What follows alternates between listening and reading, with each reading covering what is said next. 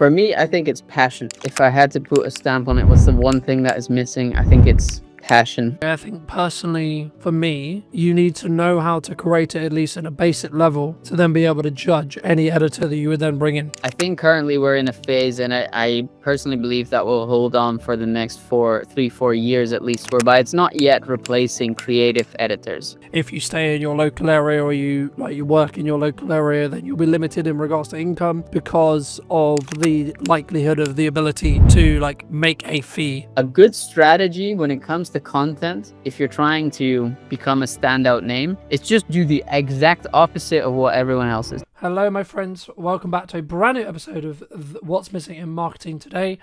So this week, I'll be interviewing Ryan, who's a content strategist and also, of course, a video editor. Ryan, thank you so much for the time, and I can't wait to get into this conversation. But before we start off, what do you think is missing in marketing today, my friend? Thanks, first of all, for the introduction.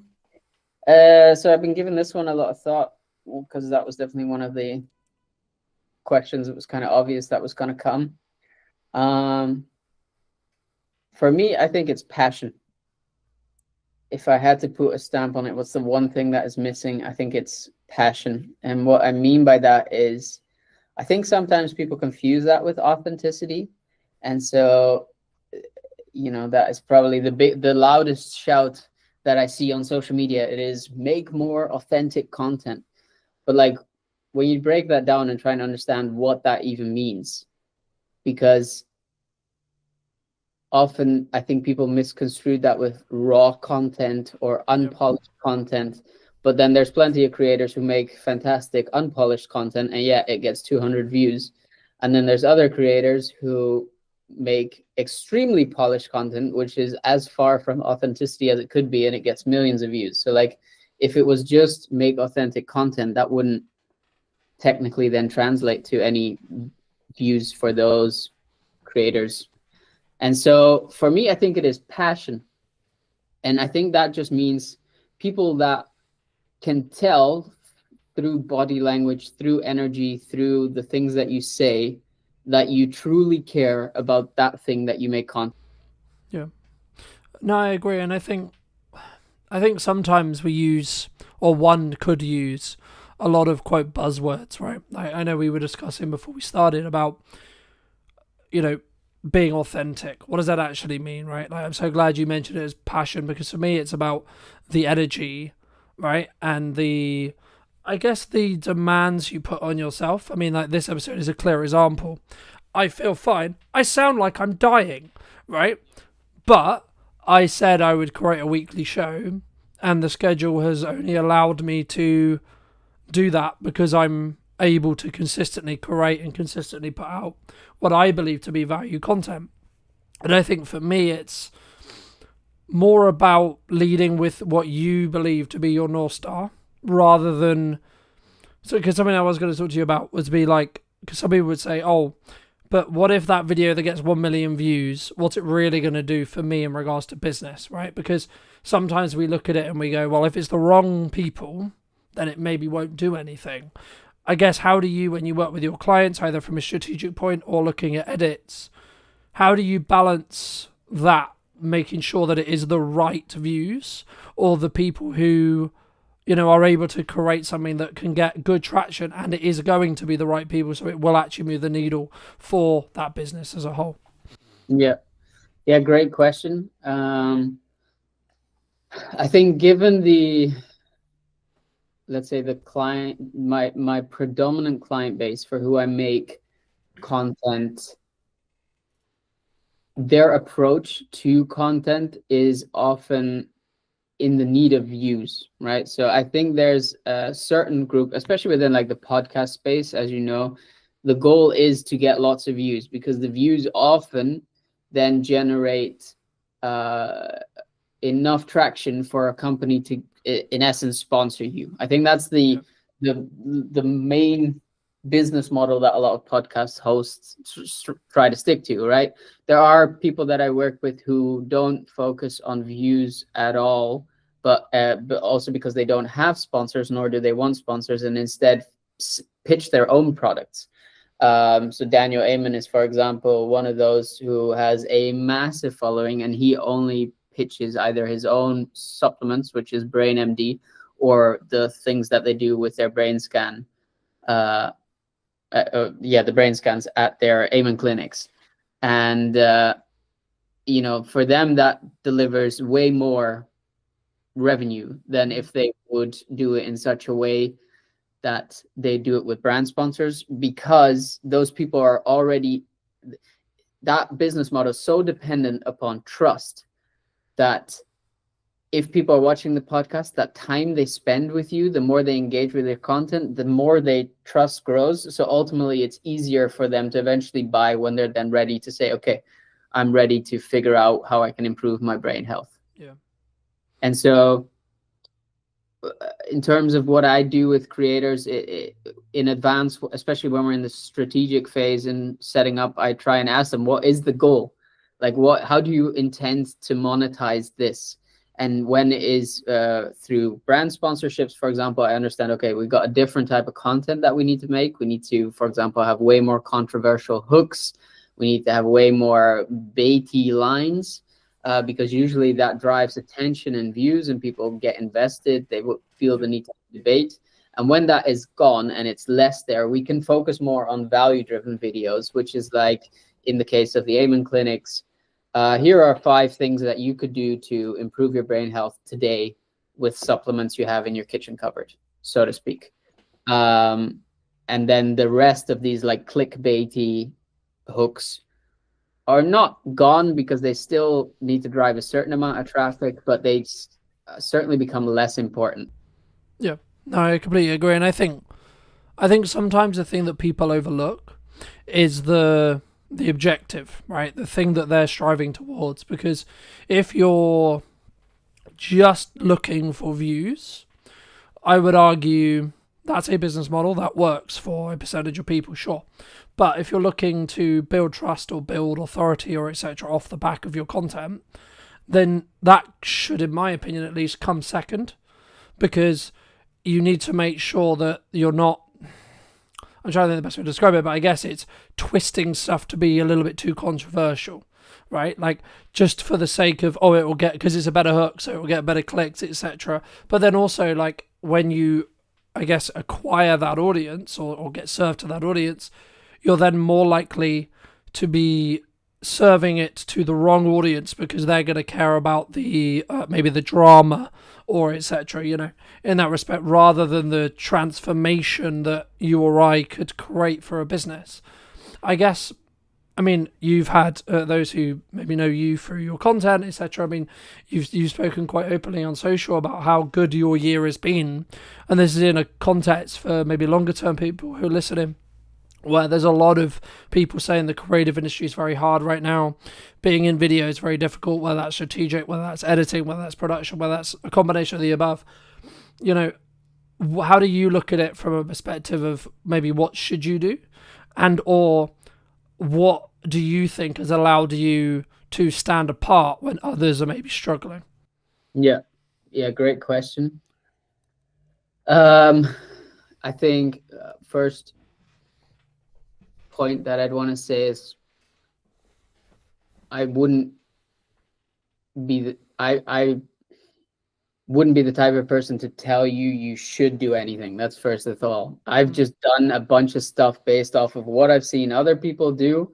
I've taken advice where I felt it was necessary, and I think where I got good is getting advice early on in my career, especially when it comes to content creation, to double down on the things that are driving results.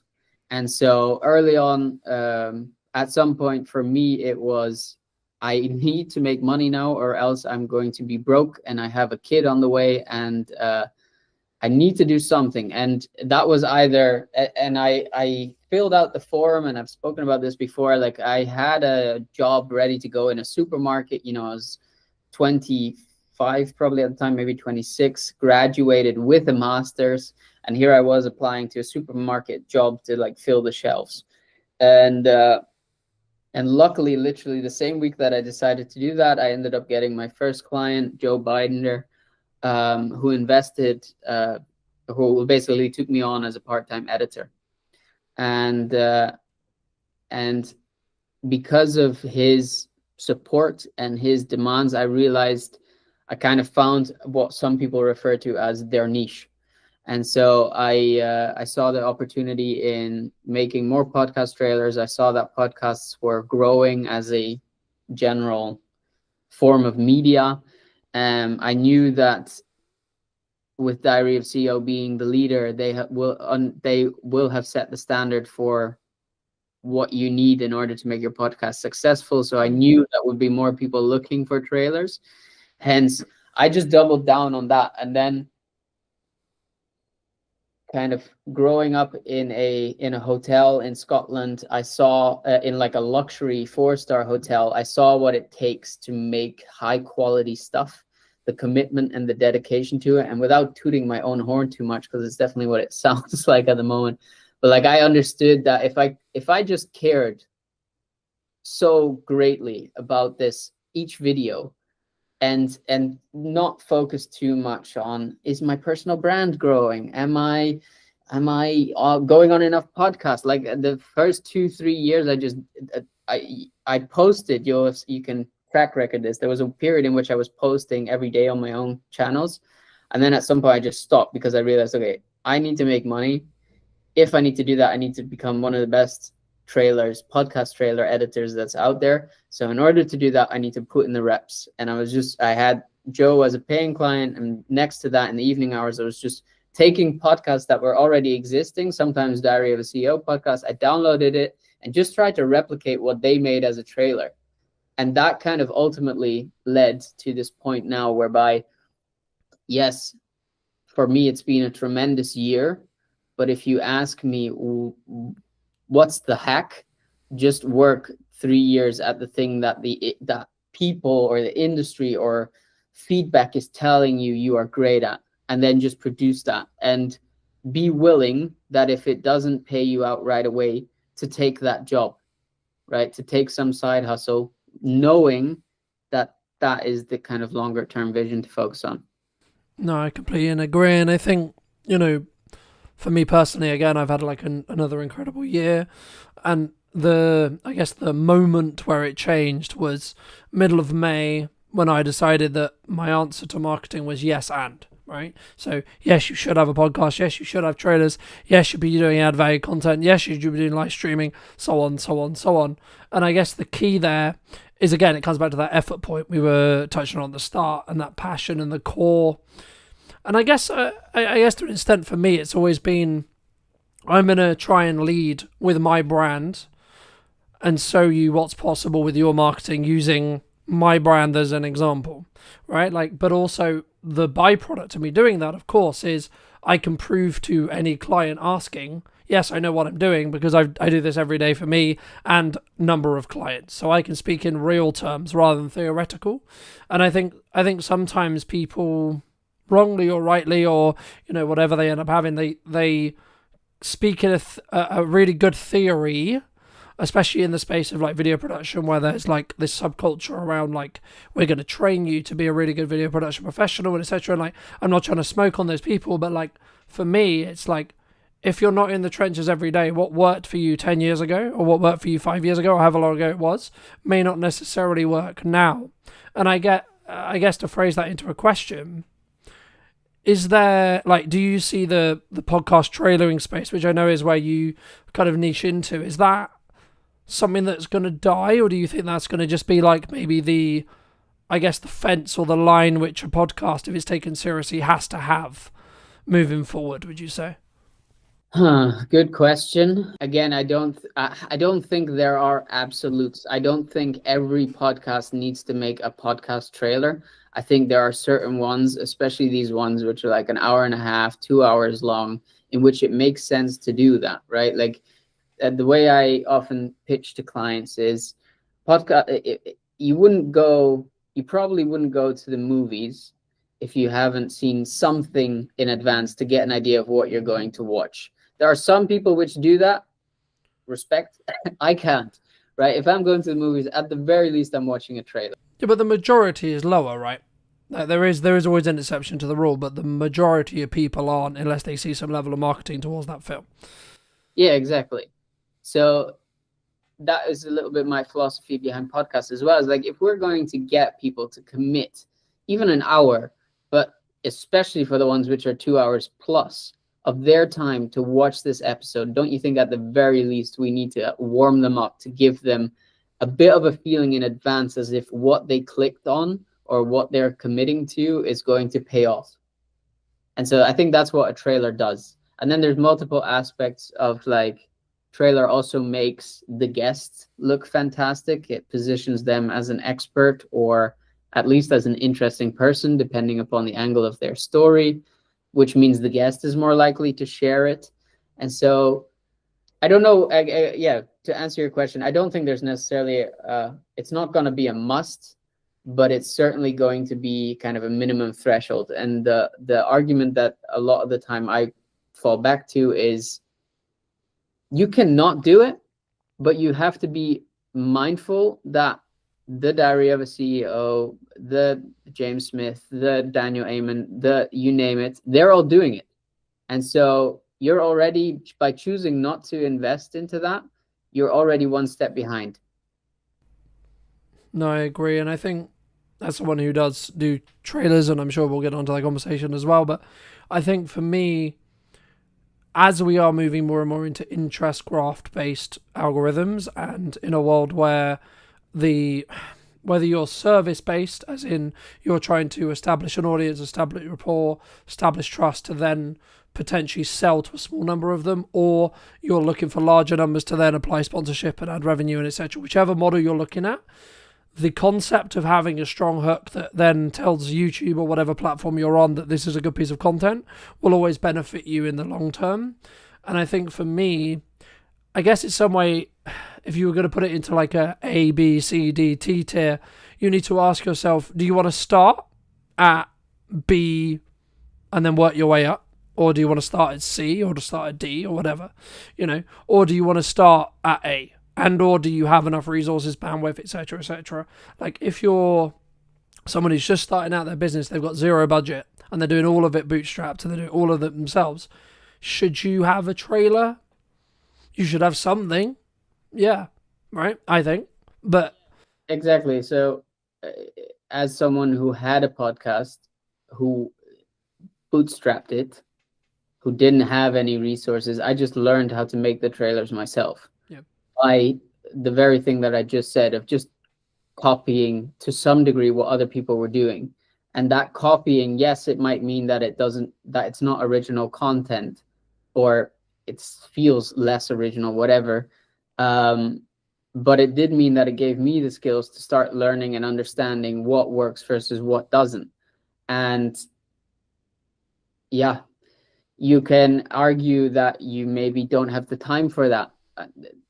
Then at some point you have to question, well, something's got to give. So you have to make choices. I agree. I think personally, for me, you need to know how to create it, at least in a basic level, to then be able to judge any editor that you would then bring in, right? Like, because for me, otherwise, and this is the same with any marketing, this is the same with anything you do, you should be able to do it yourself. A, because when shit hits the fan, you might have to, right? And B, you also are in a position where then you can judge the person you're outsourcing your ads to, you're outsourcing your marketing to, you're outsourcing your video editing to, etc. But then also, like, think about it this way. The capacity you could gain by getting someone, quote, more skilled in trailer making to come in, someone like Ryan, for example, right? And then that gives you, we were talking before that it takes you like a day, sometimes 2 days to do a trailer. Okay, cool. So you're saying to me that I can get a trailer that's 2 days worth of work for X price. Cool. Okay, so my objective then is to spend that 2 days making more than that price. That's it. That's the only objective in that respect. Unless you're truly passionate and your core is, I want to become, sorry, Brian, one of your competitors. Right? I would say the better use of someone's time is actually developing their craft. And that could be an adjacent craft, like getting better at production, getting better at filming, getting better at marketing, etc. And then you can bring in someone like Ryan or a specialist to then do XYZ, right? But especially if you're trying to keep consistency, the reason why I live stream the show, but then also then pre-produce it, is so I can have the best of both worlds, and I can just simply have more volume, and I can squeeze each episode a lot more when it comes to the output. Now, it doesn't mean by any means that, by me doing that, I'm necessarily going to have larger views. Is potentially the likelihood is yes, because I've got more content going out around the same topic. But actually, again, it comes back to that overarching strategy and what are you looking to do and how you're looking to do it. But I guess, in the research I did around yourself, it's actually, you said you aspire to be a Netflix documentary editor, right? I mean, how does that, I guess, there's kind of a two-part question here, which is like, number one, how does that influence your mindset if you haven't already touched on it today? But then number two, I would argue that that's I won't go as far as dying job or dying field, but it's definitely not as, I would say, or harder, you could say, like to get into or like to keep, because that industry is in transition at the moment with a lot of AI and etc. etc. In that respect, I mean, has your views kind of changed as you've had that kind of want and that core, from when you wanted that at the time? Yeah. No, I wouldn't say it has changed. But main reason for that is more so because I tend to be the type of person that really enjoys giving themselves a goal, and until I achieve it, I don't, yeah, it doesn't leave my mind basically. So another example which still haunts me on the daily is that at some point I made it publicly aware that I wanted to write a book. And I wrote chapter 1, but so far I haven't gotten further than that. And that was, again, comes back to like this period in which all of a sudden I needed to make money, and that just became more important. There's definitely still the hunger in me to do that and to finish that, especially now I'm out the other side. Like the goal at the point was to write about the quarter life crisis. And as I was learning about everything that goes into that, now I'm out the other side and I kind of achieved what the intention of that podcast was. I feel like this, now I have the insights to write that book. So yeah, anyway, that was sidetracking. I still have the intention to do that. But to answer the question whether or not Netflix editor leaves my mind, even though it's a dying field, not really, because of this like innate drive to be like, okay, I've said I wanted to do that. It's publicly on my LinkedIn. I'm, for example, not getting called out seems hard. Called on it, like that gives me that ambition to keep pushing for that. And I don't doubt from experience that once I achieve that, I will end up finding something else to be a new challenge within that space. In terms of like the aspect of its dying industry, AI and stuff, I think currently we're in a phase, and I personally believe that will hold on for the next 4 years at least, whereby it's not yet replacing creative editors. So yes, it's making things like, for example, to stick to podcast examples, making a multicam cut, you now have a tool, you can do it within 10-15 minutes, count in an extra half an hour to go through and check whether it's done it well. A task which used to take 3-4 hours. Yeah. Right? These kind of inefficiencies that were already within production anyway, it's currently replacing them, and that is phenomenal, right? But we're nowhere near yet to the point whereby I can just type into a chat GPT or something similar within the creative space what is in my head, and that it does it well. Like you have to have a very, very in-depth knowledge of prompt engineering in order to get something good to come out of AI within a creative space. And maybe people who disagree with that and I don't know, talk about whatever. I personally don't think, like, nothing original comes from it. And so I'm not worried about that yet. That being said, I've also talked about it before. That is my intention to do this for, let's say, the next 5-6 years, and continue building and kind of see how far I get, and around that time look into pivoting to something which is more offline heavy. My partner and I have always talked about setting up a retreat center, and I could imagine at that point we'll end up doing something like that, because I do believe as AI develops, as social media becomes more and more cluttered with AI garbage, I do think there is an element of people wanting to be more in person, because it's the only thing that their eyes will believe, right? They can't believe anything on the internet anymore at some point. And I do think the like social validation, these things which are innate human psychological things, that we will default back to those more.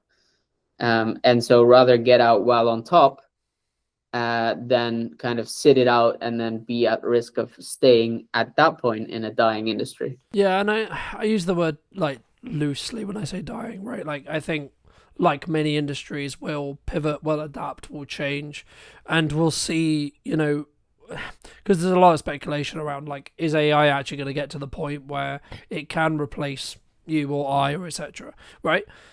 Maybe, maybe not. Right?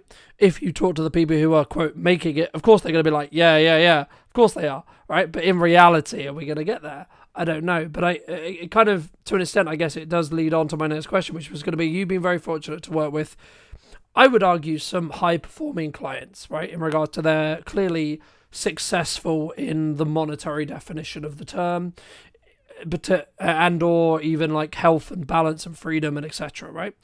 What would you say makes them either different, or even like maybe some other examples that you've studied yourself, like when it comes to either their work ethic, how they show up, what they do, that I guess has allowed them to rise above the quote average in that respect? Yeah, I think for everyone, the main thing that applies is they know one rule to be true, and that is that quantity brings quality. And so they are just unapologetic about posting insane, and it is truly insane, volumes of content, and often repeating content which has performed really well several times. And they just do that day in, day out. So like, I think currently for the Amen team, we're putting out like 300 pieces of content a week. For James Smith, he himself is putting out a ginormous amount of content, whether that's his own or over Newtonic, or now with the podcast coming back, he's putting out one a week, going to scale up to 2 a week. Those long form podcasts, they get cut down into at least 2 to 3 clips, which are like 3 to 10 minutes. In addition, the same one gets cut into about 5 to 6 reels, which gives you almost a day every day, something to post. And yeah, think about if you then, that's currently with 1 episode. If you have 2 per week, you're doubling it. Obviously, the amount of content you have going out, and that's what you're competing against, right? That is what. And then people will get annoyed when they put out 1 post and it gets 3 likes, and they're like, "Oh, let me quit because no one cares." And I had this conversation with a friend of mine a while ago. He's trying to build a surface-based business, and he was like, "Yeah, I've put out 10 posts, and from that I've only got," I think he said, 2 clients. And do you realize like the ratio of that is insane? That's actually really good. You put out 10 posts and you've already got 2 clients on a beta product. That's crazy. Yep. Like, just imagine if you 10x the amount of content, or even just like, don't overdo it. Maybe just say, okay, from now on I commit to posting every single day, right? So you got 30 instead of 10. That means you're making 6 new clients a month, right? And this stuff is exponential. So the more you put out, the more it's going to grow. And just kind of putting it out that way towards these people and helping them see, yes, maybe you feel like you were deserving of more. That could be. But I think you just grossly underestimate the amount of volume it takes. Do you think? I mean, for me, that's where I think people who are learning to leverage AI, learning to leverage creative editors, creative people, and then working hard themselves are the ones who are then going to, quote, win. And I would count myself in that for me personally. But the reason why I say that is because I have always understood that the answer is just work. right? There is no shortcut. There is no magic. There is no BS. You want X, Y, and Z. You want to times your revenue by X amount. You want to make however much it is. Okay, then you better work infinitely harder than you think it's going to be to hit that mark, whatever your mark is. The same in fitness, the same in podcasting, the same in everything. And the thing that I did wrong, I guess, last year was I wasn't solely focused on, I'm only going to do these pillars only, right? And the reason why I mention it here is because it's talking about that 1% improvement every time that you alluded to when it comes to volume. And the way behind it, for those who may not know, is it comes from, well, many things, but it comes from a pottery study, which is the most used one, which is a semester was cut in half. One was only asked to basically create one pottery item, so I think it was like a pot or etc. And then the other half was given the opportunity to create as many as they possibly could. And the outcome was the ones who created the most learnt the most from the mistakes they were making as they were creating them, which in turn meant they were able to then create the better pot. When if you just had one chance, you're not going to be able to, you're going to go make the chance, make the mistake, but then not be able to learn from it and then fix it in the next term. And that's why for me, anyone who says, oh, I'm only going to post once a week or I'm only going to post 3 times a week struggles because they don't have that compounding learning. And yes, it is hard work. I get it, right? I do. But since daily posting for the last, I would say 3 or 4 years, it doesn't, I then don't, this is going to sound horrible, I don't care specifically about each post. I simply care about, is it going to get me from point A to point B, right? Whatever that is. I mean, I guess, is there, especially when you were early starting out, was it simply just, I'm going to create a tailor today, I'm then going to create another one tomorrow, I'm then going to create another one the following day, to allow yourself to learn what didn't work? Yeah, so not quite. So just to give people, I suppose, an accurate understanding of just how long I've been doing this. I started as a DJ publicly in 2016, right? So in a couple of weeks, that'll be 10 years ago. And so I wasn't posting at the same intensity that I do these days, but that was like my first taste of social media. I was positioning myself as a local DJ, reaching out to local clubs, making my own music, putting it online, taking press pics, putting that online, making like kind of behind the scenes vlogs. So then I started the side project, which was a let's say a platform for DJs and producers to ultimately give them more exposure, especially for beginning producers. And I posted, I mean, the channels are still up, so you can always check, but I think on that channel we posted 400 videos, which I did for a year and a half. Then came the Quarter Life Crisis, a podcast, which in a year we posted over 400 videos. Right, and then that's not including, like, that's just on Instagram. If we include like YouTube and the clips and all that stuff.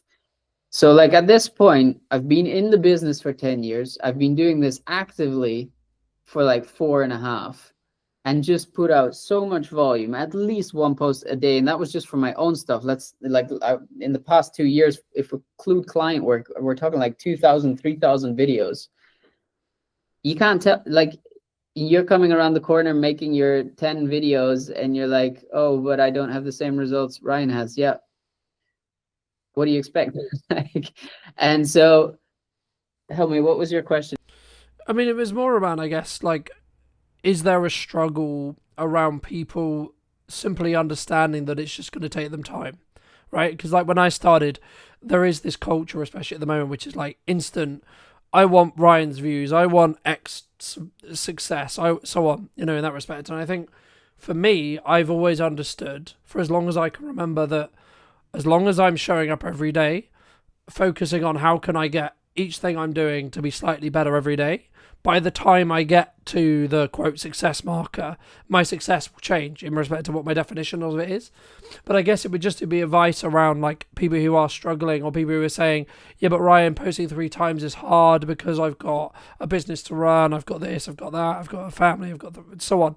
What would you say to those people? It is hard. It is. You're right. But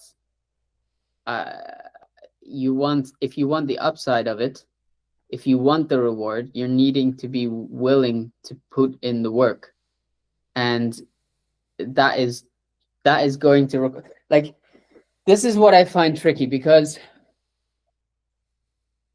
for me, the main reason why I did all of that I just explained was because for me personally, the fear of needing to go back to my 9 to 5 as someone who is allergic to authority and being told what to do and when to do it, more importantly, like, that fear was more motivating than anything I've ever felt to this point. And so, and I still fall back to that now, whereby I think, if I don't know, if the business is like having a month whereby revenue is declining or something, I'm like, I need to do something, because I'm not going back to the 9 to 5.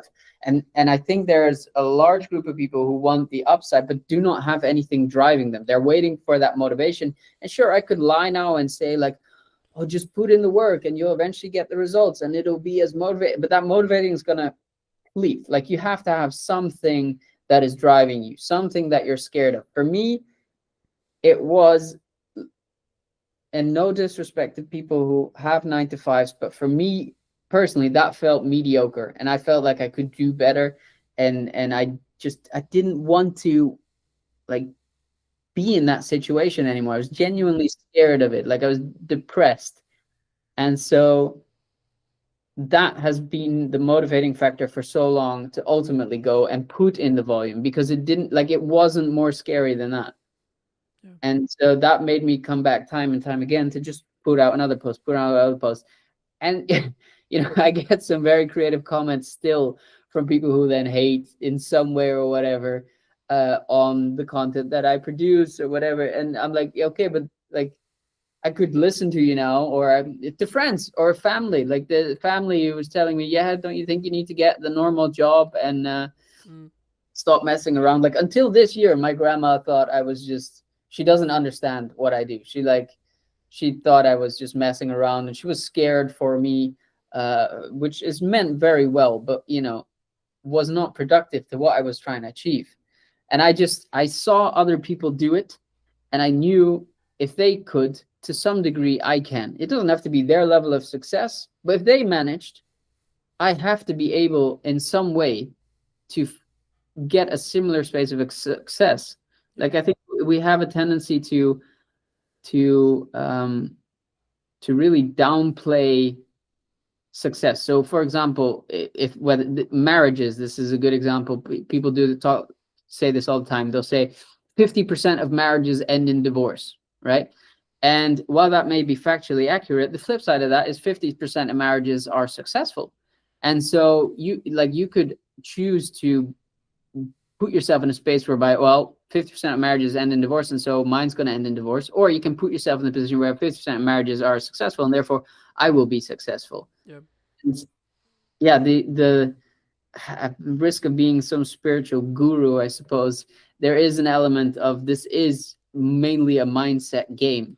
And I do know the moment I started working with a mindset coach, things also exponentially started increasing for me. So I think, well, I mean, I don't know the psychology off the top of my head, but it's somewhere along the lines of like, we will only be able to see what's possible or what's in our surrounding area, right? There's been loads of studies that show like, if you stay in your local area or you work in your local area, then you'll be limited in regards to income because of the likelihood of the ability to like make a fee, right? Me to charge you something.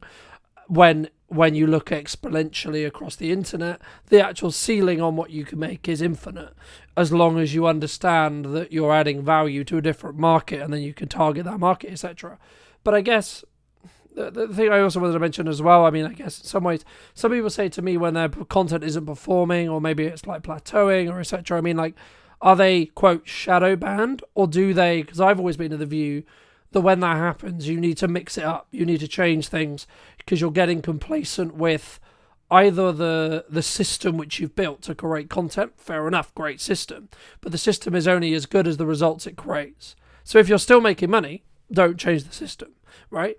But if your objective, maybe if you're in the camp that we alluded to earlier, which is actually we need to make more views because the sponsors are maybe unhappy with how X episode performed, what would you recommend? Or is it just simply their quote shadow banned? Oh,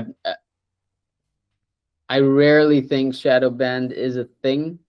Maybe if you like swear a lot or you break a lot of the community guidelines or you're pushing a lot of like, I don't know, controversial things which don't speak in favor of the social media algorithm, right? Then I could imagine you get shadow bans. But if you don't do that and you're just an, let's say, everyday creator, I think it is indeed. I mean, algorithms do change. We see it on LinkedIn currently. Was a period whereby you could put any piece of garbage on LinkedIn and it would get insane numbers, and now it's barely doing anything. And so I do think that is in part to an algorithm change, but I wouldn't go as far as saying you're shadow banned. And if anything, if you are in your core a creator, that should be the challenge, right? That should be the challenge for you to say, okay, I got here at some point by trying a bunch of different stuff, right? At some point, I found something which worked, and so I doubled down on that and decided to focus on just that and do nothing else anymore. And people like fatigue, people's attention fatigue, and if you're not bringing anything new anymore, at some point they've seen your stuff over and over again, and so it gets boring, right? And so they're looking for new stuff. And so if you are a creator in your core and you find yourself in the position you're talking about, I say a good ratio to stick to, especially in the beginning, is just 50% test content and 50% of what you think personally will most likely do well. And as you grow, you'll see certain videos do better than others, and the ratio kind of adjusts. And so you'll at some point be producing for 75% of the content that always consistently does well. But I still think you should have that 25% of content whereby you're just testing new ideas, new formats, new iterations of stuff. And sometimes it doesn't have to be extensive. Like I produce a weekly show in which I break down how edits are made, right? And so I've been doing this now again for about 2 months. And in the most recent episode that I recorded last week, I decided to add a segment in which I basically give strategic advice when it comes to content. It's like a 1-minute thing in which I basically give a strategic tip of the week. And so that show expands, right? It's gone from just me reviewing 3 videos to my strategic advice plus the 3 videos. And then the week after, I added in a color grade segment. So I take like a scene from Stranger Things and explain these are the color elements that go into creating a scene like Stranger Things. And so the show builds, and I've given myself here with 2 new segments that I can test and see how they do. So I'll put it out on socials as an individual clip. I'll also like ask in the episode what they think, which ultimately creates engagement, causes people to give feedback. And so there's this ratio that I stick to that works very well for me, at least, of continuously developing yourself and figuring out some way to stay fresh. Because otherwise, the alternative is you become boring. And in the end, that's only going to be a downhill spiral from there, right? Yeah, no, I agree. And I think there's kind of 2 points, I guess. A, the Alex Amodi side of it, which is like outlast everyone else who is quote unquote boring, right? So be the longest running podcast in your niche just because you want to be the stubbornness person, right? There's that. Or I would say actually probably it's more and then also adding those other elements in, like those elements you kindly shared about what can we do to make the show unique? What angle can we think about it? Or just think, actually, maybe I'm going to go after the guests who haven't been on shows before. Maybe I'm going to simply go after the people who are, tiny, right? So they would actually really appreciate being asked. And actually you can get more nuance, but maybe they're like seasoned professionals, right? So like they've been in the industry like 50 years, but they're so small in the respect to like they're not like a known marketer or a known name. So when you get an interview with them, it's like this completely brand new perspective. And or you then try and compete with, and I guess it comes back to your like our previous point at the very beginning, which was like, what's your cognitive, like your actual reason for doing the content. Is it to make you more money, or is it to get more views, right? So if you're what I believe Stephen Bartlett's now looking to do, which he's like, I want to create the largest podcast in regards to numbers, period.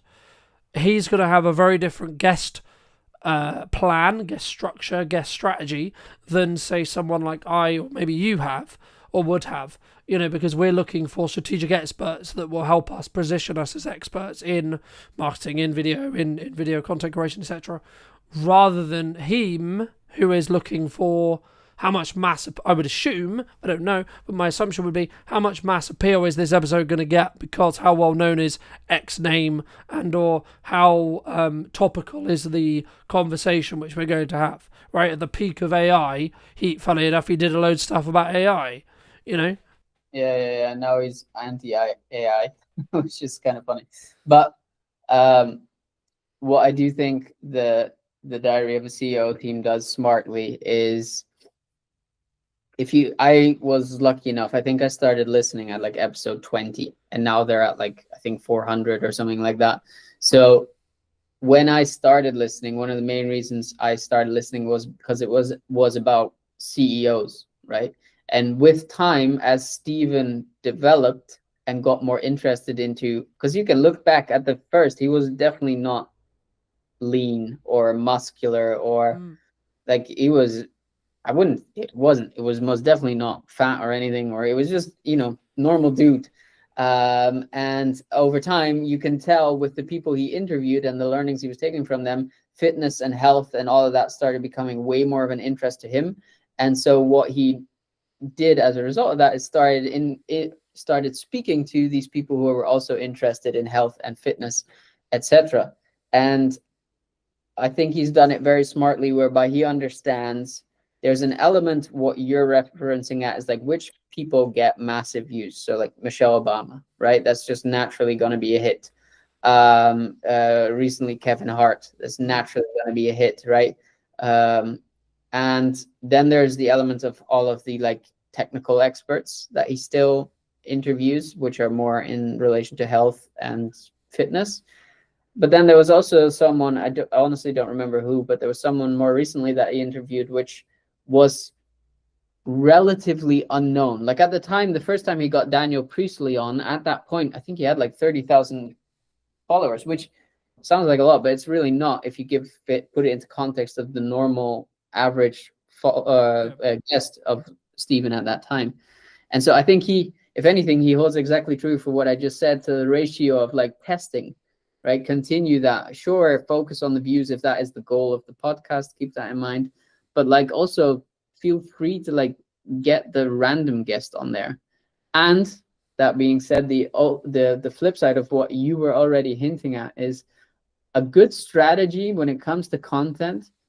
If you're trying to become a standout name, it's just do the exact opposite of what everyone else is doing. Yeah. And so everyone is creating a trailer with 3-hour-long episodes. Cool. You make a podcast that is maybe 10 minutes long with one core question that you discuss with a friend, for example, or maybe you just discuss it yourself, right? And you put that out every day instead of once a week, right? Or the same goes for hooks. Like everyone is starting with very controversial hooks. You start with a like colored screen and text on it, and you animate the text in with an image, and then you go into the like bulk of the trailer. Like I think if you just try the opposite of what you feel works, 9 times out of 10, I think you're going to find better results that way. I think, in some ways I hate to say this, but a lot of marketing is science, right? You have to be creative enough to think up the ideas, sure, but you actually have to then get the data to then learn from it, right? So you might have in the same way a scientist would have a theory or a hypothesis. You would go, I think this is the case. In the same when we work with clients or we're looking to try and get a client a certain objective, it's like, okay, well, in theory, we think you want to talk to this kind of person who's this demographic who lives roughly around this area. Cool. Okay, cool. Right. So now what we're going to do is we're going to test that theory and see what happens. I guess the crux and the thing that we use Stephen as an example, so I'll continue to use him. The thing that he does more than others is he will do exactly what we described, which was he will do the and methodology when it comes to, we know what works, we're going to continue that, so we're going to say we're going to do that every week, but then we'll have a bonus episode which is purely for testing. We don't care whether that episode is going to get 5 views, 10 views, 1 million views, or 100 million views, or whatever it is. We're purely going to do that episode just so we can understand, does this resonate with our current audience, and or do we gain a new audience from doing so? And I think if you scale this really down into the majority of people who are maybe consuming this, who are maybe smaller businesses or like, 1 or 2, maybe 2, maybe up to 10 employees, if you take that same thought process, as long as you have the bandwidth and the resources to be able to do so, of course, you'll be able to, quote, outpace some of your competitors if you move quickly, because you'll be able to say, okay, cool, let's test something, let's see if it works. Okay, cool, it works. So now we can do this on top of everything else we already know works. So every time you do that, you're adding more fuel to that fire and that engine as a whole. So it's going to, or using the snowball analogy, it's going to gain more snow going down the hill, right? And the more compounding you have, the faster it grows, so on, so on, so on, right? But for those who have been really interested in this conversation and maybe want to check out some of your stuff, check out some of the editing show, etc., where's best for people to reach out to you? Probably via LinkedIn. Just on my channel. Pretty sure if you type in Ryan Faber, you should find me. You can find me on YouTube if you search The Quarter Creator Club if you're interested in learning more about editing or content strategy these days, and we'll be putting out a lot more content on there as well. So fabulous. And if you were going to talk to either yourself or someone very similar to you 10 to 15 years ago, and you were going to give advice, what advice would you give that person? Trust your gut. And listen to people who have done what you aspire to achieve. And so my whole podcast, the whole thing that got me to where I am now, and arguably I still have a long way to go, but the main philosophy of that was I knew I wanted to be an entrepreneur. I knew there were hundreds to thousands of entrepreneurs who had made it work. I figured if I would talk to enough of them and ask them questions as to how or what they thought the frameworks were that made it, in all of those subjective experience, I should be able to find an objective line.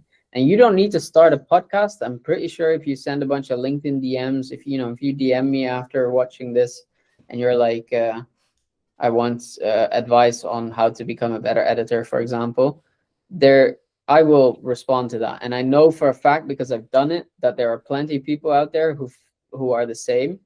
And so if you just speak to enough of those people, at some point you'll see the patterns in what all of these people have in common, and then you know what you have to replicate. No, absolutely. I can agree more. And I think it's sometimes about not like trying to reinvent the wheel, but if you're going to take the bits that you really want to emulate and like. But thank you so much for the time, Ryan. Really appreciate it. And if you did enjoy this episode and would like to see more like it, make sure to be subscribed by clicking this button just here. And YouTube believes you'll enjoy this button or this video more specifically. So make sure to click that. And I'll see you very, very soon. Thanks. And if you were going to talk to yourself 10 years ago, what advice, if you were going to give advice, would you give that person? If I was going to say anything to myself 10 years ago, it would just be keep your eyes open and you'll get where you need to go. You need to be really good at marketing to be able to have the opportunity and the permission to be able to sell, is my view, in a nutshell. I think when we look at marketing and sales and output of content, the more you do it, the easier it gets, my opinion. What role do you feel trust plays either in business or in marketing specifically? Hello, my friends. Welcome to a brand new episode in What's Missing in Marketing Today. Today, we're going to be talking to Tom all about his opinions on marketing.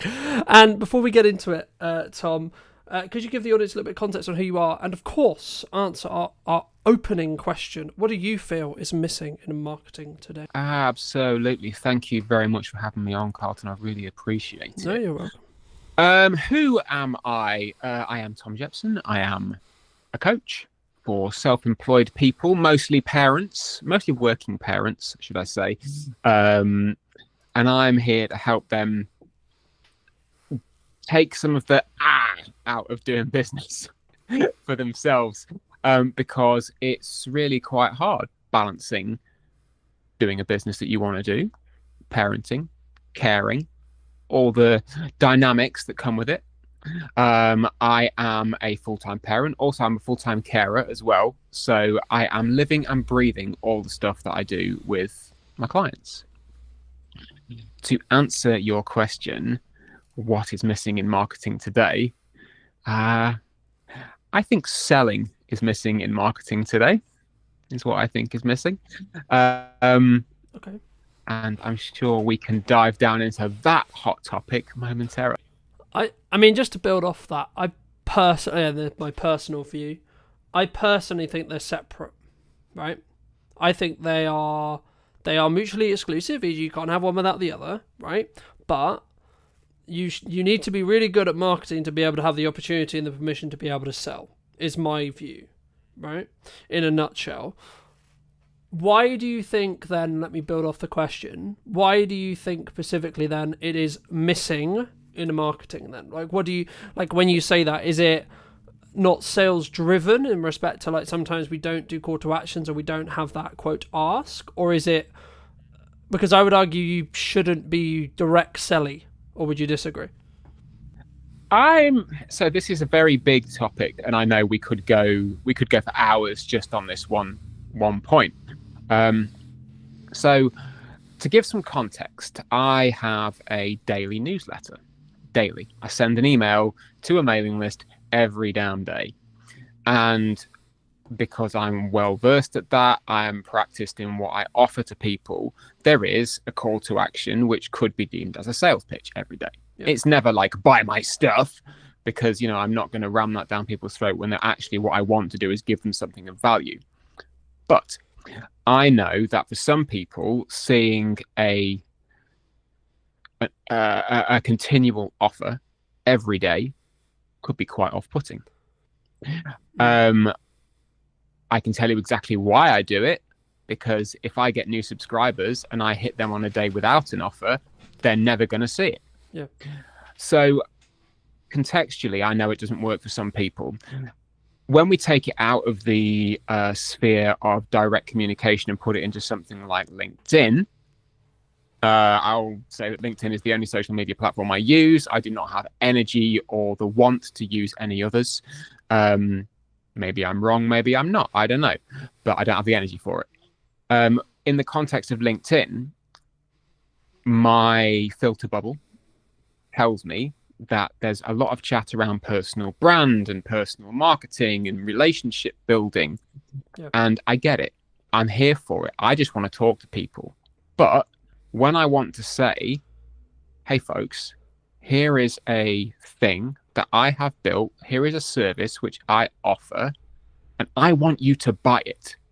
I don't, in this moment, I'm not making it so difficult for you to receive this that you have to get to know me for weeks and weeks before, so then you can benefit it. I'm offering you something now which you can buy with money so I can feed my children. When that sort of message comes out, it either disappears because the algorithm says, no, you mustn't sell to people. People just don't act on it because for whatever reason, they don't find it engaging content. Or any other reason that you could possibly want for that thing disappearing. But I think there's just this almost acceptance that it's not, I'm going to use the word acceptable. I know it's a big word to use. I'm going to say that it's accepted that it's not acceptable to sell in that way. And honestly, when you mix that into the marketing that we do with our content posts and our emails and our podcasts and all of that jazz, if we don't feel that we are able to do that one thing and have it be effective, how are we ever going to be able to run a business? I think, there's a lot I could pull out of there, but I think the unique perspective for me is there's a lot of conversation, especially at the moment, around people are concerned about the up and coming budget at the time of streaming, etc. Right, like people are concerned about like what's going to happen at Christmas and like where things are and etc. And I'm in a very fortunate position where like this month is manic, this month is crazy, but I'm still building the time to have this live stream, have this broadcast, have this conversation with you, because I think it's important to obviously add value and continue that process of constant development, constant growth, but also I'm always aware that I need to bank content whenever I can. And the key, I guess, to build off your previous point about sales is, I guess, to most people who may be listening to this, you need to ask yourself, from my view at least, where you are in business. And if you are in a position where you need to make money and you need to generate cash flow, then absolutely you should be pushing more sales. And there's nothing, I don't believe, wrong with that, because that might be the reason why you're in business next year, right? Now, in a world where you don't need that and you could be perceived, or one could perceive you as quote unquote being greedy just to make revenue for the sake of revenue, not implying that's what you're doing, but some could imply that, right? I think then you can look at it and go, okay, well, when do you want this quote cash out from what you're doing now, right? Is it in a week, a month, a year? Right? Because if it's towards the year mark, then I would argue that in our content, we should be trying to add value. Not saying you shouldn't have a call to action, because a call to action could actually be, hey, you really enjoying this? You'll probably enjoy the content I put on my YouTube channel or the newsletter I put out, etc. Right? So I think sometimes when we look at quote sales, we're sometimes looking very transactional. Right? We're looking at, I've got this power hour to sell, I've got this coaching thing to sell, I've got this course to sell, I've got this ticket thing to sell, whatever it is, and we just push to that instead of thinking actually, because I would say you should have a call to action in every piece of content you do, but it should be in relevance and understanding with where the business is and what the business needs from you, and how much I guess in some ways how much good karma you have with your established audience, whether that's on socials, YouTube, email list, etc. Depending on your method of articulation. How do you mix that when you do call to actions? Building off your previous point, is it hey, come and buy my thing always, or is it actually, hey, I've done this other thing? Like, let's for example, you may say, hey, I just did this amazing conversation with Carlton, here's a link to it if you would find that interesting. That's an interesting question, and I do mix up the calls to action because I'm fully aware, I've been doing this business thing for a long time.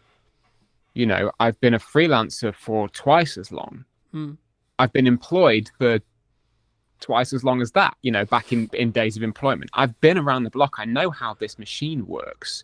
But to the same end, I don't have a damn clue how it works, because mixing up the calls to action, consistent blocks of, it's not like one day is, why am I coaching? The next day is, oh, look, there's a thing. It's going to be consistent blocks of action to take.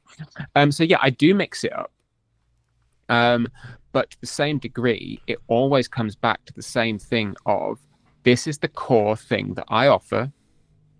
This is how I want to engage with you and how I would like you to engage with me, regardless of whatever medium, method or action we get there. If I'm posting on LinkedIn, chances are the call to action will either be connect with me here or sign up to the newsletter. Mm-hmm.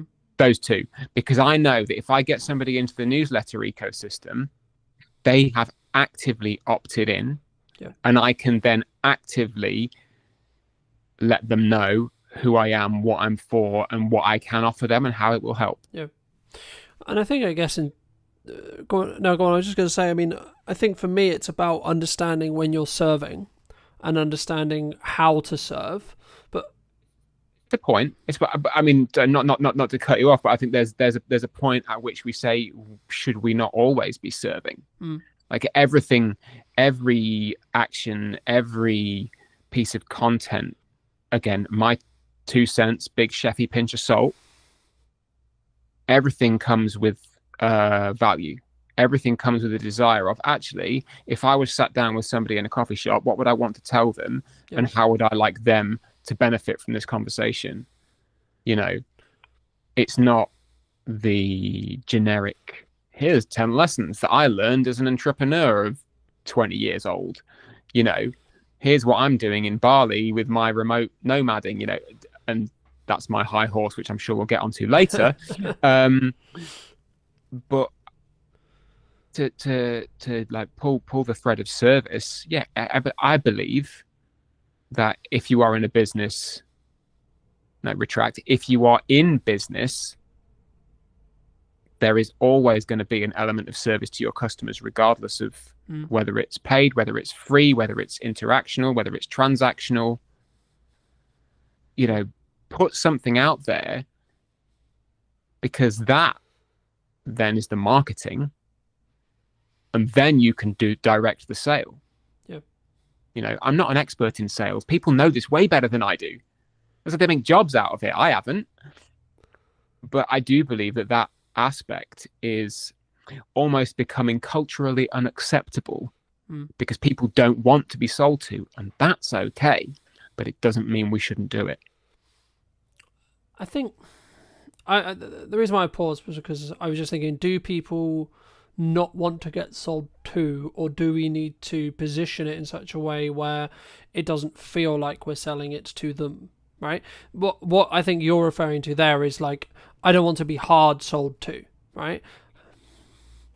Yeah. Like, I don't know you, but you can buy my thing, thanks, right?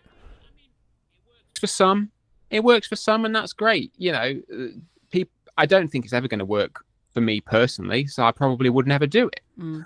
But in terms of, I don't want to feel like I'm selling to somebody. No, absolutely. I have to feel like I'm selling to somebody. Otherwise, what am I doing? I'm not. Otherwise, it's a hobby. Yeah. Like, at some point, I need to be in selling this thing mode. Yeah. You know, I'll offer somebody 45 minutes on the phone with me for free. I will pay attention to them. I will direct that conversation in a way which is pure coaching. I won't sell to them in the service element of that call. Yeah. They're gonna know at the end of it what I can do to help them if they want to take it further. But the service comes first.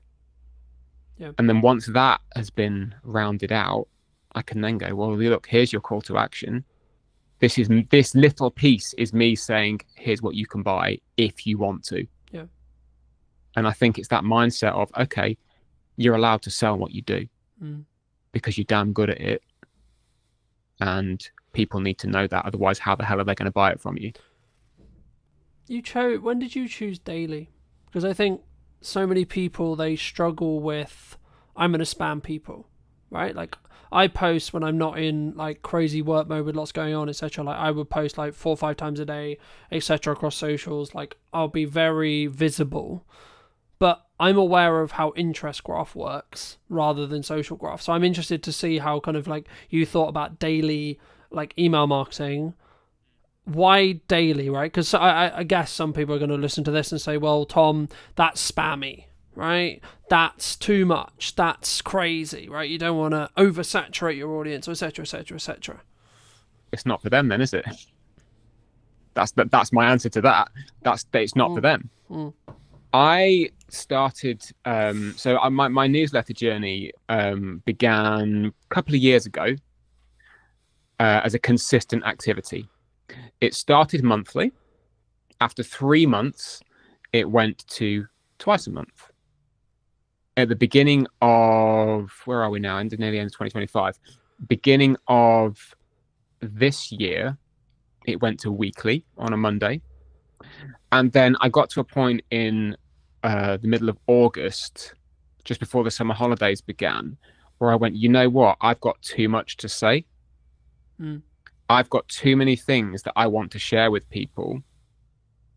And I believe I have the energy and the momentum to do this. So I started winding it up a little bit.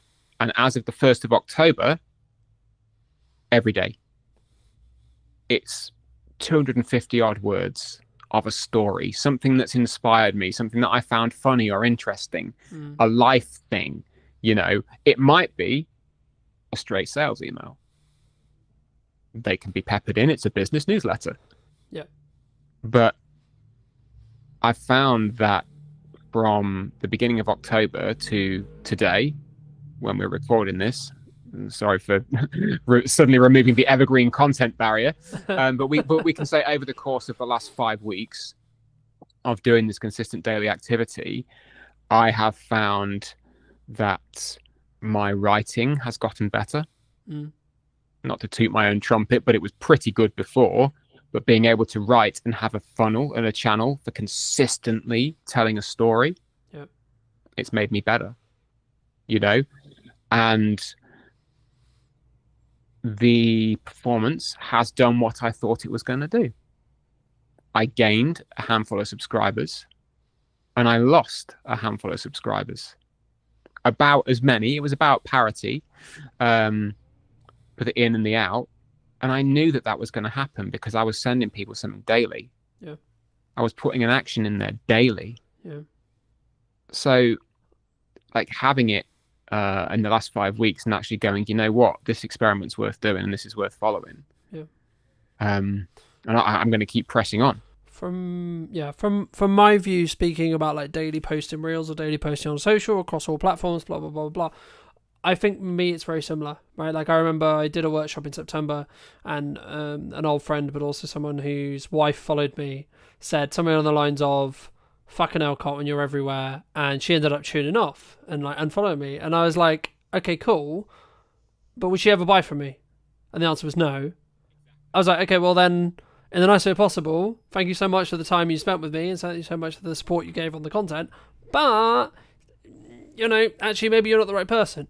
And I think that's the key. And I think sometimes, like, I could quote a million people, but the crux of like any marketing is just a shit ton of work in a window of time to get a result, right? The work as a whole is probably going to be the same whether you do it across 6 months. Like, if you want the result, you can do it across 6 months and get the results in 6 months, or you can do it across 2 weeks and get the results in 2 weeks. But you have to have the same amount of like output than you would have in that 6 months, in that 2 weeks. And that is going to annoy some people. That is going to quote, "Oh, fuck's sake, Tom, you're there again," right? "Oh, fuck's sake," etc. But like, also the just to pick apart a little bit what you said, the key, I think, for the person listening who's maybe considering something like this, whether this is daily posting on YouTube, daily posting shorts, daily posting Instagrams, writing an email, whatever it may be, writing a blog, etc.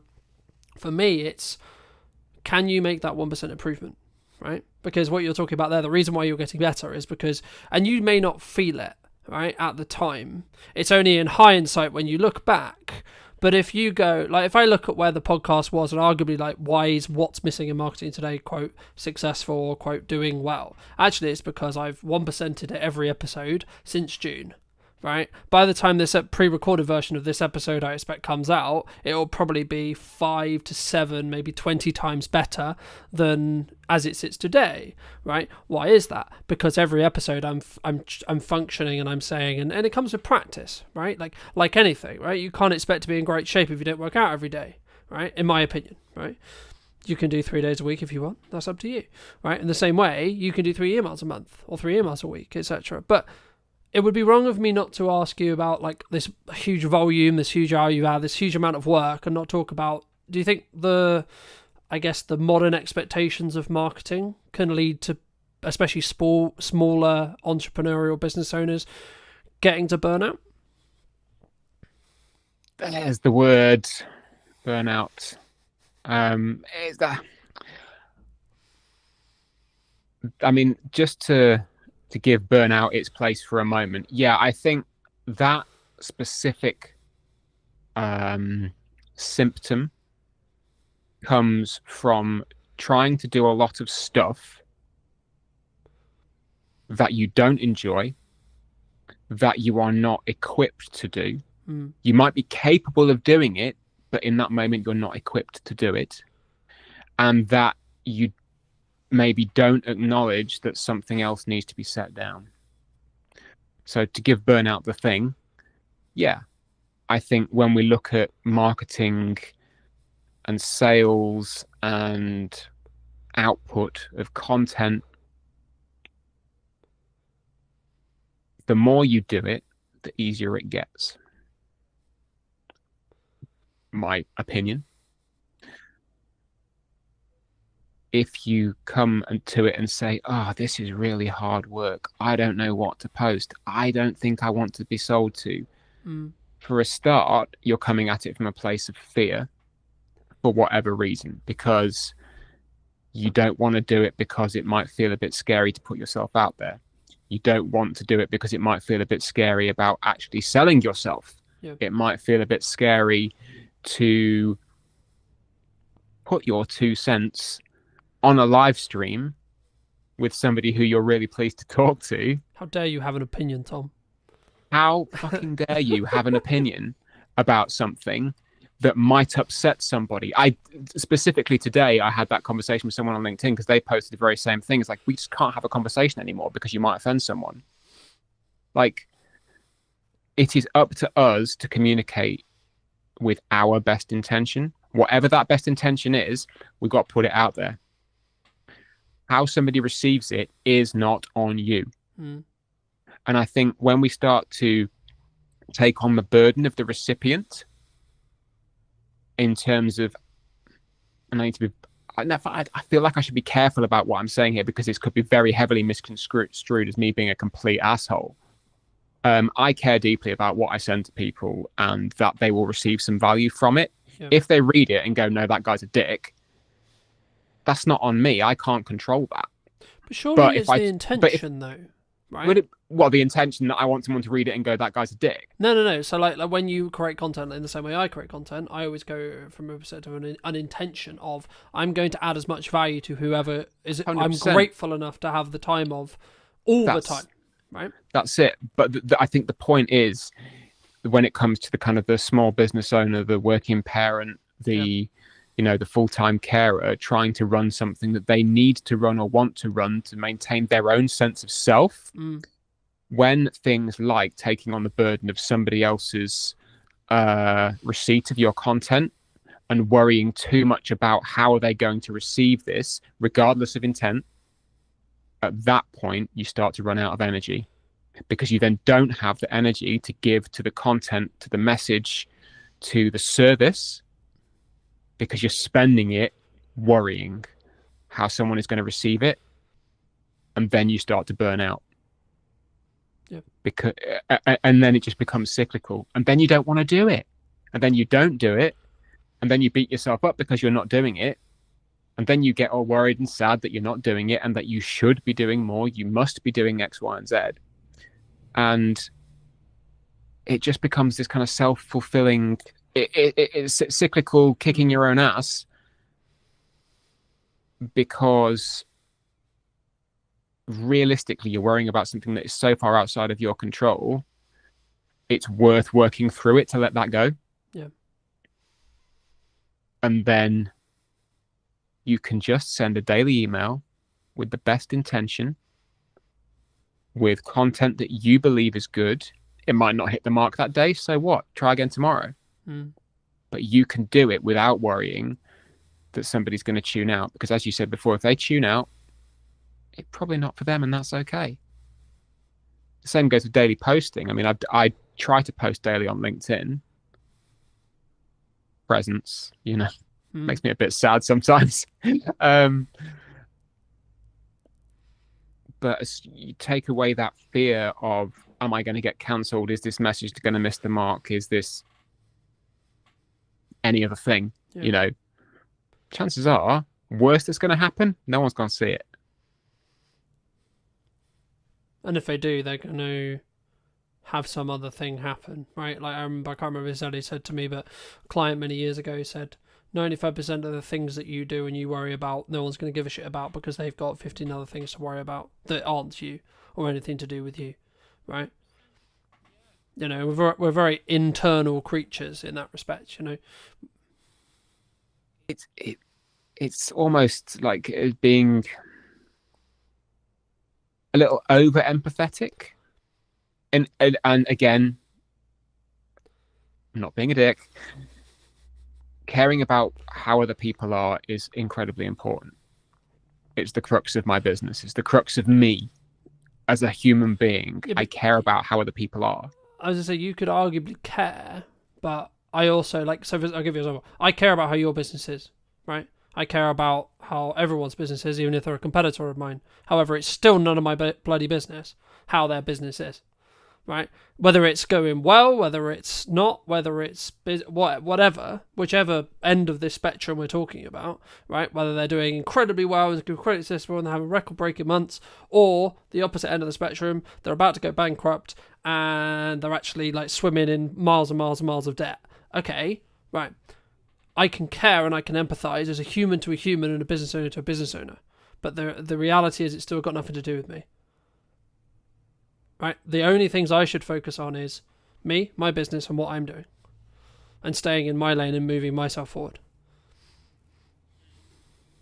Do you agree? I like the awareness. I'm very much attuned to being aware of what is going on around.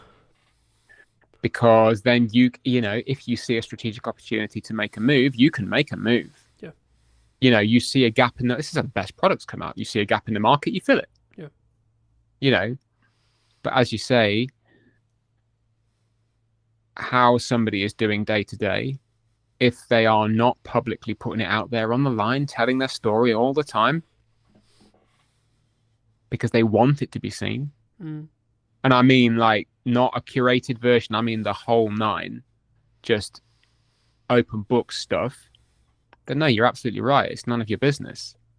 You can be interested and you can still care. Every person that I know on a personal level, I care about how they're doing, how their work is, how life is, you know, how the family are, how much detail they give to me is up to them. Because some stuff just ain't my damn business. Yeah. But understanding that they're at least there, being empathetic to that is good.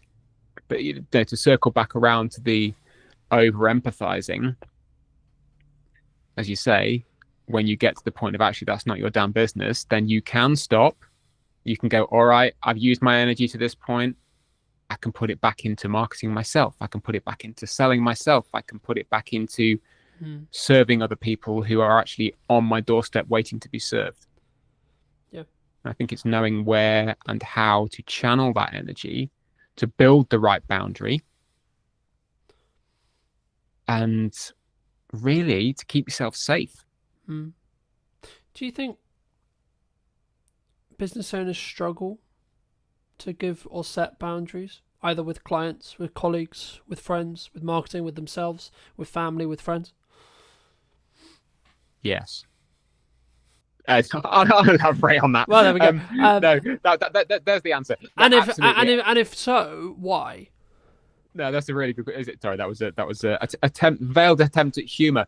Yes, absolutely, I do. I mean, everyone does because they're creatures of service. You know. Does it come from that?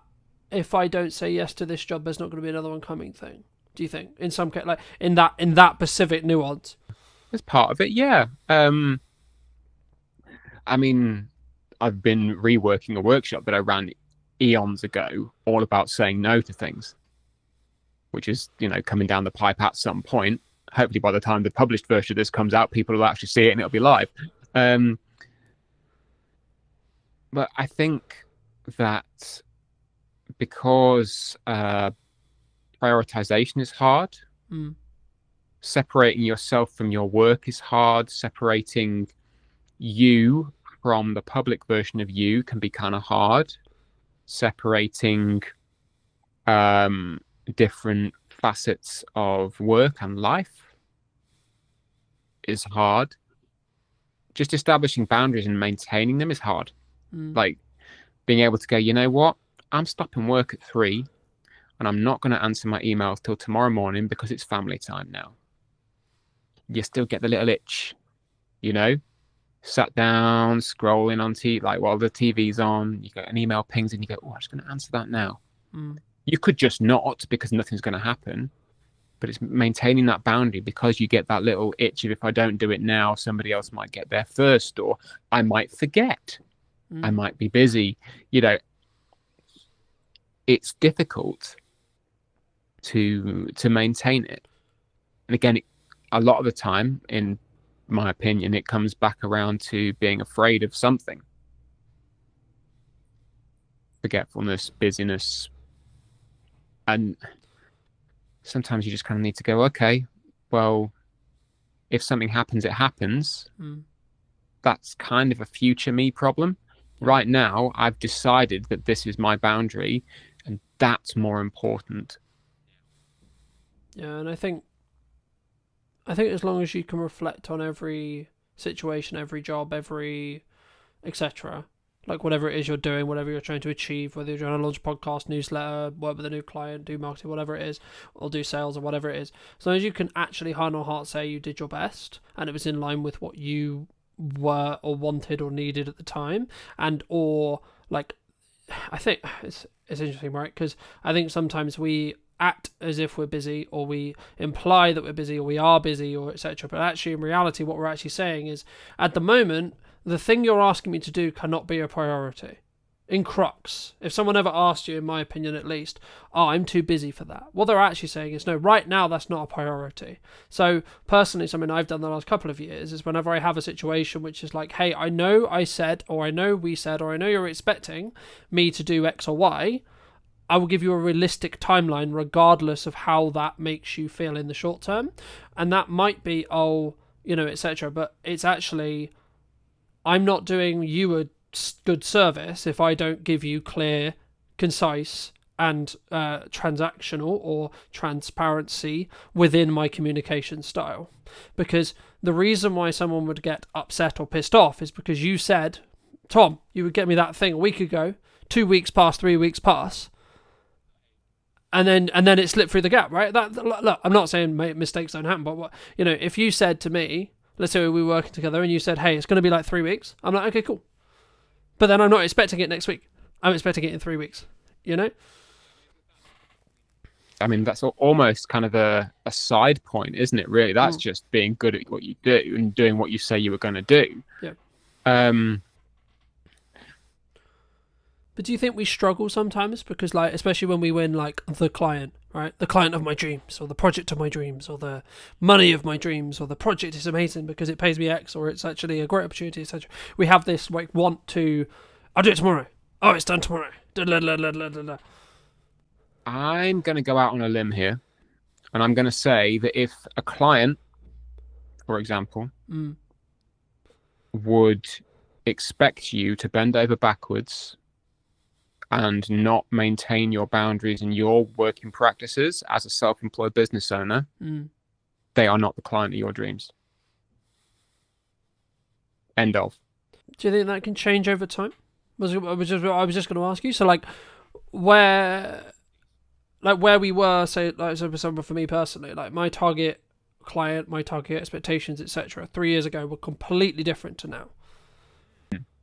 Yeah, for real, man. I mean, the dial shifts, and it shifts because you learn, not maybe because your clients learn. It could be because the clients learn, but it's more about what you, best in the world, it's about what you want. I would argue, though, that you get a reflection of what you, like, enforce in respect to boundary setting, right? Like, so, like, like, for me, like, you can set a boundary you like. The question is what happens when it gets tested.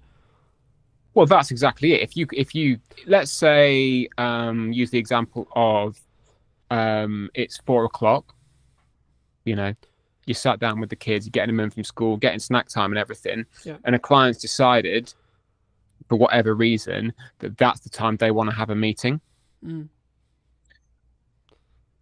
You can handle that in any number of ways. And again, we can tie this straight back to marketing. This whole point, we can tie this straight back because it is, you could just say no. You could go, no, I don't do that. That's crossing my line. You could say, okay, I might flex this once, but I'm going to reinforce it in a way which says it's not happening again. Or you could set it up from the outset by positioning yourself with your marketable material, with your boundaries, with the expectation setting from the off that says, actually, this is never going to happen because my priorities are this, this, and this. Serving you is within those priorities. but this is the line. Mm. And as I said before, if their client decides that that's not good enough, they're not your client. Well, yeah, and the nicest possible, they can go somewhere else. You know, They can go. Somebody else will flex for them. Somebody else will flex. And I know that context is everything. Yes, there have been times when I have had to completely smash down my boundaries because the project scope of something has changed. Mm. Like, it's happened recently. It was very painful for me. Like, it wrote off days of time, weeks of time that I thought I was going to be able to spend with the family, but I had to do it. I had to because money would have been lost. And in today's economy, at some point, yes, you do need to go. I was going to say, does that come back to kind of what I opened with, which is like you need to understand what the business is required for you? Like sometimes you need to eat the shit, so to speak. Sometimes, but at best will in the world, I'm 42 years old. I've been doing this for eons. I ain't eating shit for anybody. I'm not doing it. Yeah. But in this occasion, I went, you know what? The scope of this has changed. You've acknowledged that it's changed and that the work you're asking me to do is borderline unreasonable. But I'm going to do it because A, I'm not a diva. I'm not going to throw my toys out the pram and say, oh, screw you guys. That's bad business. But the acknowledgement from everyone is that actually this is crossing a line. So yeah, context is everything, but being able to control that yourself is what is important in this. The client, because they know how I work and they know my boundaries, we've worked together for a long time, I marketed that to them from the beginning. Yep. I don't need to sell them on that. They already know. So having that within your control, I think, is also very important as to how you can put yourself out there and say, I'm the one who's saying when this line moves. Yeah. I mean, that kind of bridges onto my next question, which was going to be like, what role do you feel trust plays either in business or in marketing specifically? So if it's in a marketing context, it would be building trust with your ideal client, your ideal audience, etc.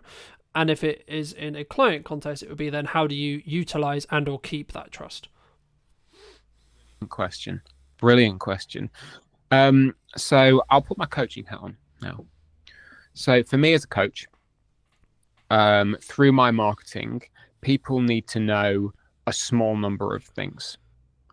I mean, the first thing is obviously that I am a coach and that I am good at what I do.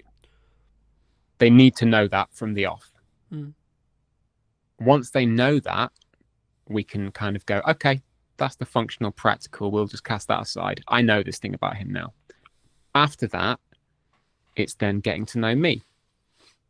What do I bring to the table? Who am I? Who is this guy? And then through the stories, through the communication, the conversation, it builds this rapport. It builds the camaraderie. And eventually the camaraderie and the rapport turn into trust.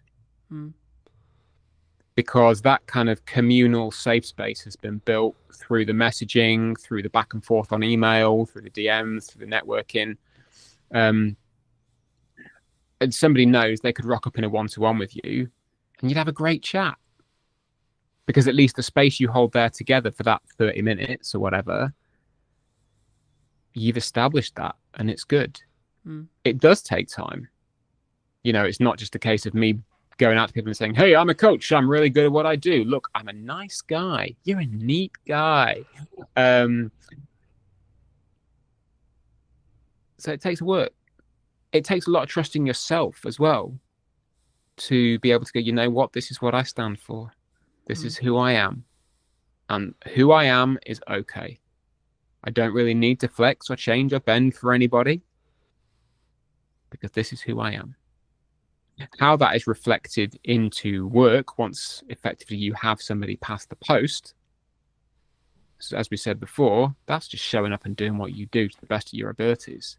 Yep. You know, I hold safe space for people. When we get into a coaching call, effectively this little oblong window, that is our safe space and our boundary. Nobody else is getting in there. Nobody else is hearing what's going on in that space. And I have to reinforce that explicitly.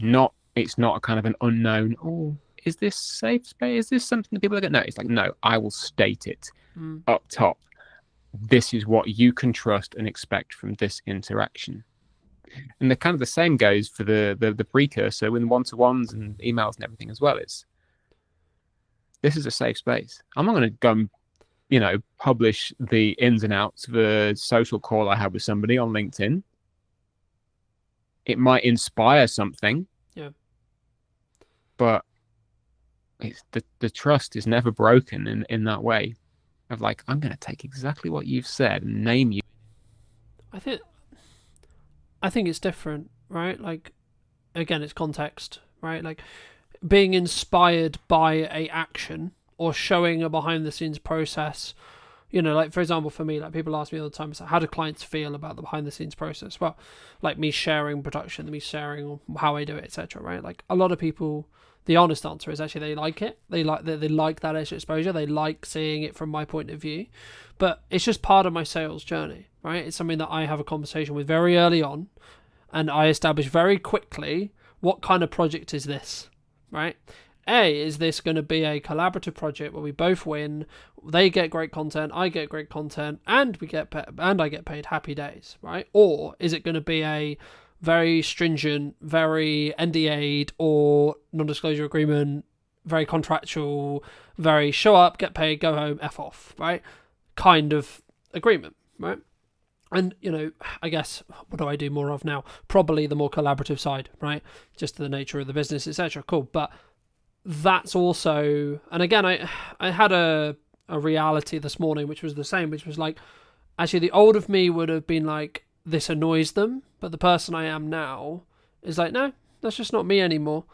And obviously I won't go into detail on that specific thing, but it leads on to my next question really nicely, which is like, how do you either help people, or maybe someone listening to this, if they're looking at their marketing or etc., and maybe they want to move into that next stage, whatever that is for them, that next season, whether it's we have a 9 to 5, we're looking to do our own thing, gain our own freedom, gain etc., and all the benefits that come with, but also all the stresses, of course, that come with working for ourselves, or we've been working for ourselves for 3 years, 2 years, 1 year, whatever, and we're looking to scale up. We're looking to do that scary, we're going to up our prices, change our value perception.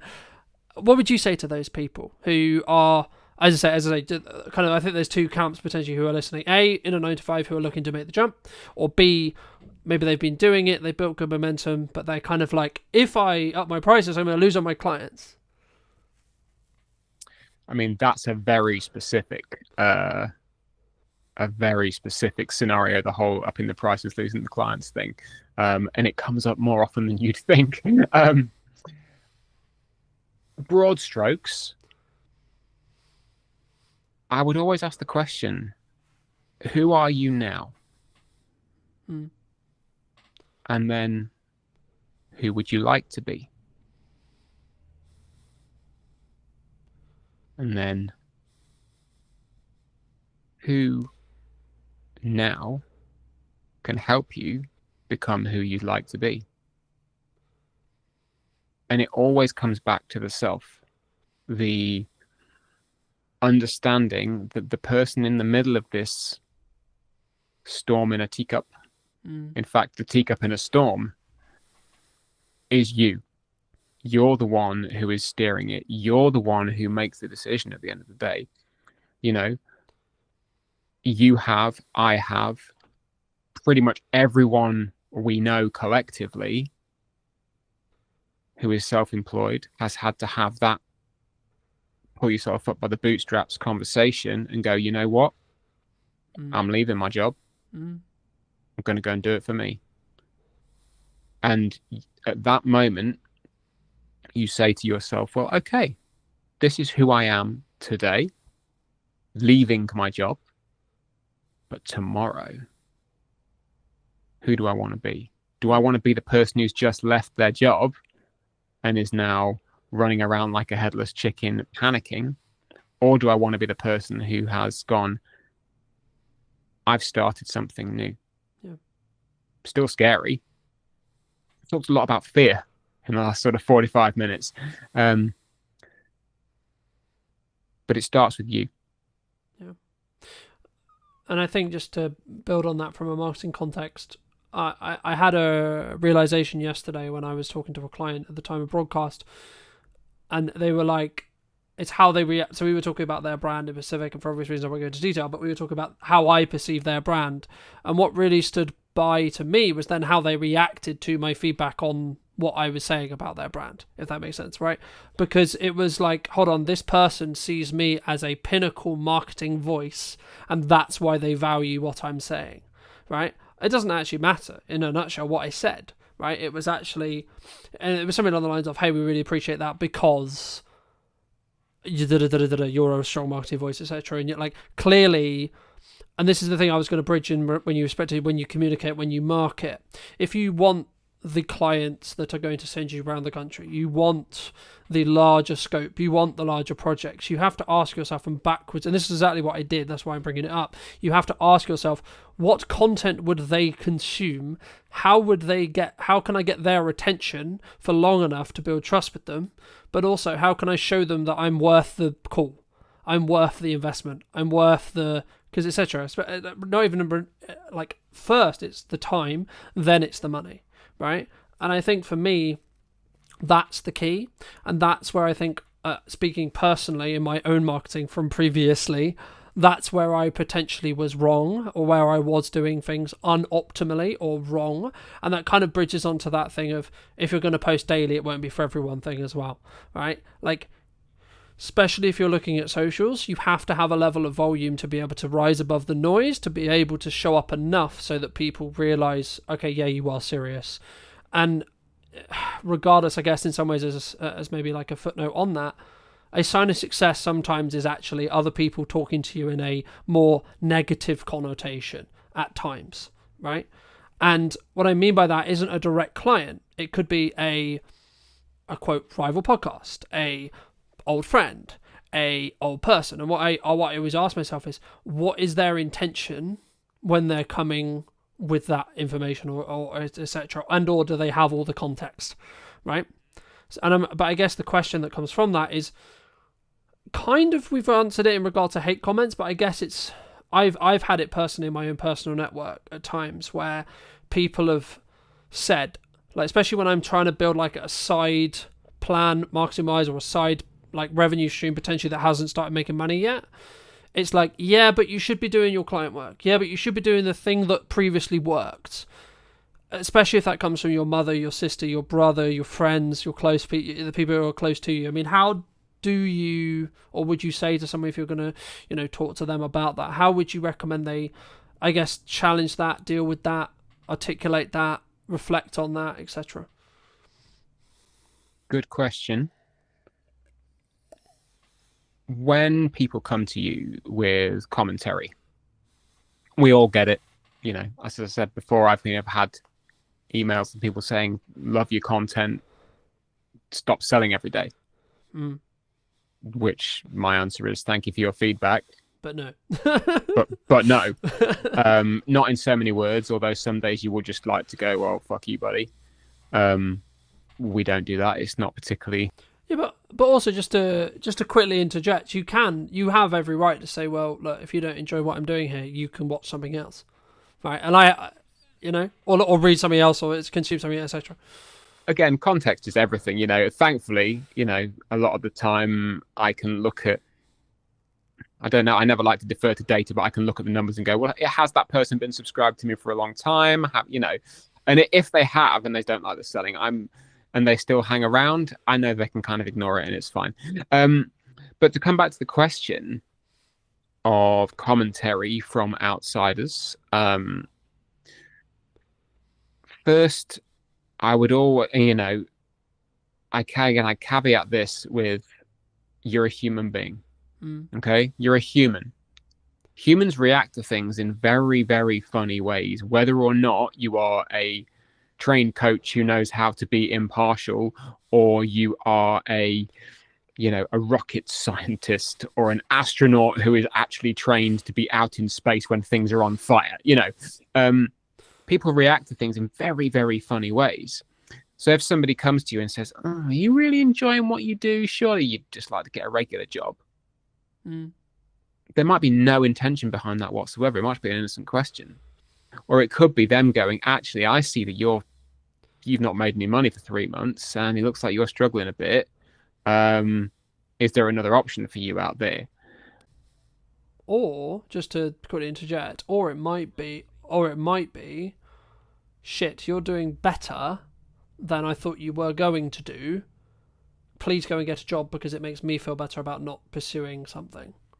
I mean, personally, I've never experienced that. If it was ever to happen, brill, because obviously somebody is seeing a margin of success and they're then envious, what have you, But again, as we said before, how you receive what you're putting out into the world kind of ain't on you. Yeah. Or how someone else receives it, should I say. But being able to open the conversation is important. Yeah. If the conversation is worth having. Sometimes it's just not worth having. Someone coming to you and saying, "Oh, looks like it's a bit of a difficult one, should you not have just stuck with X, Y, and Z?" Or, depending on who they are, what they know of you, what they've learned through your conversations, communication, family member, client, ex-client, audience member, whatever. Yeah. Sometimes the conversation is not worth having because it just opens you up to expending your energy in a place where you're going to get no return. Sometimes it is worth having in that it's a learning opportunity for you, and that you can then potentially bring someone on side, or have them as a contrarian. Everyone loves a contrarian. But again, because they can teach you things. Yeah. And that then immediately weighs into, well, if somebody is being a contrarian and at some point they could potentially become a client, now I can learn something and I can then talk to them better. Yeah. And well, that's what I was going to add. I think it's really contextual, but like for me, if it was maybe someone you connected to personally, like family or someone really close to you, in the nicest way possible, you need to, like, I always strip that line personally where I want to make sure they're heard, but also in the nicest way possible. Again, it goes back to that, it's not really your concern, right? Like, what I do with the business in the nicest way possible, unless they're like directly involved in it. But like, if it's just like my mother, or like, and this is not aiming at any of these people, like, but just examples, right? If it's my sister, or if it's my brother, or it's my mother, or girlfriend, etc., boyfriend, so on, normally it comes from a place of care. Normally it comes from a place of, hey, shouldn't you be doing something that pays money, right? Or shouldn't it be like, in some ways they're saying, actually, hey, that thing you're currently doing, I don't personally believe it's going to do what you think, right? Because they look at the evidence, and it's ironic because at the start of a business, when I remember when I was having the idea of Brand Media in my head, I was like, everyone was saying to me, "Oh no, go get a job. Oh, it's not going to work because you don't have the track record." But now I have the track record of making it work across the period of time I've made it work. I'm like, I just personally ask myself, is this going to move what I'm trying to do faster, forward, or is there a level of learning that can happen, or both, right? And when I ask myself, I mean, I'll give you an example. At the time of broadcast, it's incredibly busy with client work. There's lots going on, blah, blah, blah, blah. And I'm like, okay, nearly every single day is uncomfortable. This morning it would be like, actually, me doing this conversation with Tom, however valuable it may be, it's uncomfortable because I should be doing other things related to client work right now. However, in December, in January, when I'm going to look back and go, in November when you could have done that, when you could have weaved it in, and yes, it would have been uncomfortable, but you didn't. I can then not complain that things weren't busy if I don't keep things moving forward whilst simultaneously working everything else out. And I need to be okay with the fact that for me personally, I'm like, okay, cool, this is uncomfortable, but it's temporary, right? Me being uncomfortable right now is what is required of me from November.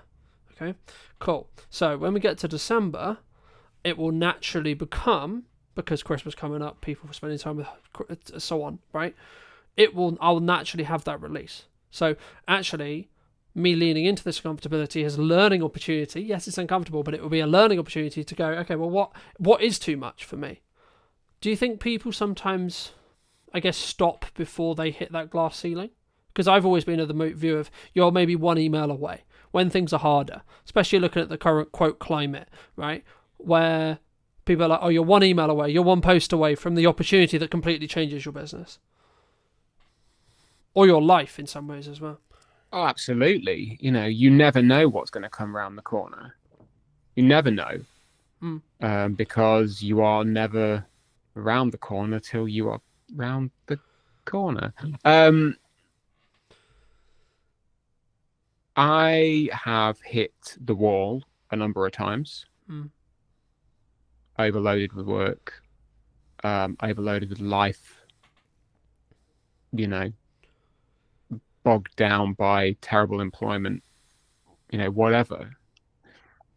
And again, this cycles back around to understanding who you are today and who you would like to be tomorrow. It comes around to a boundary. You could say, okay, well, heart of hearts, this is what I want, this is my boundary, and this is what I'm going to stick to, having not lived it.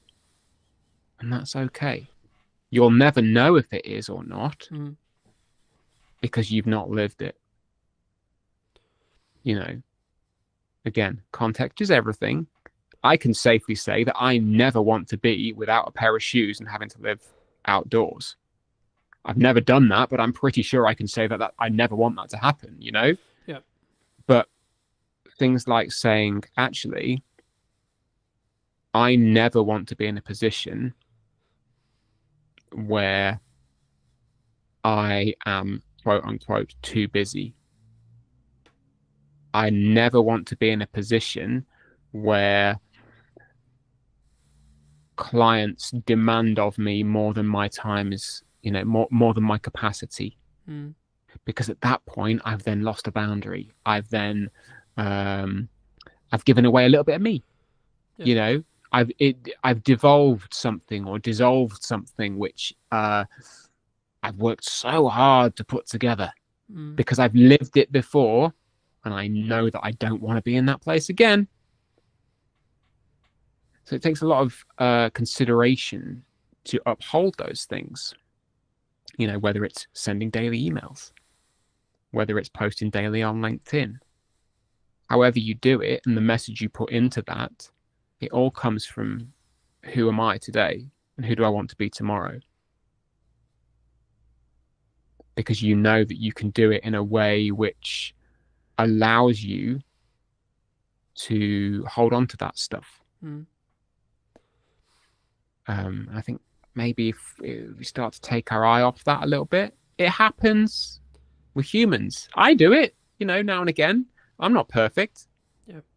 Far from it, If you've got long form content, this is why you and I, all three of us, love long form content, is that you have so much more opportunity with it. If you've put it through, I don't know, Riverside or whatever, and you've got yourself 50 clips, why would you not put all those 50 clips out? For people who maybe don't know you, what starting advice would you give them if they're looking to build their, I'll use your terminology, ecosystem, right? Or they're looking to start out on video? What should we do? First people advice. What are you trying to achieve? All right. What do you want to do? Because we're never going to tell you to do something you don't want to do. What we are going to say is, though, regardless of those things, you do have to lay your foundations down. And this is something that a lot of businesses don't do. If you were going to give advice to either yourself 10 years ago or the other person 10 years ago, what would you say? Be memorable. Be as memorable as you can be. And if you think you're boring, you possibly are, not being rude, but that will be memorable in its own way. You can still find your audience.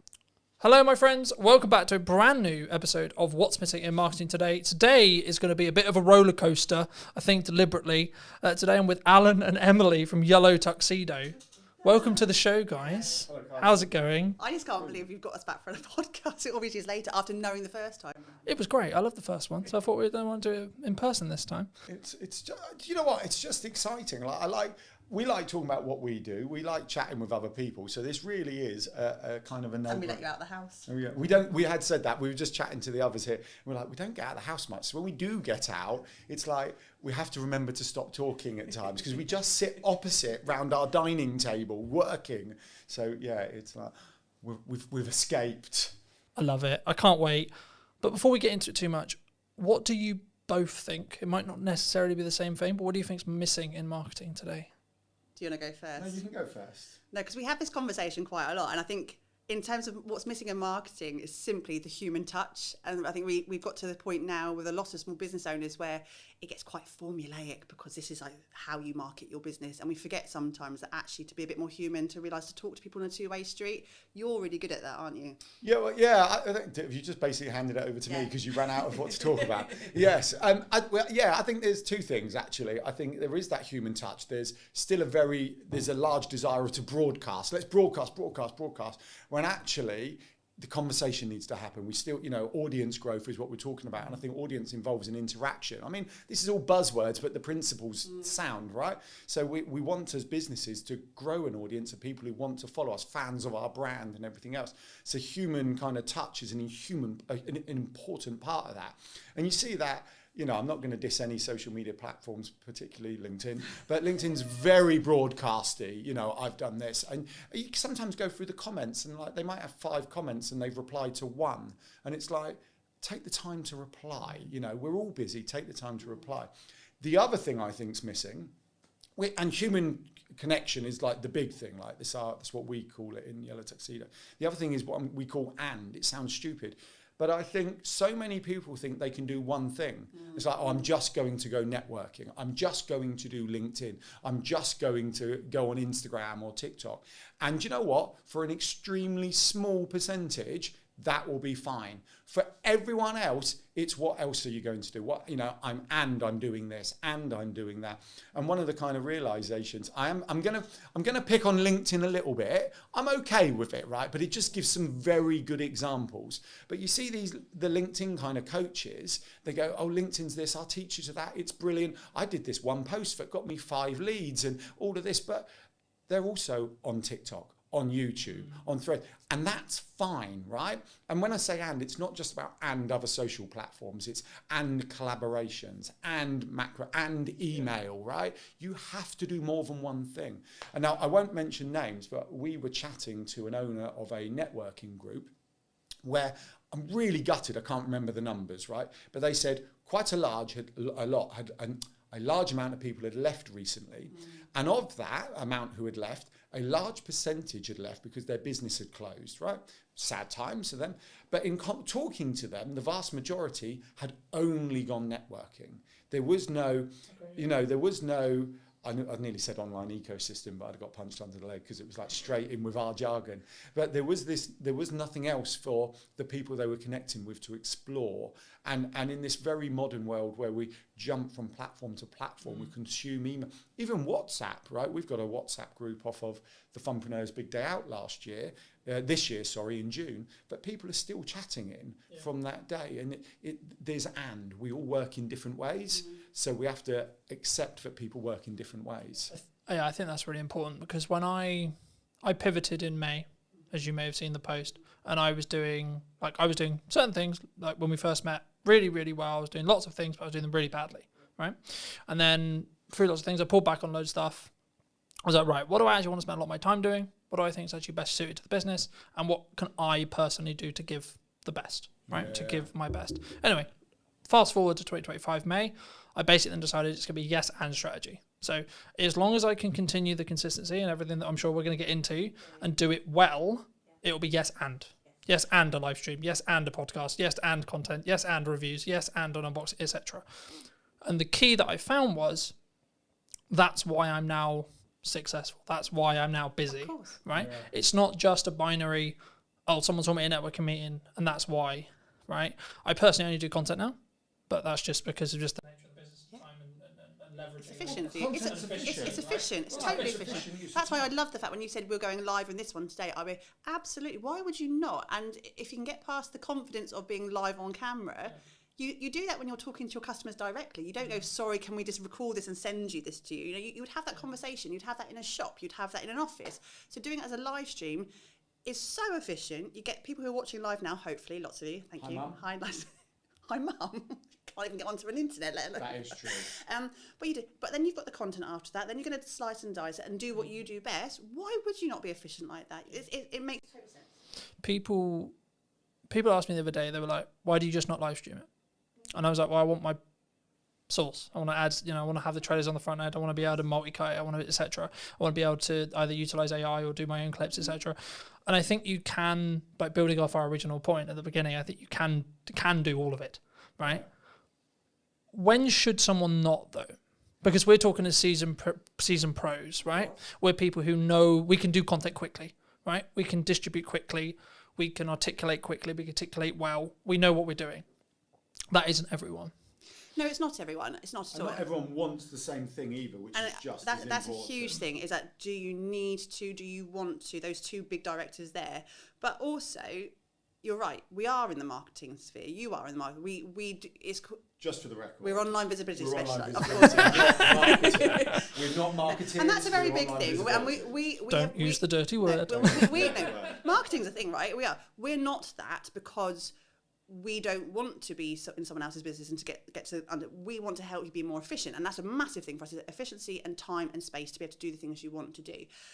When it comes to a muggle, I know that's a question you asked before. As a muggle, not everyone's got all of those skill sets. I completely understand that. But also, what are you trying to achieve with it? Where are you trying to get to with it? We need to obviously show best practice of what you could do and how far you could stretch content. Because obviously, if we can do that, we can help teach that as well. And we can show, like, we are doing this and we've reaped all of these rewards from doing X, Y, Z.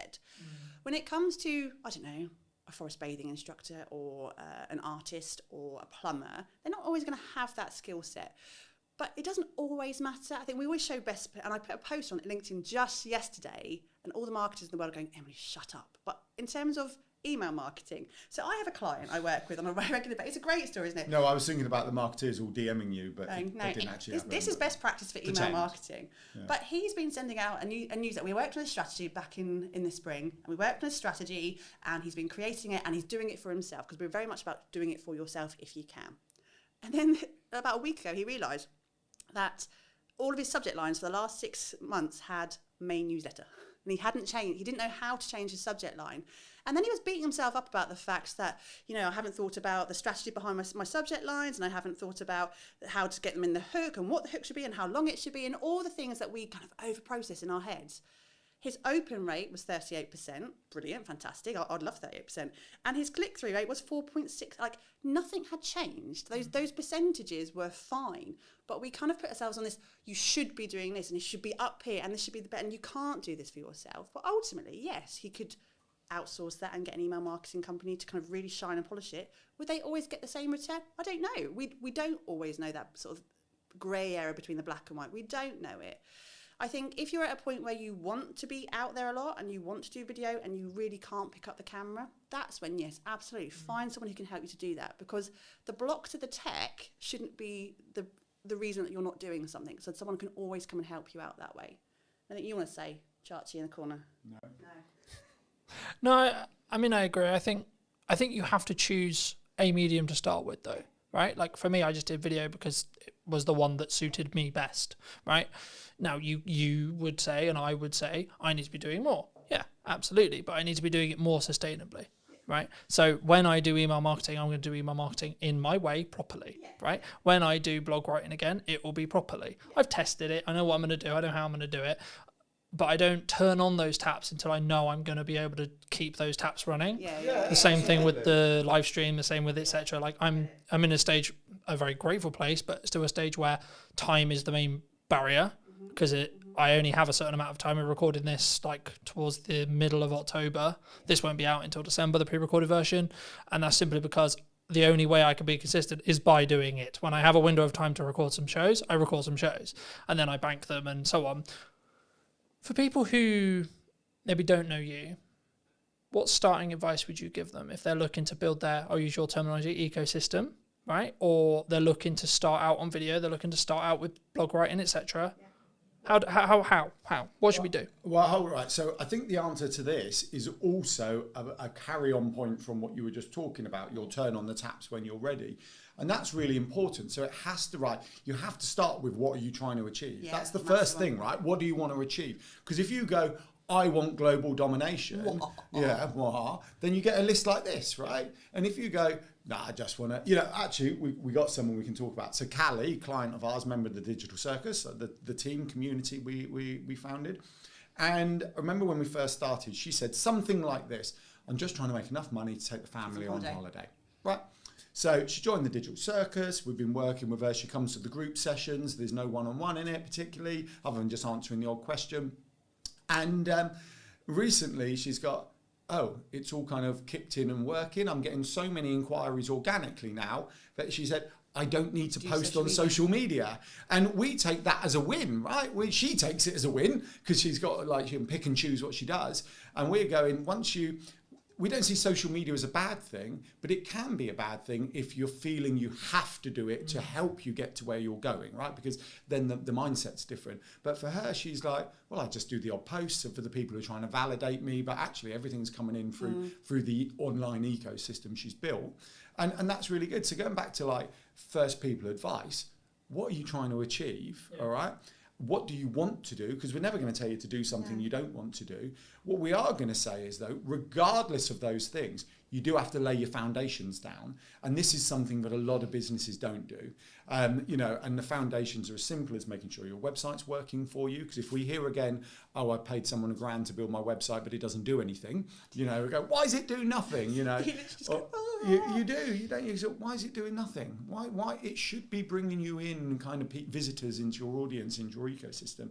And then it's going to build it out from that. How are you going to nurture your audience? You've got to choose something. So it could be like social media. I recommend email. So an off-platform audience is always better than an algorithmic platform. And email's so powerful because they want to be there. They give you permission to email them and there's no algorithm, right? Or even what you could do a WhatsApp group if you only want a small client base, so keep in touch with them.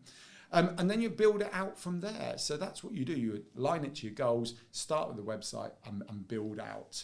And the simplest thing of your website is imagining it like your shop, right? Like Tesco's and everything else. The way we explain... Or other supermarkets are available. Other supermarkets are available. We can talk about Aldi in a minute. We like that as well. They've got a good example to bring up. But think about your ecosystem, and what you're doing is building your Tesco's. And then this inner circle is like your kind of club card customers, right? And then the outer circle of this ecosystem is all of the Tesco's advertising, branding, touch points and everything else, which we would call virtual doors into your ecosystem. You're just building it out like that. But the second you put something online that's not connected up, not optimized, not leading back into your ecosystem, it's just a wasted opportunity. It's just a standalone post doing nothing, or a standalone directory entry or whatever, just not really connecting up. So make sure it's connected up. Start slow, align it to you. And know where you're trying to get to and how people are going to find you. The biggest thing. We talk a lot about keyword strategy with that kind of more SEO hat on. And I think so many people haven't even done that work to start off with. What do you want to be known for? And how is someone going to find you? And I think when we talk about Google quite a lot of the time, it's just one huge bookshelf, right? It's one big library. It's a really clever robot, but it's not a mind reader. And I think if you don't know what you want to be known for, how is Google ever going to know what you're known for as well? It's such a good analogy. If you think of Google as a library, okay, so you've built your website, you've written a book, not literally, metaphorically written a book, right, your website. Well, lots of people are writing books. I know, these that's days, why. And it's like, what a lot of people do is, I've got my website, open the door to the library, Google, and throw it in and walk out. Yeah. Right? How the heck do you find that? Whereas what you need to do is almost anchor it down within the library, tell Google what space it needs to go on, so then people can find it. And then what happens is this unbelievable thing, Google will show it to people who are looking for it. Wow, like that, it's like, it's there, it's all there. Is that all going to change though? With AI? We have this conversation a lot, and AI is changing the world. We know it's changing the world, but at this point right now, it still has to be human-led. There's an element of human-led there, and to a point where AI completely takes over the world when the robots are and we're going to be, proper, War of the Worlds, which could be tomorrow, you never know. Yeah, but we don't but we still have to have what is right now, and right now is the fact that we need to be really crystal clear. It's still machine learning, where it's looking at human content, feeding that machine, and we still need to be front and centre with that up until they tell us otherwise. So we can't predict the future. Because the problem is, right, like, unless you're CEO of AI company, right, you could use OpenAI, you could use one of the others, Google, etc. You may know the future, yeah, but you haven't built it yet. You don't know it 100% is going to happen. So we might just be in a world like everyone's going, well, what happens when when I can plug as much video as I've got into me, and then I've got an AI version of me that looks as identical, has the same nuance, everything. But that might never come, ever.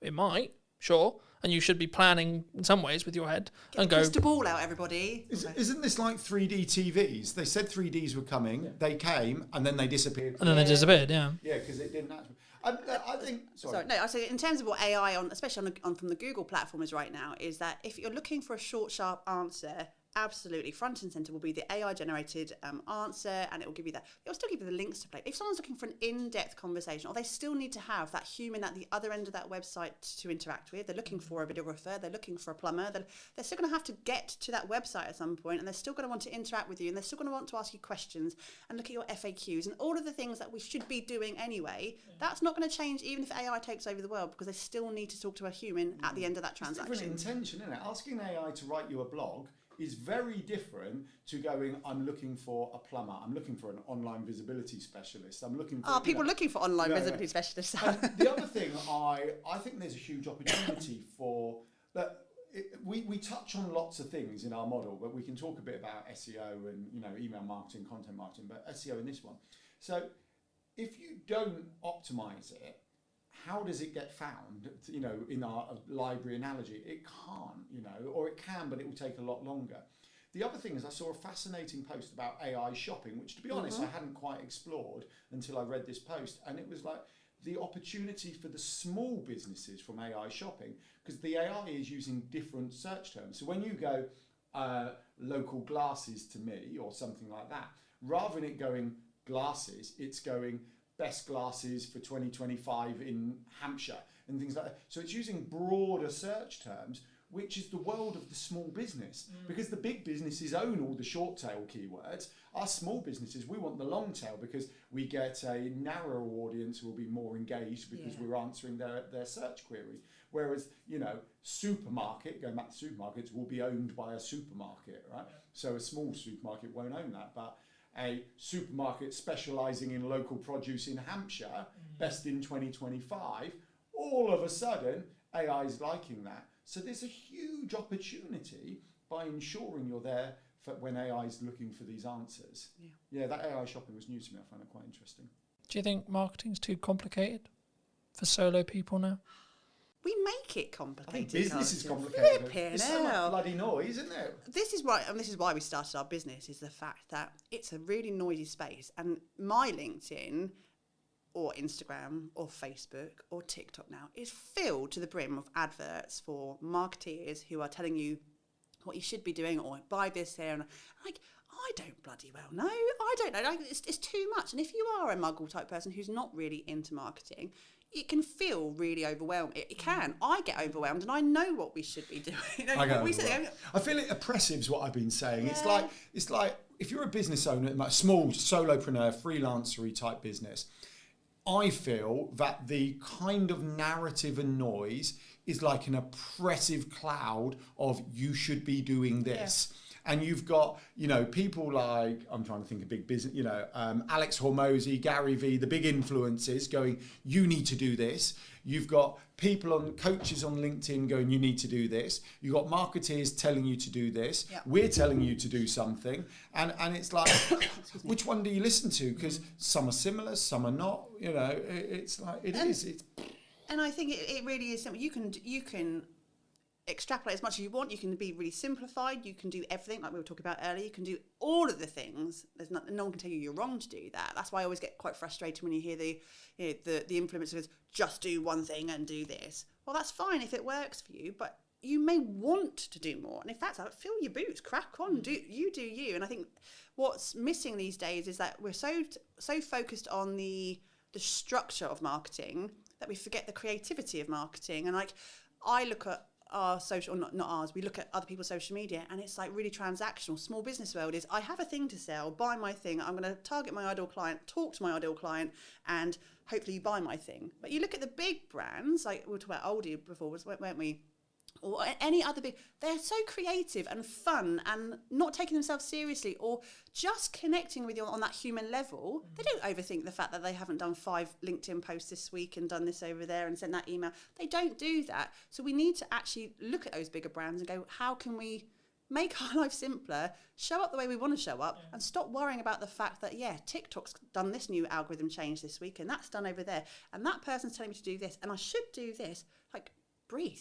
just breathe and do you. Done's better than perfect any day of the week. Well, that example of the email Exactly son, he got it out ultimately. The message in his email was brilliant. He still got people clicking through in that email. Yes, he could have been shiny with a really profound, opening statement. I got really excited on our email. So we send a weekly newsletter on a Thursday. It's a kind of, we share some thoughts on kind of the business world and what we do with some hints and tips and some other, and community news and blah, blah, blah, it goes out. And I started adjusting the subject line, and I noticed the open rate went up by 10%. I'm like, Emily, I've worked out how to increase a 10% open rate. You hadn't. No, I hadn't. And so the next week I followed the same formula, 10% increase, next week 10%, week after 10%, and then week after, same thing, no, back down to normal. So I was like, well, hold on, what's going on here? Look, the 6 weeks that it had gone up with the 6 week summer holidays.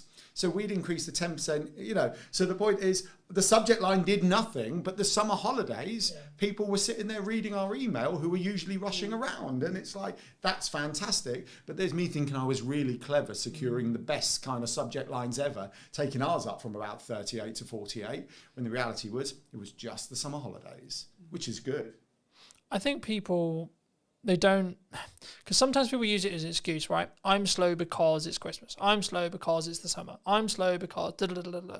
But then I have a conversation with someone, and I'll just use MySpace as an example. So I have a conversation with a videographer. They'll be like, I haven't had any jobs in, things are really slow. Da da da. I was like, okay, but when did you last show your work? When did you last write a blog? When did you last make a YouTube video? When did you make a passion project? So on, so on, so on, so on.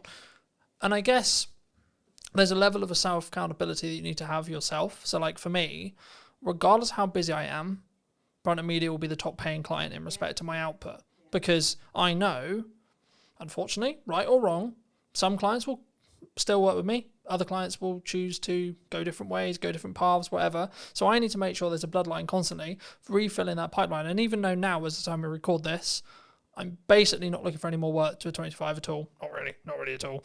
But grateful place to be. But I still should be having the marketing turned on so that when we hit 26, I'm busy still. Right? It's not going to be magic. It's not going to just appear. And I guess that leads into a question of like, is it just doing those things and building those reps that you like, I'm going to commit to doing video because I love video, I love etc. Or I'm just going to do email, etc.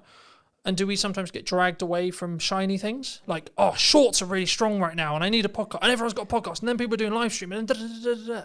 And that's the conversation we have so often with our clients, especially clients within Digital Circus as well, is that there is no magic bullet, right? There is no, but what you do need to do. There isn't a magic bullet, realistic. I know we've said and we've said human connection. It's doing the bloody work. It's just working hard, right? And like you can we're all adults. Well, majority of us are adults. A lot of Adulting is the biggest con in the world ever. Well, we can tell. We have a structure and it works for us, right? And we're not going to say it doesn't work because we spend a lot of time doing those things. It does take time. And yes, there are 2 of us. I get that. But it still takes time. We still run a family around it. We still try and do other things. We have to make twice the wage. We have to make twice the wage in our business. There is no plan B. So we have to do the work. And I can repeat it over and over to someone going, yeah, but you haven't done that. And you keep saying, I will get round to it. Just have some self-discipline and do it. And if you do the thing and it doesn't work for you, at least you can come back and say, I've tried, and then I'm going to maybe work on the next shiny thing if you really need to. But until the point where you just sit down, commit and go, this is going to take time. I have to find the time in my week. I only have these amount of hours in my day, but I'm going to have to sit down and do it at some point. Just do the thing. Do the thing. And then stop getting blindsided by, TikTok or Clubhouse. Is Clubhouse even still alive? No, it's not, is it? But we all run to it. But it's okay when it fills a space, because we know people who did quite well out of Clubhouse. Of course, but it's fine. But it's not long. Thing is, I think it's a bandwidth thing, though. right? Like I had this conversation with Chris a couple of weeks ago. We were talking about like you should be doing the authenticity, the add value piece, etc., stuff like this. But if you can trend jack on top of all of that, then absolutely you bloody should, right? Because it will add into your overarching the number of views I can obtain, which means conversion, blah blah blah blah. But if it's to sacrifice the value add, just can it off, don't do it. Right, is my view, and it's purely a bandwidth question, and that's why I think you've got to have some level of tough love either from someone else or yourself, which is I think what you were talking about like you've just got to get it done, right? I don't think, maybe you've had this in friends and yourself as well, but like for me, unless you're close to me, I don't think people quite realise how hard I work. Right, everyone's like, "Come on, you're invisible all the time, you're everywhere." Da, da, da. Yeah, but that's because I work literally every single fucking hour of the day, right? And it's not that I'm just like, cause there's then the smart versus the working hard argument, right? But the thing is with AI, if you're working smart hard for the same amount of hours I am, and it's just compounding on top of it, right? So I think it's not just a binary of, oh, I use AI and then I can go and chill for the 5 hours, right? Because it saved me 5 hours. What you should actually be doing is it saved me 5 hours, so I can do 5 hours more work of the work only I can do, right? And then you actually 5 times more or etc. Yeah, or the thing you love, like within it. So, you know, networking's a great example. And it's like, actually, even driving here. So we live half an hour away and we're chatting to you for an hour, let's just say.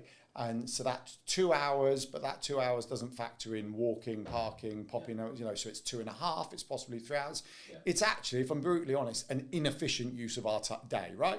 Yeah, because we've squeezed everything in the school run. But actually, we want to do it. We want to do this, and those systems, those automations, and the AI, whatever you're doing, allow the things you want to do to happen. So yeah, whether you're replacing it with something else or adding more in, or you're going, actually, I just want to talk to people. So I was chatting to an AI guy, James, I met from Ireland the other day. And we were talking about an AI CRM that looks at your entire online Stop giving the idea away, because someone's going to go and build it. Yeah, and but we're I'm quite gonna miss happy that someone one. else built. We're not about to build it, right? But it was kind of, I don't actually want this, because it does something I don't want. I'd rather do so. But to the extent where it looks at your entire online presence, so it will factor in likes on posts, comments, email open rates, previous stuff, bookings, DMs and everything. And if someone went past a trigger, using AI audio, it could send them a voice DM, because that's our thing, voice notes, and it go, hey there, it's Alan here, blah, blah, blah. Would you love a virtual cuppa? You know, I haven't spoken to you in ages, or would love to get to know you. Here's a link. And as much as I would feel that's not quite cool, what that would actually allow me to do is just focus on the chatting to people rather than working out who to chat to. And I really like that idea. I don't know how happy I would be with it sending a voice AI note, but we've played with it. At least to trigger who you need to go and send a message to. Absolutely. So if someone wants to build that, just give us a shout when you've done it, because we've got other things to do, like go on adventures, take people to Palms Park for the day. We have to talk about some fun stuff at some point. Absolutely. I mean, just quickly on the voice cloning note, like that you can, like now, as of today. We use Riverside we've played with it. It's brilliant. Alan said to me, absolutely clone your voice. I could not tell the difference. Yeah. He played something to me and he said, do I sound all right? Does my microphone sound a bit tinny? And I went, no, it sounds really good. He went, yeah, it's not me. I put a post out on LinkedIn with it. I put a post out. It was, so I got the audio, and then over the top of it, I did a video of me doing like a phone jacker voice going like this, and put it out, and people go, no, it sounds just like you. So I thought it did as well. Scary. You know, so I think, I mean, moving back to the what we started the conversation on, like we might get to there with video, right? We might, right? But the thing is, then I'll go back to my previous conversation about working smart. Okay, well then technically, if we've all got that ability, I could technically script this entire podcast if I wanted to, or get AI to, and then we could have a 45-minute podcast that we weren't even there to do. Now, should we? That then becomes a question, right? Because is the energy going to be different? Yes, AI can mimic us, but the nuance, is it ever going to... We don't know, right? No, and also, in terms of your own sort of self... It exists. Come back to it. It exists. I watched a video this morning on it. But forgetting on the output, it's surely about your own sort of, I don't know, self-gratification of enjoying to do these. As I was going to say, but surely if you enjoy podcasting, you want to surely that's counterintuitive. You wouldn't AI it out if you enjoy doing it. No, but what we're saying is like we can get so far from it, but ultimately, what is the end of it? What's the ROI? You know, the ROI would be, yes, getting some efficient content created, but the ROI also has to be You're so businessy. I'm sorry. You said ROI I did. and ideal I wrote a client blog today. that had ROI on it this week, and I kind of felt dirty. Honestly, who even are you? You've changed. Yeah, it's like, it's what you're trying to get out of your business. And I think something Alan and I have been exploring recently in terms of time and space in your business and what your bigger picture is. Actually, we don't get into business to go, what else can I do to be really efficient today? Like you go Unless your goal is, But also you choose your chosen field because of your love of the field, or the fact that you want to be outdoors more, or you want to chat to people, or you want to, whatever that is for you. I don't know what everyone else's sort of end goal is, but for me, I like humans. I really like humans. Well, some humans, not all humans, won't they? But I want to. No, we like chatting. I think in a world where I could not chat to another human being again, I'd be really, really flipping lonely, and I don't want that. So yeah, AI might be efficient, but I'm still going to want these kind of interactions. Yeah, but that's for me. That right? Hold on. AI video. So I watched a Casey Neistat on YouTube this morning. I think it only came out last night or this morning. And there's a new TikTok. I think it's called Saru or Sura or something like that, by OpenAI. When you start it up, you scan your face like this, and then you go video of me 1930s James Bond style thing, and then you get an AI video of you. And he did a whole video of it, and he was talking about it's cool, but it's slop, and he explained why. And he said I'm not anti it actually, but so go and watch that. That's worthwhile. So it does exist. Whether it exists for 1 hour long form, I don't know, but that'd be interesting to see. It's how you take that and use it, isn't it? It's like if you're taking the piss out of yourself, absolutely. That's a great example of being able to use that kind of filterage type thing. We've had filters on your phones for bloody years. It's just not using that as gold for your business, and that's not expecting that's going to be the magic bullet. I think there was also, there's lots of trends that me and James talked about for ages.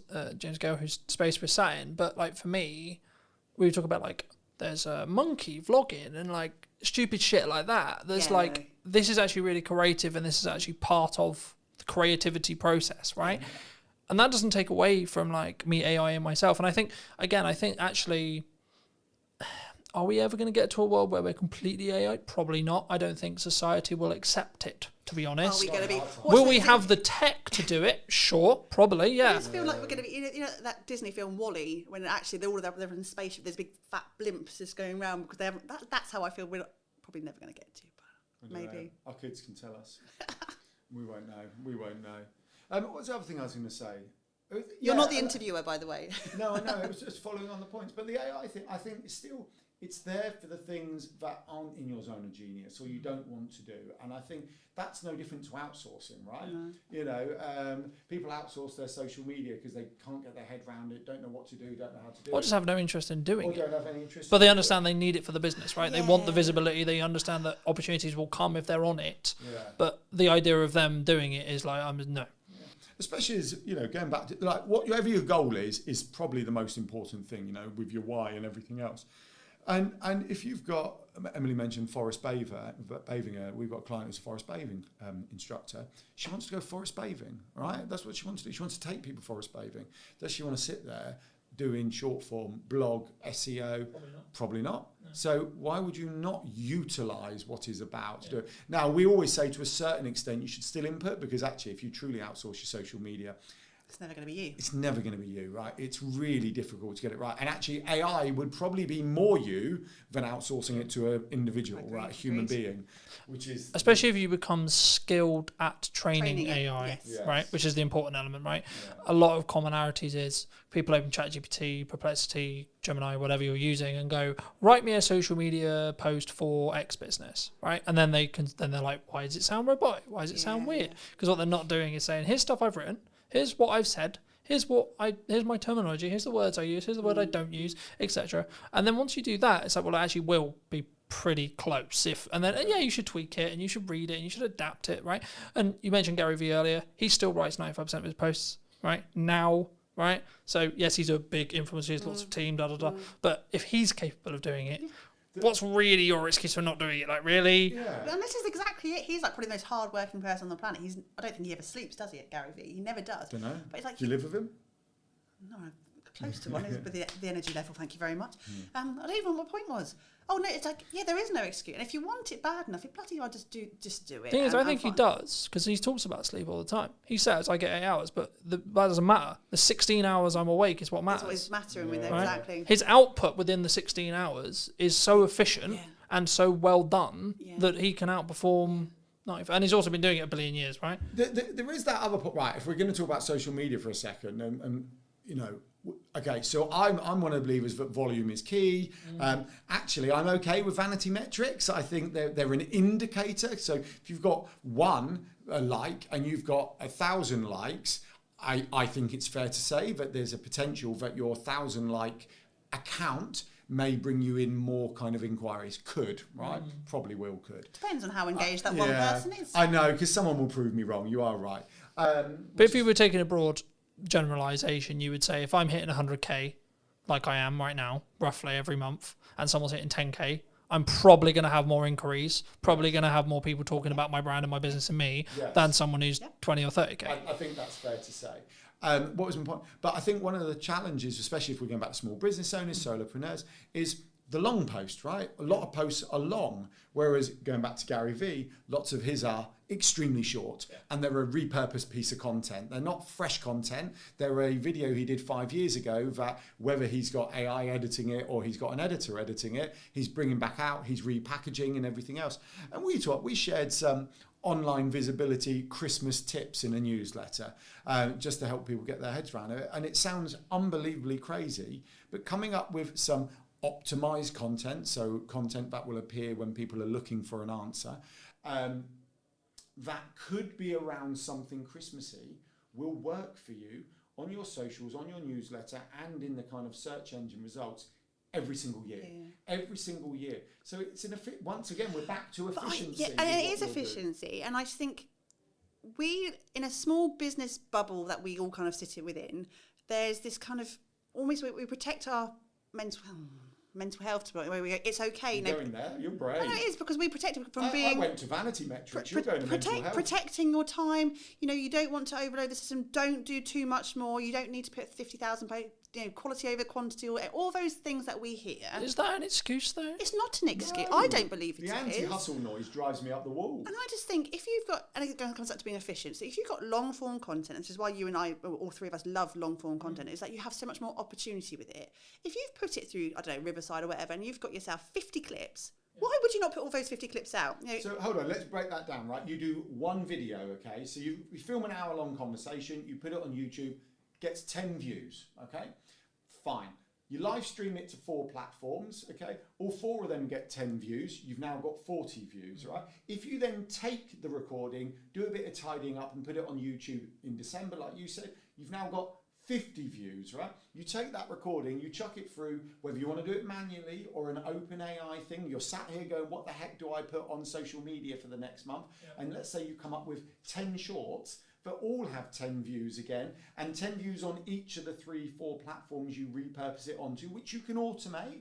All of a sudden, your 110 view has got 1,000 views. And if they're the same 10 people multiple times, then you're hitting multiple touch points with those people, so they're more likely to convert into warm audience. And I don't think people should demonise doing more if you want to, because if you have capacity and you want to, fair play to you. There was a lot of noise, wasn't there, for a while? For a long time, it was just like do less and be more efficient. And but I'm not hitting my goals. If you're only putting 3 posts on Instagram a week and you're wondering why you're not getting sales, mate, come on. Again, what else can you do to amplify? And I think, when we were advertising the Funpreneurs Big Day Out back in June. Thank God, I've been working out how to crowbar it in. But I'm there telling your close family and friends, could you please, if you see a post, share it. But the stuff you do as a small business owner. My mum's like, Ems, when are you going to share it? I can't find it. Even my mum can't see that post because they don't see it, and we know what algorithms are like. We know it pushes you further away from people, so you have to do more because that person may not see that one post out of your 3 that week. But if you are consistently putting stuff out, that is still quality because the original content is quality. But it's also like, what is value? That's down to the market to choose. That's quantitative in regards to like the person watching it, not you, right? Me giving as much business advice for an hour, you guys giving the business advice for an hour, if you're not a business owner, it's not very valuable. Yeah, but they have that thumb. They can scroll. It's just like, don't watch it, especially on an interest card base. You just won't be served it. It's that you won't even see it, right? So you don't even know it exists. But yeah, people are not going to be offended because they've seen that one short 3 or 4 times. They've already seen it or not seen it. They are just going to scroll past. I think we take it far too personally that we're interrupting people's lives. And like you said, most of the time they haven't even seen it in the first place, and you're not interrupting anybody. Yeah, do you know one of the other things, I think this all fits in, if we're sharing kind of thought process and tips, was the make sure that we prefer target audience to ideal client, but make sure your target, you're only connected with your target audience. Don't do it. And I'm like, why would you do that? Why would you remove potential opportunity? So we don't remove people who aren't in our target audience. We just allow it to build because we want fans of our brand. We want people to know the name Yellow Tuxedo. We want people to talk about it. But then what you get is opportunity. And you said this earlier about people who say, oh, there's no business in December. Rather than saying there's no business in December, why don't you go, what could I sell this December? Because people are definitely spending money in December, right? They may be spending on something else. And let's use forest bathing. Nicola, hi Nicola. She'll be watching. She'll be fine with this. Let's use forest bathing Nicola again, right? Nicola takes people forest bathing. That's what she do. I don't know if Nicola would say this, but absolutely I could imagine she could go, December's not as busy for me, right? Because people are partying or whatever. But you could bring out a gift voucher. You could bring out some in-home experience that could be bought in a box. I know she does forest bathing in a box. There are other opportunities. A range of waterproof jackets Nicola could bring out that would be brilliant for the winter because she goes forest bathing if she wanted to. There is a plethora of you got plethora. It only took you. Well, it took us ages to get to Funpreneurs Big Day Out and plethora. That's one of our buzzwords. We have like a business bingo lingo type thing, and plethora comes Plethra's out. on our list, yeah. Plethora comes out a lot. So, and that's the thing. I want to go, what can I do differently? And once again, it might take time. So you could have a conversation with AI and go, December always feels busy. This is my business. What could I do differently? You could ask your community you're a member of, like the Digital Circus. We've had Decembers where we've thought we were going to be quiet. They have been our busiest months, haven't they? Yeah. Well, you used to say December's quiet, and I used to say, can you stop saying that? Because there's no logic for December's being quiet. And then we literally got an inquiry on the 31st of November for this fantastic project that led us up to Christmas, which we then stopped for 2 weeks to spend it with the kids. Right? I think the key, and I think originally it was Alex and Mosey who said it, but if no one, like not every single person on the planet knows you, then you need to market more. Yeah, I do agree. Like, simple as that. And I keep having multiple points whenever I do a podcast, whenever I do an event, etc., where like, I think someone said it in the event I did in September. I forget who exactly it was, but it doesn't matter. The point still stands, which is like, well, actually, you're marketing too much. Someone said, oh, I'm marketing too much. I said, okay. But then someone literally within the same room said, in the second after that, they said, yeah, but not every single person in the world knows Colton, therefore no, then he hasn't. Because the thing is, yes, I may not want work as of today's live stream, necessarily, okay? If the right project comes in and I can make it work, cool, yes, sure. But as I said earlier, I will want work in January, February, March, April, so on. And the thing that people don't understand or don't think about sometimes when they do marketing is you need to front load it by 3 months for it to then work. Because it takes time for people to firstly see the content, then go, actually, hold on, do I even want to, what does this person sell? What the fuck? Like, who, what, do I even like this person? And then once they're there. It takes a long time to go from, It's also some people are, really slow burn. We had a speaking gig 2 years ago now, when we were in Bournemouth, a speaking gig 2 years ago from someone who had been, she'd known us from our previous business, which was in the events industry. That was back in 2012. She'd been following us. She's one of those lurker type people who had never interacted with us, had never liked or commented but we weren't connected on any platforms. But she'd gone, I see everything you're doing. I really want you on my stage. Will you be there? And like, that was a 10-year burn, man. Like, it was a really long, but you can't, work out when those opportunities are going to be. But you could have stopped 2 years. You could have stopped 2 years ago, and it wouldn't have. You won't have quote hit the glass ceiling with it. Yeah. Totally right. Going back to the Alex or Mosey talking about, does everyone in the world know? Look, we have to go, right. We are huge advocates on aligning it to your goal and business on your terms, right? So some people are not going to want everyone in the world to know who they are. But there was this other one I quite liked, another quote from an influencer who basically said, if you are not full up, market harder. If you are full up, increase your prices. Yep. And I just feel we all get caught up in the noise, get caught up in the narrative, get caught up in all of this. And I think there are some someone once asked us, we were talking about our online visibility model, and they went, how much time a week would you spend in this, doing this? And we went, as much spare time as we have, because that we are putting into our business. Because if we're not doing that, then we should only not be doing that because we're full up, or we're at the capacity we are choosing to be at. And when we're at the capacity we're choosing to be at, then we're going on holiday. We're going to the park with the kids. We're going on adventures because this is our, that's what we want to do. So But that's your decision to make, right? Absolutely. That's your life choice. And that's why it irritates me when people go, I don't have the work-life balance I want, right? It's like, well, especially if you're an entrepreneur, it really irritates me because I'm just like, then take on less work and be okay with making less money. Adjust what you do, change your business plan if you need to, come up with a slightly higher ticket item, potentially, right? That might help with that. I mean, there's a reason we're not in Barbados just yet. No, of course not. Yeah, but do you want to be on Bobby? Do you want to I'm be? not going to say no if someone buys me a flight ticket. Okay, no, I don't want. You know we don't. We don't want to, but we've designed it, and we talk about it's again so buzzwordy. We talk about like what life work blend, and it's going to be very much incorporated our lifestyle. And we can't, we don't have capacity to be 1,000% all the time. We can't. We'd burn out. But we do get the time with our kids. We do get to spend time together. Alan and I work together as best friends and partners, lovers, all that. That's really. Oh, I know. We've chosen that. However, if we want to be more, we have the tools, we have the knowledge, we could really scale it up if we wanted to, but we choose at this point to hold back a little bit. But when we want to be, we will be in Barbados. Yeah. Well, what we have done, we've integrated, so we're evolving Yellow Tuxedo a little bit as well. So not only do we show people how to do online visibility, which really is about them having efficiency, simplicity, time and space. So when they are marketing hard, it's actually working harder for them. It helps it become more efficient. Yeah. So rather than throwing higher leverage, Yeah.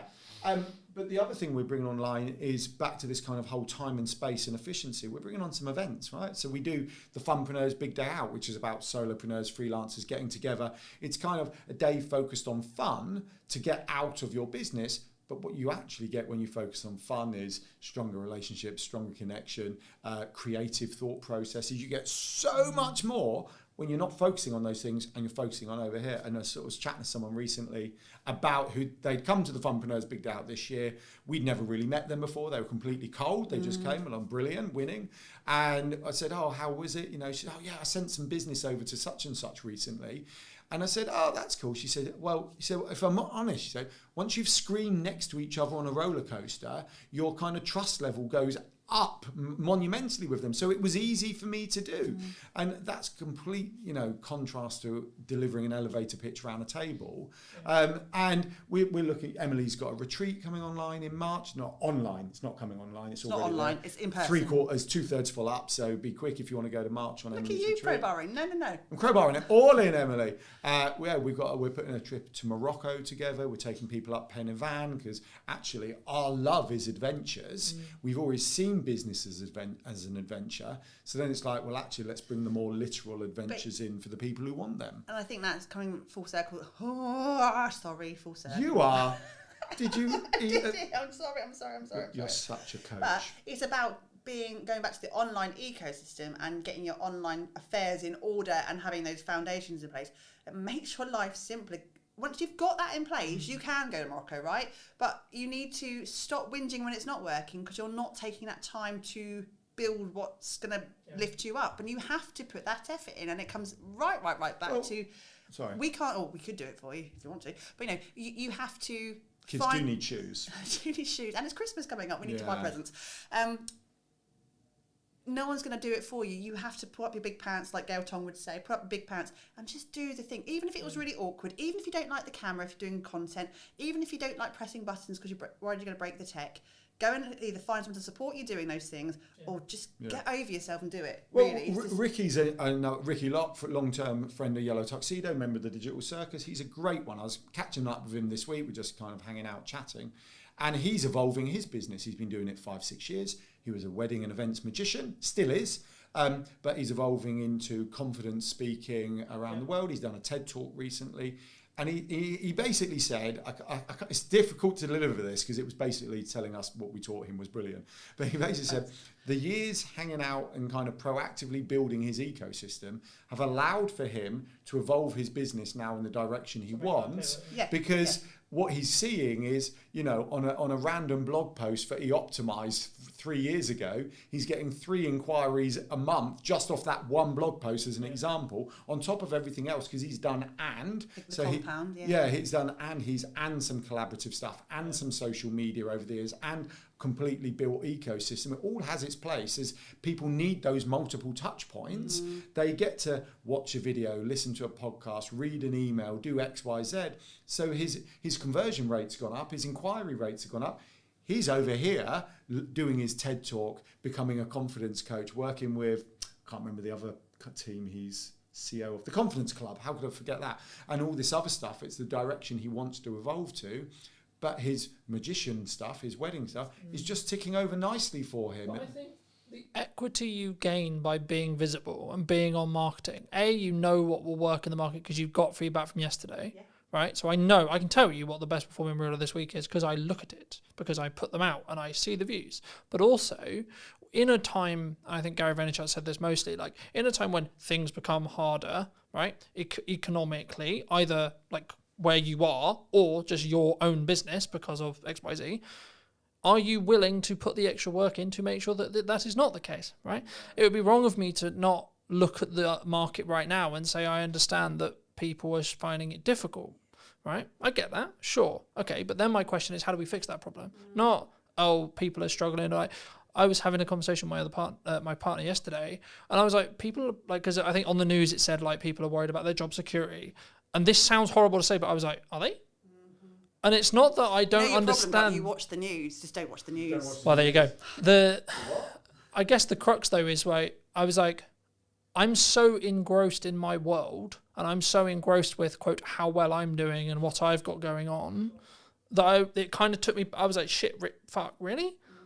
Because I was like, I like empathetically, I'm like, shit, that's really bad. And like I wouldn't want anyone to feel that way. But like, for me, I'm that then also, if that is you in that position and you are listening to this and that is you in that position, what are you doing as a backup plan?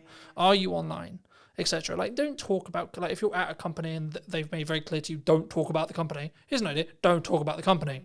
Might be a good idea. But you have a load of other stuff that you can talk about. And that was going to be my next question, which is like, how do we weave that line of talking about personal, talking about the person, right? Colton, Emily, Alan, etc., and then the business, and it's still being, quote, authentic. Buzzword. I don't like authentic. I don't, because I just kind of think if you're not being authentic, surely you are surely you're just being you, right? So if you're having to say that you're being authentic, you're not being authentic. I'm being my authentic. Okay, right. So I'm going to be devil's advocate here. So let's be honest. Some people don't find everything simple and easy, right? Clearly, we are happy being ourselves, sitting around the table, chatting, right? Fine. Others may not find that. But what happens with all these things is, like the anti-hustle culture, like the be authentic thing, they all have their place for the right people. Yeah. But I was speaking to someone the other day, and she was like, what's she into? I've forgotten. She was really interesting, actually. So she's a nutritionist. No, Alan does more one-to-ones than I do. I know, I just love chatting. So she's a nutritionist. And she went, well, I was going to be like a perimenopausal, I can't remember whether she said coach, but for the sake of this, I'll just say coach, right? Help me with it. But she said there was so much noise about perimenopause at the time. But I've got to be very careful here, right? But she said, You're very brave mentioning that. No, I know. I'm so nervous. But she said, I didn't want to do it. And I find that in this world, that there's peaks and troughs of noise. And for the vast majority of us, the answer is just crack on, be yourself, be a bit more efficient, make some more noise, right? Be a bit more visible. Well, lean in and then do it longer, I would say. If truly, like, so I want to talk about marketing, I want to talk about video, I want to talk about doing, okay, I'm doing it for 10 years. That's my sprint. My sprint is 10 years. Let's see if you can keep up, right? There's lots of other people who are doing it, sure. But have you been doing it as long as I have? Probably not. No. Yeah. Well, it's like The Rock always says, be the hardest worker in the room, doesn't it? But then once again, that does have to align with your goals. Yeah, exactly. And we have quite a few clients who are, what's the polite phrase? They're older than us. And More mature clients. more mature I think the term is on the way down, or on the wind down. on the wine. Some aren't. Some are hungry we have it. a whole host of clients that we work with who are in their latter stages of their career life, who are not slowing down. They've got, and actually, they're the best workers we have in terms of taking ownership and doing it.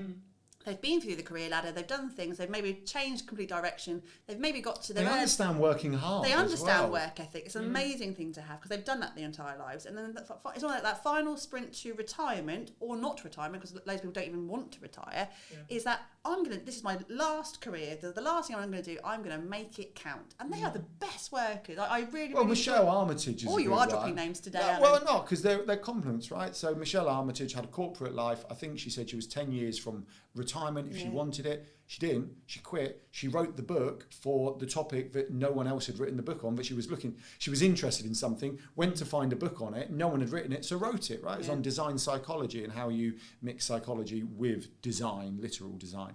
And so she wrote the book, and now she talks about that. She's bringing that into business.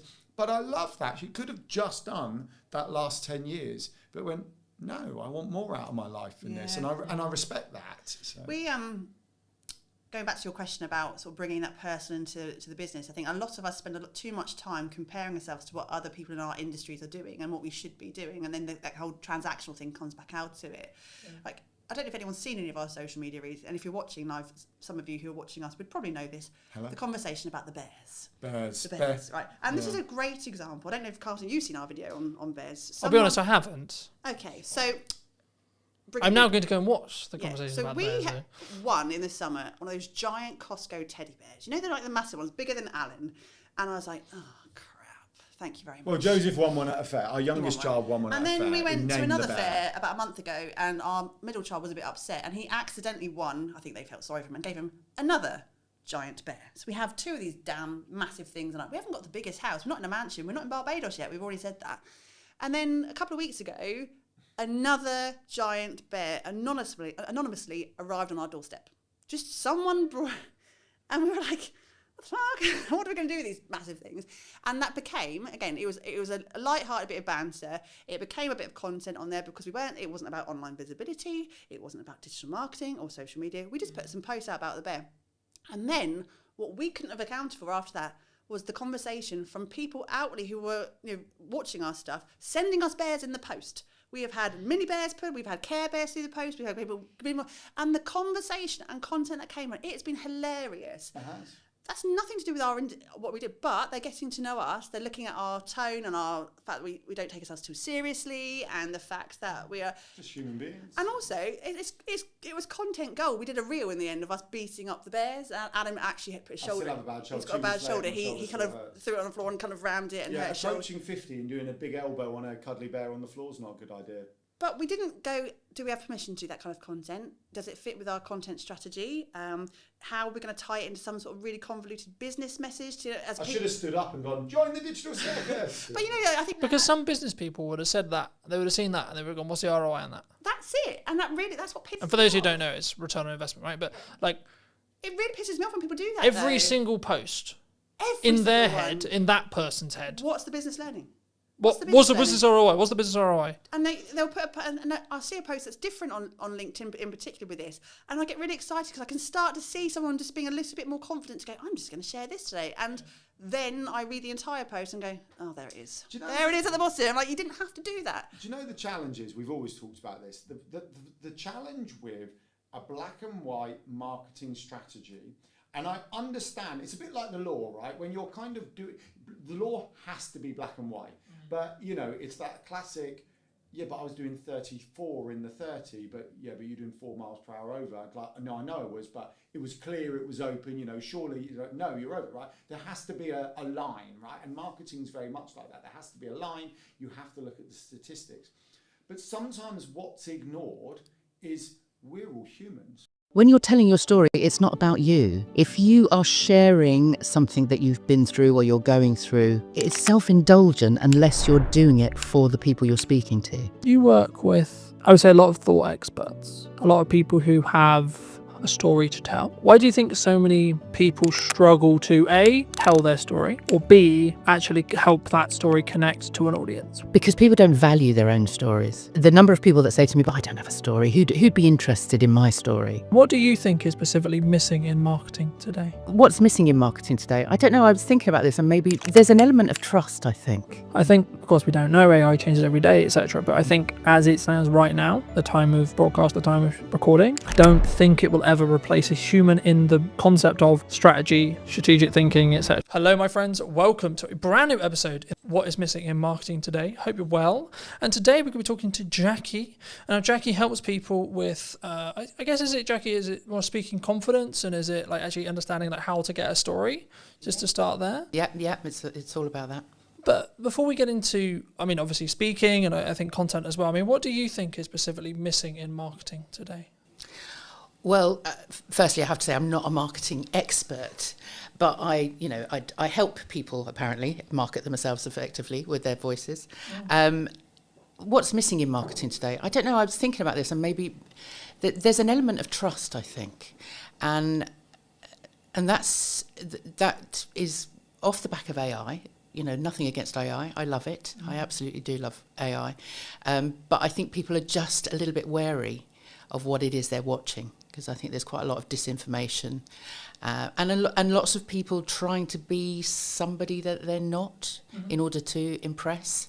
And I think we as consumers are getting a little bit wise to that. So I think there's an element of trust that's missing. Do you think, because a lot of people talk about AI, they say that maybe we're all going to be out of jobs, or maybe it's going to replace. I mean, specifically AI has seemed to be targeting the creative sector as a whole, right? Maybe by proxy or maybe by accident. But would you say that is true? Are we all about to lose our jobs, and we're all, you know, the universal income argument is necessarily going to happen, or is it more actually in the middle ground? I think we'll adapt, as we have with every other piece of technology that's come along. I think what is different with AI at the moment, as you say, it suddenly us creatives are thinking, oh, we didn't understand that somebody could possibly take away. I mean, we're all creative as human beings. Every single human being is creative. But if that's your job, if you're a writer or an artist or a singer, songwriter, whatever, there suddenly is something that could take away that element of creativity, your IP, your intellectual property, and I don't think that's actually happened before. So I think in terms of being creative, I think maybe there is something to worry about. But otherwise, you know, robots have been doing jobs for ages. When computers were invented, you know, we all thought that was going to be the end, that we'd never have a job again. But I think we adapt, and I think AI will be similar.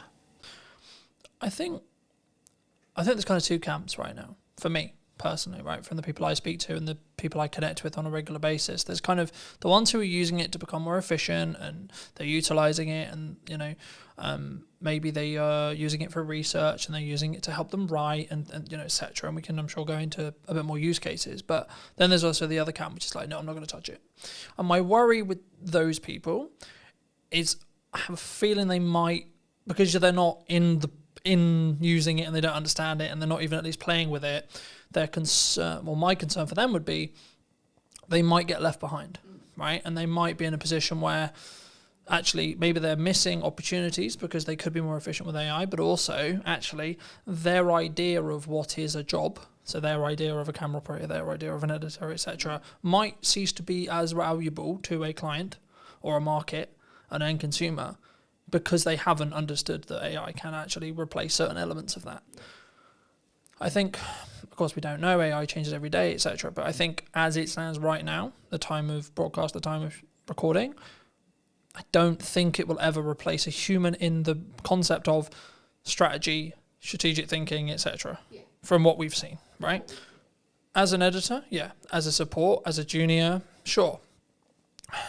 Would it? I mean, there's a lot of conversation in the video space about, am I ever going to be able to put the hours of material I have of me talking on camera into an AI, and then it will be able to basically give me this infinite feed of me, then it will look and sound and have the same mannerisms and etc. And actually, should we have that?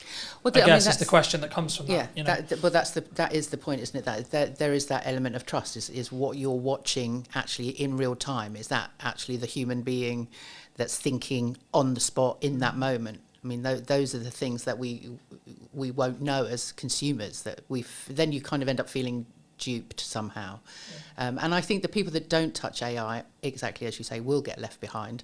But it's an element of fear. It's an element of touching it and it all falling apart. You know, certainly my parents' generation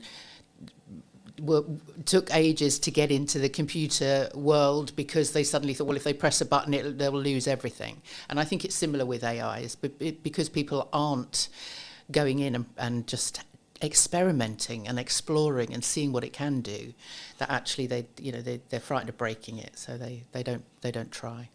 Do you think there's also kind of this is the way I've worked for years, this is the way I am, this is the way I've done it? You know, I've been hired as a camera op for years, I've been hired as an editor for years, so no, that couldn't, you know, I mean, is it a level of pride, I think, or level of like, oh no, this couldn't be replacing me, you know? Well, yeah, I'm sure there is a level of that as well, but I think people are frightened of change. You know, and especially if there are people out there that have been in the same doing the same job day in, day out for years, and it's kept them safe and it's kept them in their comfort zone and, you know, family fed and all of that. If suddenly something is threatening that, then that's when people kind of there's a fear around it, and then they would rather fight it than actually understand it. You work with, I would say, a lot of thought experts, a lot of people who have maybe experience or a story to tell, perhaps. I mean, why do you think so many people struggle to A, tell their story, or B, actually help that story connect to an audience, would you say? Because people don't value their own stories. The number of people that say to me, but I don't have a story, who'd be interested in my story? But the part of my job that I absolutely love is going, okay, well, let's see. Let's start unpicking what it is that makes you, you. And once you start getting underneath what they think they should be, that you suddenly then find these amazing stories. And then one of the very first questions I always ask when I'm working with clients, no matter who they are, what experience they've had, you know, the age, gender, whatever, you know, culture, whatever, it's, you know, what were you playing when you were 9 years old? What were you doing when you were a child? What lit you up then? And usually I find that whatever that is that they were playing in the playground, you know, whatever they, you know, for me it was grabbing everybody, right, we're going to put on a play, let's, you know, and I'd write it and direct it and star in it, obviously. And then we'd play it, perform it to the class at the end of the week. So that was what I was doing, and that I can see that progression in me from that moment. And I think everybody has an element of that, no matter what they're doing, even if it is a sort of a day in, day out kind of job that they've done forever. There's a reason that they get up in the morning. And usually, especially with thought leaders, thought experts, subject experts, they are expert in that area because there's something in there that lights them up. There's something in there that they're passionate about. And you can follow that story. But they don't value it until they speak it out loud to someone like me, that I can then go, now that's interesting, and I can see that I can then join the dots, and you know and then I start drawing out the stories, and so then when they get in front of an audience and start sharing their story, they can relate it back directly to what it is that they're doing, and why it's important to the people that they're speaking to. Do you think? Because a lot of the conversation I have, especially with like accountants, lawyers, etc., right, quite dry businesses perhaps, they go, well, yeah, but my day-to-day and my story is really boring. Yeah, but what I do is actually really boring and really dry and really just, I look at spreadsheets, I look at law, I look at etc. Is their story boring, or is there elements maybe they're not seeing? Do they feel that other people find their jobs boring, so therefore they're, you know, but I would say nobody works in a business like that for 20 years. Nobody spends all those years getting qualified to do something that they're bored with. And so I think that's a cover. I think they say to other people, "No, I have a boring job. You know, Oh, no, don't talk about listen me to me. because it's don't listen- boring, It's boring. you know, I just look at spreadsheets." But inside, there's going, "I look at spreadsheets. So, you know, I'm so excited. I look at spreadsheets. That's what lights me up." And so there's a reason for that. And I always love to get to, you know, what is that? What is it that makes you get up and do that every day? And there's always a story. Always a story.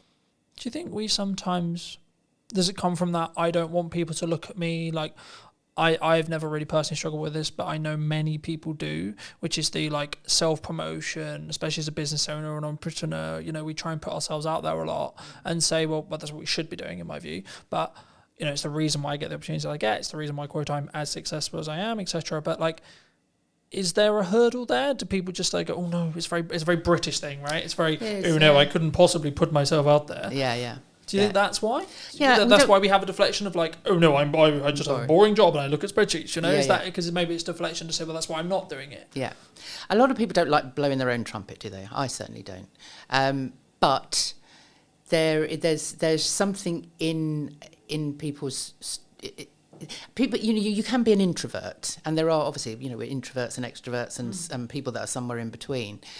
But generally, the introverts are the people that don't necessarily socially want to sort of get out there and connect and be in loud spaces and all of that. But actually, they still have a story to tell, and they still have a reason for promoting their business and promoting what it is that they do. So I think it's not so much about them sort of getting out of their comfort zone, but just taking baby steps. What is it that they can do that will just take them a little bit further forward? And find a story or something that they can tell, even if they just start with a camera and just talking to a camera, just in little, you know, and talking to family and friends and just starting to explain what it is that they do to other people.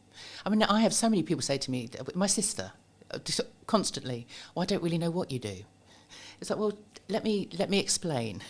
And everybody has that opportunity to explain what they do to somebody else. Just get used to doing it, you know, and you will discover it's not until you start speaking your story out loud that you get feedback from other people. And that's really useful. Back when I started Power to Speak 4 years ago, I made the conscious decision to get feedback on what were my superpowers, what other people thought were the great things, that, you know, what was I really good at, but also what am I really bad at, where could I improve? And I thought, well, I'm going to bite the bullet. And so I asked, I think, 4 or 5 friends, 4 or 5 former clients, and 4 or 5 networking buddies, say people that I knew through networks. And so I had about 15 different versions come back to me. What do I do really well? What do I, you know, where can I improve? And I was amazed. And I don't think it is quite a brave and vulnerable thing to do, because you don't know what you're going to get back. But I wanted them to be as honest as possible.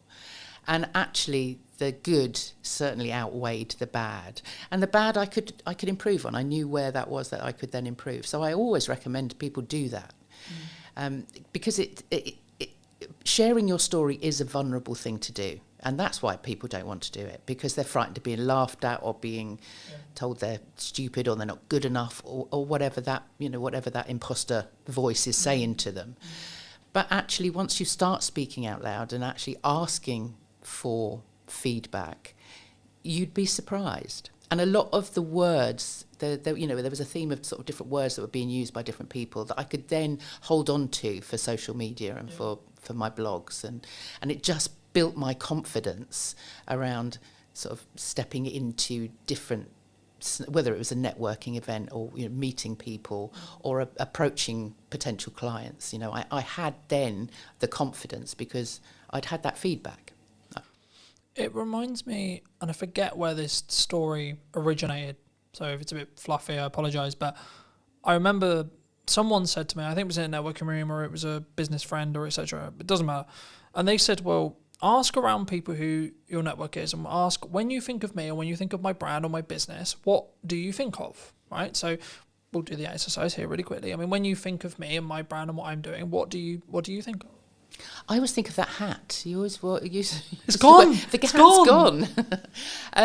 But no, I suppose that, and the waistcoat. So I mean, you had that kind of the personality that came through the way you dressed, which you still a very dapper dresser. I'm not saying that, but actually, when I think of your brand, that makes me think of a brand that's creative and curious, which I think is good.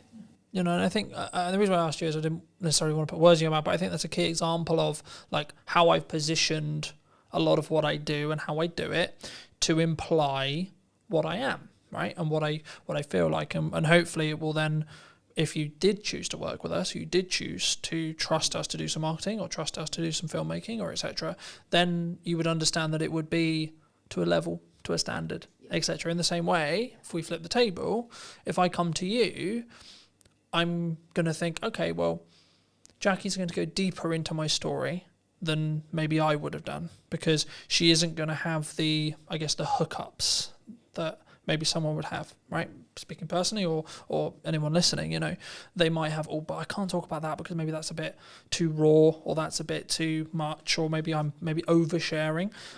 I mean, how do you ride that line? Because I think sometimes we should share certain things that have happened. My view on it quickly is like, if you've healed from it, happy days, use it as a story. If you're healing from it, no. No, absolutely. And that's absolutely right. Those stories may well come out in a session with me, but I will always say to people, you don't have. That's not something that I'm going to say to you. Well, you need to tell people that. That absolutely not. No.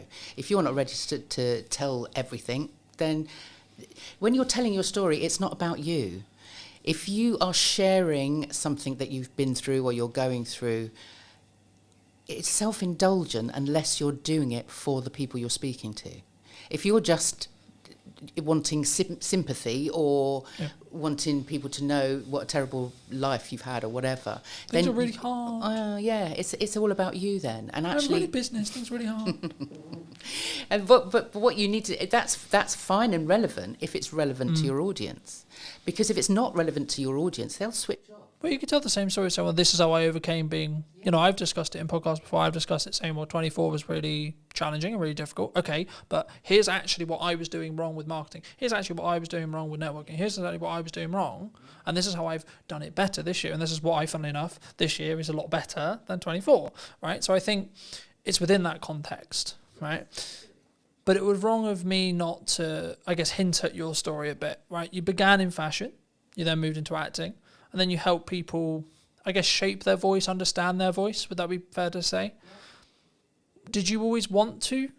Like, have you, I guess, the question that comes from that is, in your current career path, is it where you expected it to be when you were maybe acting or in fashion specifically? Is that like, you just go, okay, well, this is the path I'm going to go on and this is where I'm going to end up? And if so, how did you sort of get to where you are now? Yeah, does anybody actually end up where they think they're going to end up? When as I said, when I was 9 years old in the playground, I was writing, directing, acting, literally producing. I was doing all of that. And then when I got through my teenage years and went through grammar school and O-levels, as they were back then, and I went to my careers teacher and she said to me, what do you want to do? And I said, well, I want to be an actor. And she sort of head tilted to one side and went, I don't think so. She said, do you go to the theatre? And I was like, well, no, not very often. I lived in North London. I wasn't anywhere sort of near that sort of places, those sort of places. And I wasn't doing a lot of drama. I was doing sort of bits and pieces at school. And she said, no, you don't want to be an actor. She said, if you wanted to be an actor, you'd live, die and breathe the theatre. What else can you do? And I'd said, oh, well, I'm not bad at art.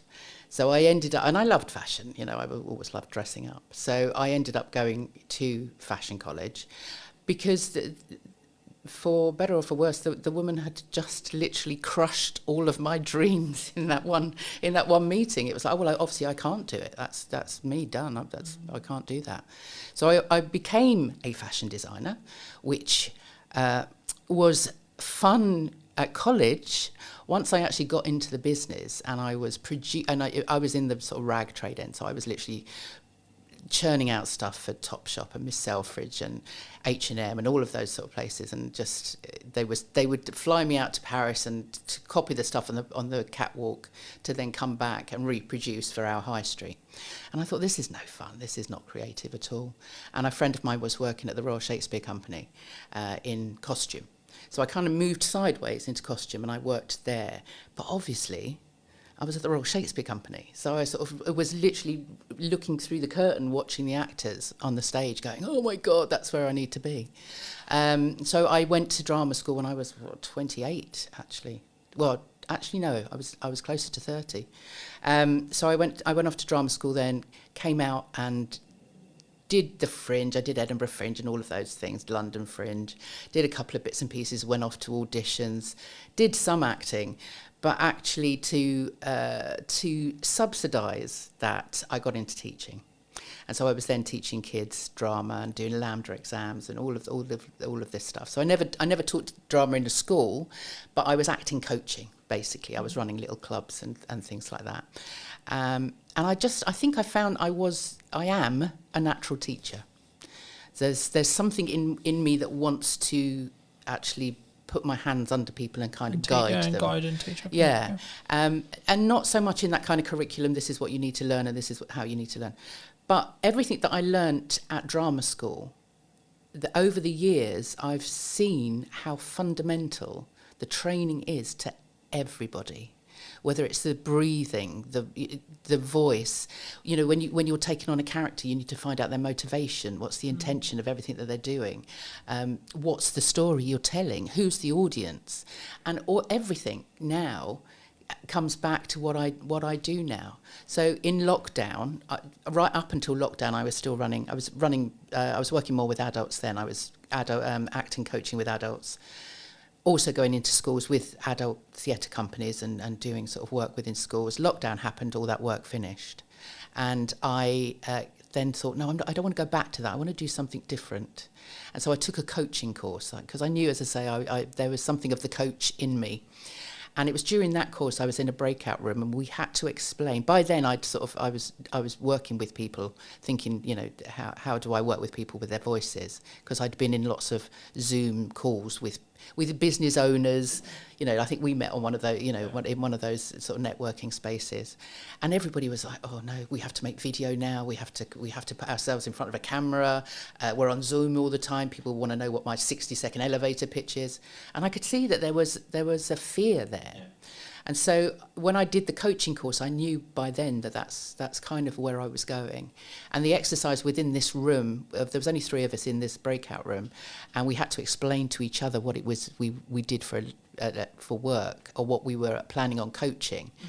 And so I explained what I did with people, and I said, okay, that's my minute. I've told you what I do. Now explain back to me, what did you get from that? What did you understand from that? And one woman said, you help people market themselves effectively. And I thought, I hadn't even considered that I was helping people actually market themselves. And the other woman said, you help people show up powerfully in the world. And I thought, I like that. and so power to speak. It was then all around, the fact that it is empowering when you give somebody that voice. And certainly in the 4 years that I've been doing it, it's just the transformation that I see in people when that kind of penny drops and they go, actually, I can just be me. Yeah. They take ownership of all of those stories and all of those experiences.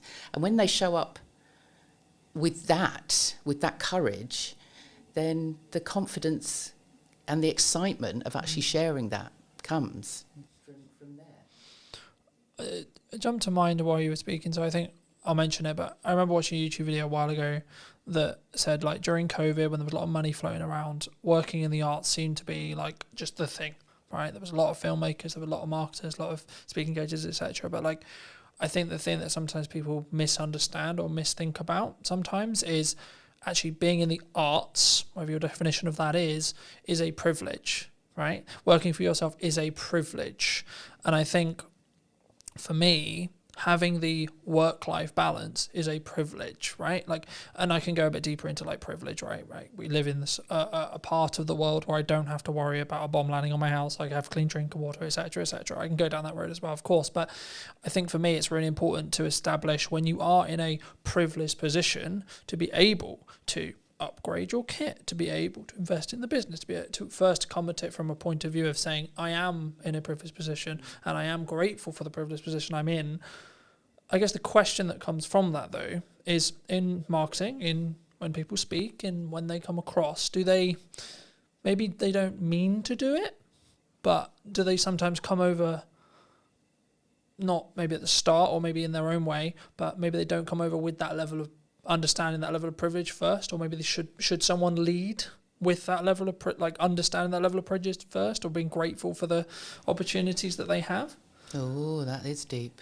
because I think sometimes I use the word entitled. I paused because I didn't know what word to use, but I think the best way to describe it is some people can be very entitled. I'm entitled to people watching this. I'm not entitled to anyone watching anything I do. I hope they do, and I hope they take value from it. But that's actually down to the quality and the value that I add, which is subjective upon the audience, not me. My job is to do the best I possibly can in the grateful opportunities I have to hopefully add value to someone else. Yeah. I mean, I don't know how many people creating content in a privileged environment really understand that that's the case. I don't know how many people are actually. I think maybe with what's going on in the world at the moment, people are now kind of thinking, well, actually, my life isn't actually that exactly. bad, Yeah, I'd much rather be here than there, kind of thing. So yeah, maybe we are becoming more aware of that.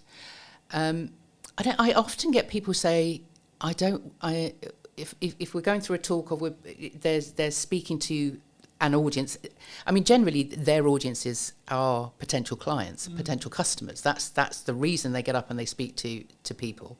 But they don't want to be seen as arrogant. But what I say is, it's more as long as you're confident,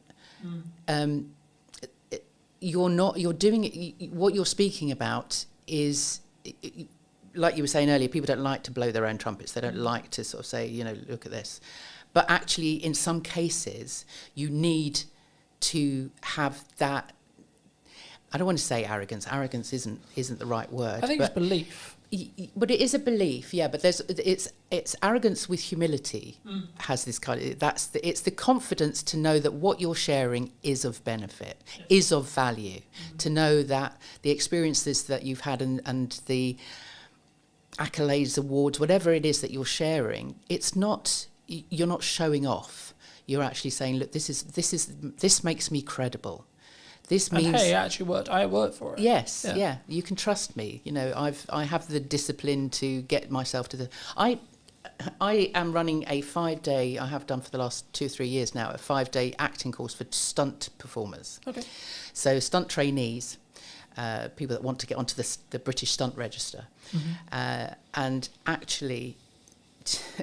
On day one, they come in and they're very, very nervous, as they would be, because they don't want to be actors. They want to throw themselves off buildings and get into fights with superheroes. That's kind of why they want to do it.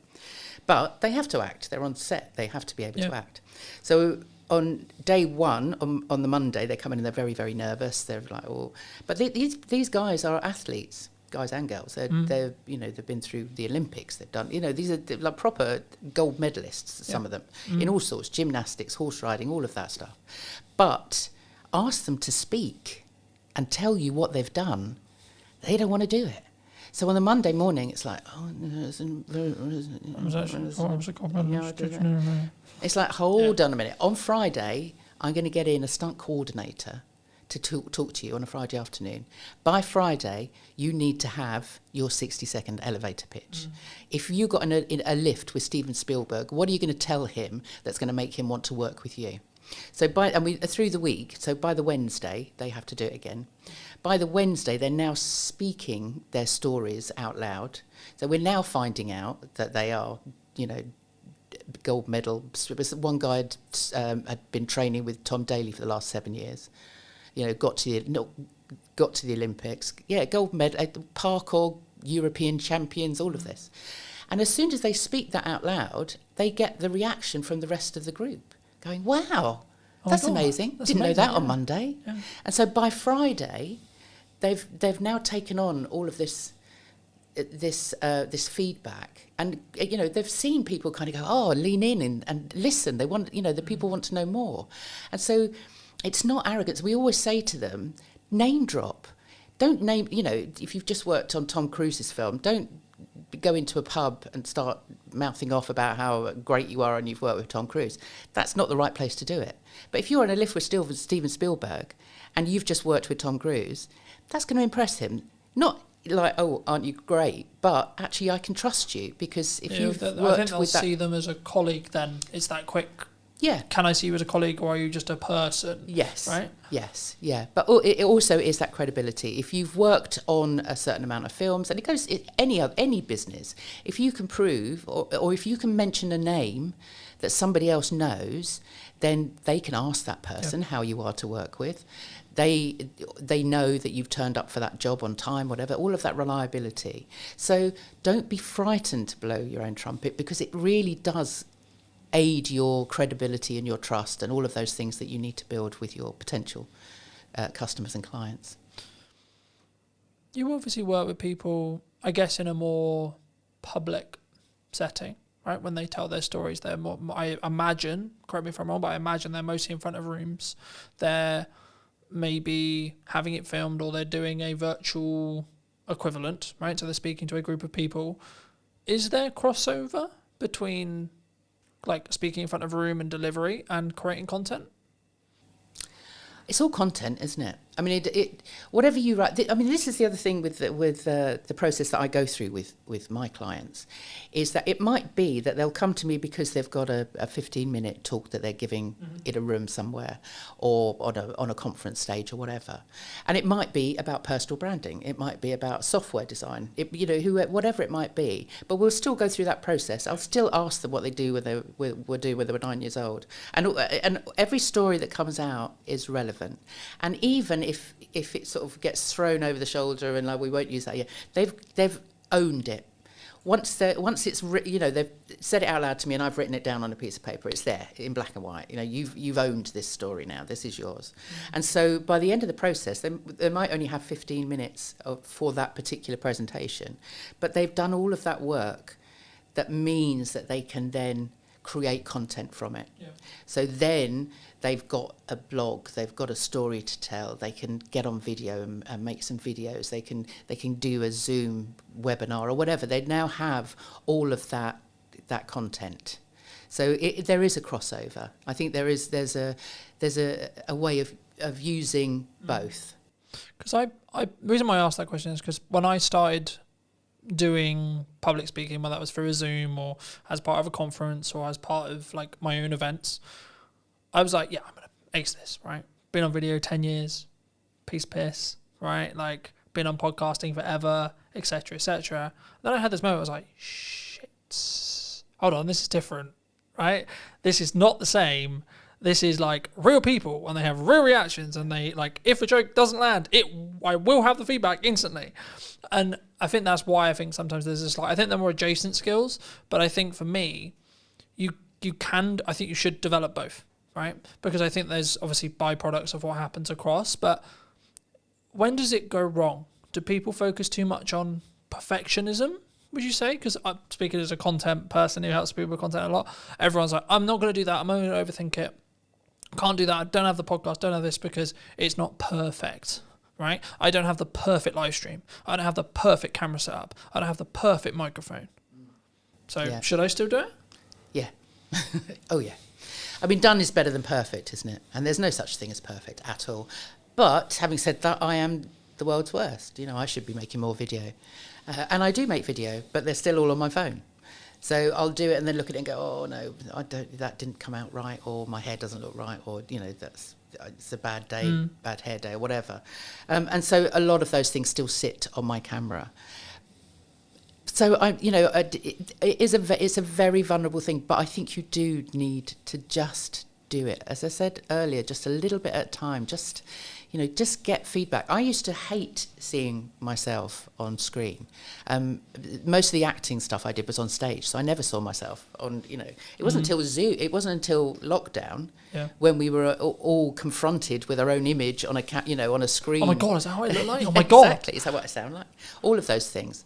But over that year on and off of lockdown, I saw myself a lot on the screen, and you get used to yourself, and actually now, I don't look too bad. I can get away with that. But going back to what you were saying about how you started out in that sort of space of suddenly standing in front of an audience, having done video for so long, I'd been on stage as a character for so long that when I then had to stand in front of people as me, then that was like, when I used to introduce the kids shows or the adult shows or whatever, we'd put on a performance at the end of the term or whatever, I'd have to stand up and introduce everybody, and I'd got that. My heart would be going, I'd be the sweaty palms, it's like, I don't know what to say, I'd have to read it all.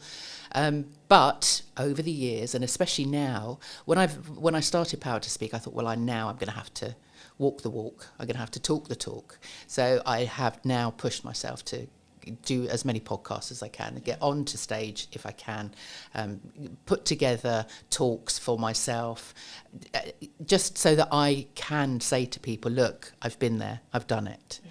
And so it just takes practice. It just means that you see so many people, I think, end up procrastinating over what it is they're going to say because they don't think they're going to be good enough. They think they're going to be judged. That they're going to bore people with their story, and so they don't practice. They're worried about actually saying it out loud, or they put off for so long what they're going to write is that they'll do it all the day before with their visuals and all of that stuff, and then suddenly wonder why on the day it goes down a bomb because they just haven't given themselves enough time to really work out what it is that they're saying. I think, for me personally, anyway, I think the only reason, so there's a couple of things. One is focus on that 1%, right? For me, I would rather have imperfect action that then leads to a 1% rather than I'm actually comfortable, I'm actually good, because then I'm not moving forward, then I'm not doing something unique, I'm not positioning, or even if you just look like marketing positioning, I'm not then marketing myself or positioning myself as the go-to expert of what's missing. That's why the podcast is called What's Missing in Marketing Today, because I want to talk about what's missing, not what everyone knows, right? And I think for me, it probably will be the same 5 chunks throughout the next series, but it will be the nuance of each guest's input or my input on the day, etc., that will be the reason why someone will potentially then go, okay, we should what we got. But I think the reason why I think some people stop is, I guess the way you think about it, and this will be in your position as well, they want to do it perfectly and they want to be consistent because maybe they hear, for me, you had to be consistent for it to work. But I would rather someone started, got some feedback, stopped, then carried on, then rinse and repeat, rather than they just don't do it. And the way I would maybe rewire having stuff on someone's phone, because I'm sure you're not the only person, right? And I'm sure there's lots and lots of people. For me, this is going to sound really weird, but I don't even think about the concept of posting it, because by the time I thought about the concept of posting it, I could have already posted it and I could be moving on to the next thing. And I use market data to tell me what's good and what's bad. So something I'm doing right now, because I've got a hub strategy with the podcast, is I'll put all the podcast clips out before the episode is actually live to test which of the clips is actually the best in regards to an audience reaction, and then the best 1 or 2 will go on the main account. Because of the nature of having 2 accounts, you can sort of test bed it. So I'll give you a quick example. At the time of filming, Sarah's episode came out at the start of this week, and a couple of the clips did really well. So there was 2 outlier clips. When I put it on the main account, it got 4 times what it did on the other account. Now, the other account's new, and it's deliberately designed in such a way where it's just for podcast clips. It's also a test bed, etc. But the thing I found really interesting is when I did that, I think it was 500 on the test account, and then it got 2,000 on the main account. right? But it was because I didn't need to question whether the creative or the clip was any good, because I already knew, because I knew it had already overperformed. So it was like, okay, cool. So now I'm going to serve it to my audience as kind of a test bed already. But also I experiment a huge amount. So I think the reasons why I'm quote a good marketer is because I experiment. Because when I get something that works, I run with it, but then simultaneously I'll experiment with another 4 things. I guess the question in your space is, if someone's listening to this and maybe they have a talk coming out and they have maybe an instinct during their talk performance. So they have their prep, because they have that preparation, they know that they should be preparing, but they have an idea, right? They have, maybe the audience, this would be really valuable, this idea would be really valuable, but I haven't prepped it. Should they use it? No. I'm thinking you've done that, haven't you? I have. and it so I'm partly asking selfishly, yeah, because exactly. I have done that. Yeah. And lots of people have. It really depends on your audience and what you need your outcome to be. Because what happens in that moment is that if, for example, you've been given 15 minutes and you're on a whole raft of other speakers, you've got 15 minutes, you've honed your talk, you've prepped it, you've practiced it, you're there, you're doing it, and then suddenly something pops into your head. You speak it out loud, and then you've got to find your way back to where you were to finish in that 15 minutes, because time is really important. Yeah. And people don't seem to understand that actually, either they'll think, right, I've got 15 minutes, I need to cram in as much as I possibly can in that 15. I need to tell everybody everything. No, give yourself space. Is make sure that if you've got 15 minutes, you've only got maybe 12 minutes worth of content, so that you can really speak in a measured way. If you then come out of that because something else has popped into your head, then you've kind of messed up all of the work that you've done, really. Because what it also does is it takes you out of the moment. And the whole point of putting together a talk that is structured is the whole thing is a story, from beginning to end. It's not necessarily a series of stories, but if you've prepped correctly, you should have the hook at the beginning. It's that whole journey that you take them on. If you suddenly come out of that, it would be it would be like if you were watching a film and then suddenly the lead actor stopped and turned to the camera and sort of said, actually, I was just thinking about this. Sorry, where were we? Let's go. But it kind of takes the audience out of that journey that you're taking them on. It can work, and if you are a seasoned professional, then maybe. But actually, if it's not something you're used to, then don't do it. Because what you want at the end of that 15 minutes is people asking you questions. You don't want to fit everything into that 15 minutes. You need to put in enough teasers, and you need to be interesting and entertaining enough that actually they want to come up to you afterwards and find out more. So you don't need to put everything in there anyway. I agree. I think it's the context, right? Like anything, it's context, right? I think for me, every time I've done it, it's been, okay, I had a plan to do, let's say, camera confidence, for example, right? And then I find that the audience I actually have in front of me isn't actually that fussed about camera confidence, or maybe they're already quite confident. Okay, cool. So let me go back into the stuff I already really know and go, right, okay, would they actually more care about the stuff that's now working on social media, right? So I think in my stage where I'm at, I can do that because I have a set of stuff that I know really, really well. And I don't really need to prep that much because I have it passively in my head. So I know what's going on with Instagram. I know what's going on LinkedIn. Algorithmically, I know what's going on. So if I'm ever asked a question randomly out of the blue, what's currently hot on social media right now? Okay, well, short form is normally the answer that most people would give. I would say actually live streaming is probably actually the thing that's hot right now. And the reason is it's counter AI, right? So bridging back to the start of our conversation about AI, it's actually anti-AI, because for AI to be live, it's nearly impossible as of today, right? I'm not saying it's not going to be, it might become but from my understanding of the technology, from what I've played with, it's nearly impossible for a live stream with people on it to be AI'd, from what I know. And that's one of the reasons why I think it's the unique thing to do, because also it takes a lot of confidence, it takes a lot of planning, it takes a lot of prep, but also it could be the reason why you're found, because it's a different algorithm than the video, than the shorts, than the reels, etc. But do people come to you confidently when they look to speak? Or if they don't, how would you recommend they become confident? Is it just simply that prep? You just do it over and over and over again? I mean, just coming back quickly onto your point about you in that space. Like me, if you are running a sort of an interactive workshop presentation type of thing, then read the room. Always read the room. The number of times I've been into a class with everything, a workshop with everything noted out. This is like 5 minutes for this, 5 minutes for that. To throw it out the window every time, because you are interactive and you're feeding back. You're getting that feedback. So then and we have that knowledge. We can answer those questions. If you're in a Q&A, then obviously you're talking off the top of your head. You're improvising. Absolutely. And that's fine in those situations, absolutely.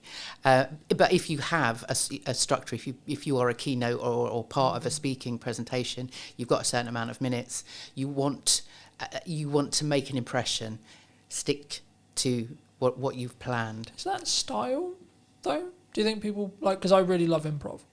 Improv is a big I personally prefer to do improv. If I ever can, I'll do improv. I will always say, memorize to improvise. Yeah. And improv is I'm an actor. It's one of it's one of my favourite things. And the number of business people that I get improving in one of my sessions, because I run a monthly speaker club, and it's a big part of that. And people are uncomfortable with it, and I understand that. But actually, it is a big part of just getting people to understand that it's not about reading a script. It's not about learning a script. It's about telling stories. It's about, if you've got data even to put in there, nobody's going to remember your data, but they will remember how you made them feel with that story. That Maya Angelou quote, which is fabulous. So improv is great, and if you have been doing speaking as long as you obviously have, then maybe yes, but that's because all of that is memorized. Yeah. It's second nature to you. And so people don't come to me confident. No, they don't ever come to me confident. That's the whole point. And I think even the most confident, outwardly confident people, when they get into a room and we start sort of digging down, it's like they everybody has those voices in their head that tell them they're not good enough, nobody's going to listen to them. So it is all about, I like to say that I get people comfortable and confident with what they're about to say. And that comes from really it's a self-awareness. Confidence comes from within. And in fact, the word confidence comes from the Latin confidere, con being with, fidere being trust. So confidence actually means with trust. And that trust has to come from you. I was going to say, it's that. So that we trusting. I trust in my ability to be able to do the thing, whatever the thing may be. In this case, it's speaking, but it could be driving, it could be backflipping, it could be etc. So it's a self-awareness. It's an inner confidence because you are self-aware of your own being, your own stories. Once you've taken ownership of everything, all of those experiences, then it's easy to share them with other people. Because you've dealt with them yourself. For those who've enjoyed this conversation, who maybe want to see what you're doing and see some of your content, see some of your older content perhaps, where's best for people to reach out to you? Well, saying that, because as we had a conversation earlier, I podcast myself for a good few years. So I have a YouTube channel, which is Power to Speak, on YouTube, and there's all my older conversations that I've had with lots of wonderful people, such as yourself. And I did a speaking about speaking live for a while, so they're all on there. They were the half-hour live streams. So yeah, I'd love people to go back and have a look. They can find those also on Podbean and Apple and wherever they want to find them. Otherwise, the website, powertospeak.co.uk, all my stuff is on there. You can sign up to my newsletter, which goes out every couple of weeks, with lots of tips, techniques and stories of my life. And otherwise I'm on LinkedIn. Come and find me on LinkedIn. It's kind of where I live. Fab. If you were going to speak to yourself 10 years ago, and if you were going to give advice to that person, what advice would you give them? Oh God, what was I doing 10 years ago? Somewhere in the middle of acting and Somewhere in fashion, I'm sure. well, no, that was a bit longer ago than that. But thank you for that, Carlton. No, I don't think. I think 10 years ago I was working as an arts. I was working in arts development, so I was running workshops. I was teaching drama. So what would I have said to myself? You can do this. You can actually become your own boss. You can build a business around helping other people. And I do. That sounds really cheesy, but actually, what I do, I love what I do, and it's because I actually can see people taking that next step. And I think I don't think I ever envisaged myself 10 years ago with that ability. And maybe that goes back to that breakout room and just having somebody say to me, you get people to show up powerfully in the world. And I would never have known that 10 years ago, but that's not advice I would give to myself, but I'm very glad it's happened. Fab. Thank you so much for coming on. You're welcome. Thank you for having me. And if you did enjoy this episode and would like to see more like it, make sure to be subscribed to the channel. YouTube thinks you enjoyed this episode, so why not check that out? And I'll see you very, very soon.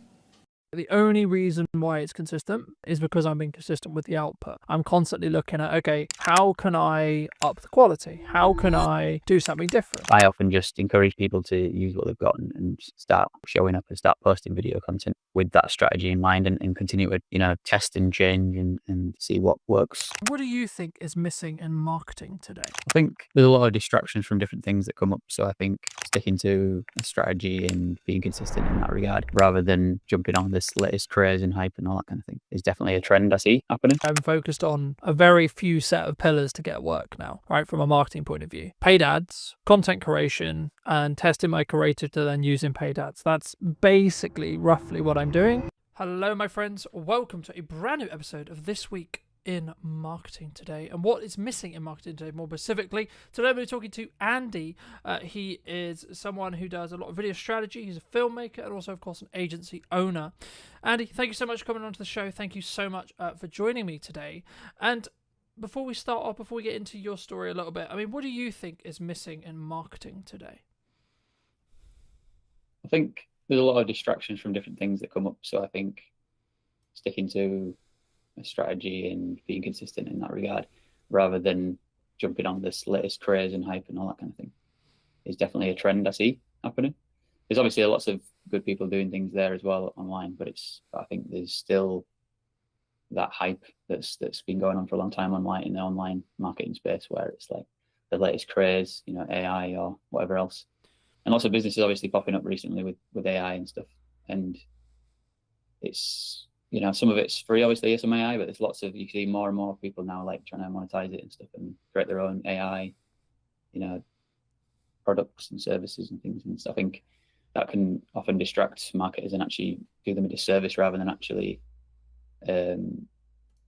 enabling them, because they actually might be, instead of being empowered to use that and have a strategy attached to it, they might not actually have the strategy side planned out enough. And I often just encourage people to use what they've got and start showing up and start posting video content with that strategy in mind, and continue to, test and change and see what works, find out more about your audience, do that market research, and just test what you think people will want and see. And then obviously also ask questions and start conversations. It's like, what do you want?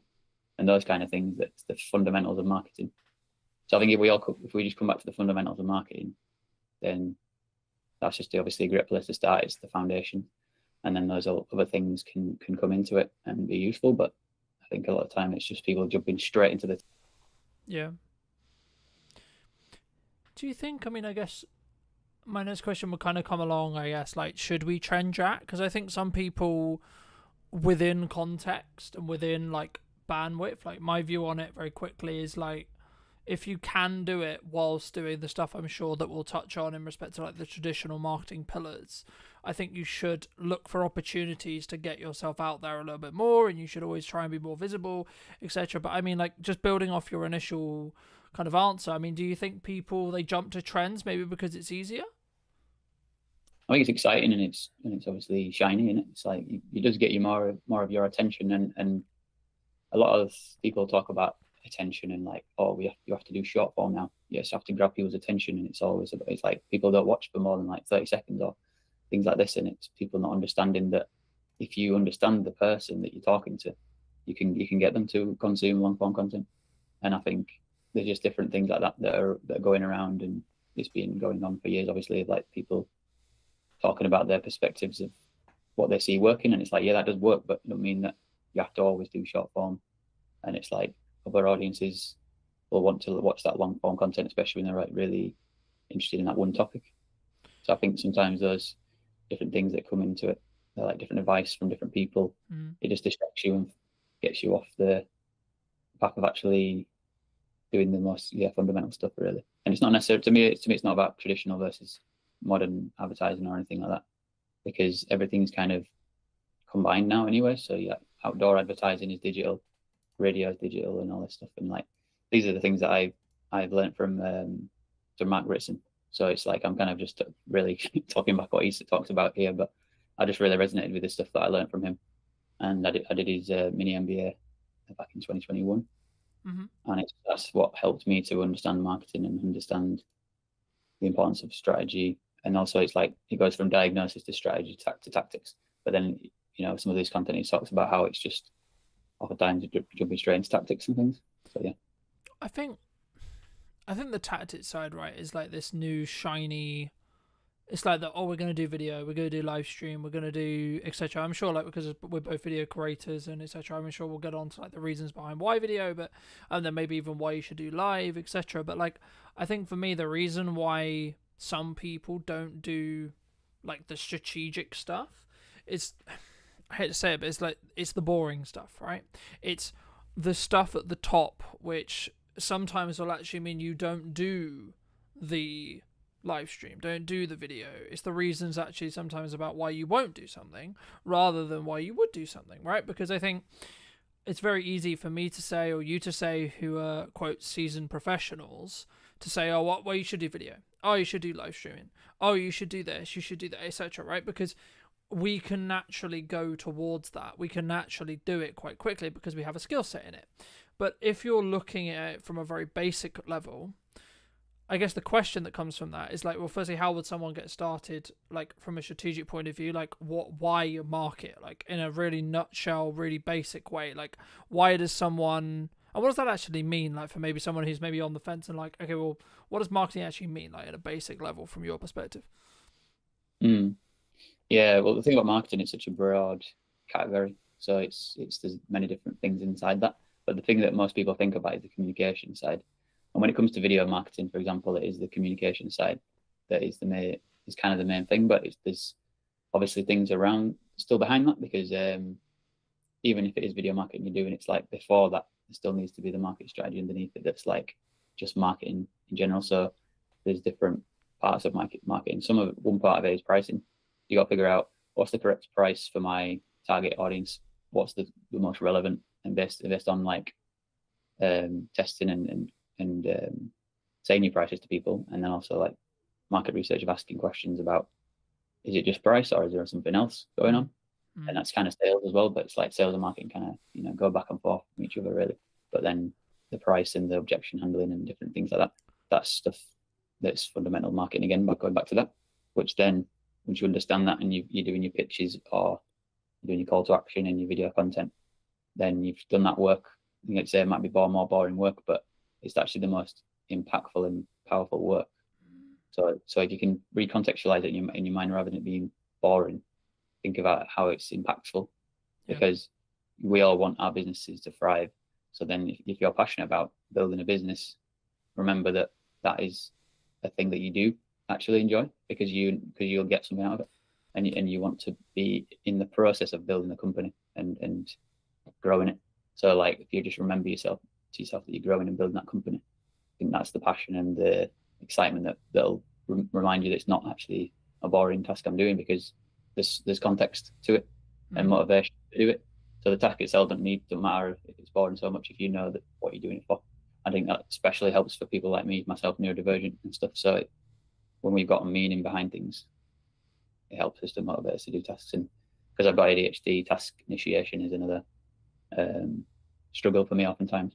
Yeah, I think for me personally, I've found it, like in the past anyway, like very, I guess in some ways frustrating when there isn't, and the reason why I bring it up is because I think there is a strong correlation, and this might be a commonality, where there's not necessarily a, I do this live stream, I do this video, I do this marketing effort, whatever it may be, right? I do this pamphlet, I do this print ad, etc. And then I instantly get a return, right? So the phone rings instantaneously saying, oh, hey, Andy, I love that video you did, etc. I mean, for me, like, if you're doing something now, in 3 months to 6 months, you might see a return, right? And the key there, and the reason why I say might, is because it depends on, as we've already alluded to, the strategy, how you're doing it, what you're doing it, etc. But what would you say, like, I guess just focusing a little bit on video then, why should, I guess there's this kind of a two-pronged question here, like, number one, like, why should, in your view, someone do video as a whole, right? Why, as a medium to create content, put themselves out there? But then number two, what would be the reasons behind A, why they shouldn't do it, or B, what are the hurdles they might run into when it comes to their fears, their worries, their concerns in respect to actually, like, doing this thing that we call a video, right? Because I think so many people don't do it because they're worried about it or because they're concerned about it. I mean, from your perspective, just to reiterate the question, why should someone do video? And then secondly, like, what kind of are the fears and the worries that they might run into? I think because something stood out to before what you said, I think I could tie it into what you said before, because obviously what you talk about before is ROI.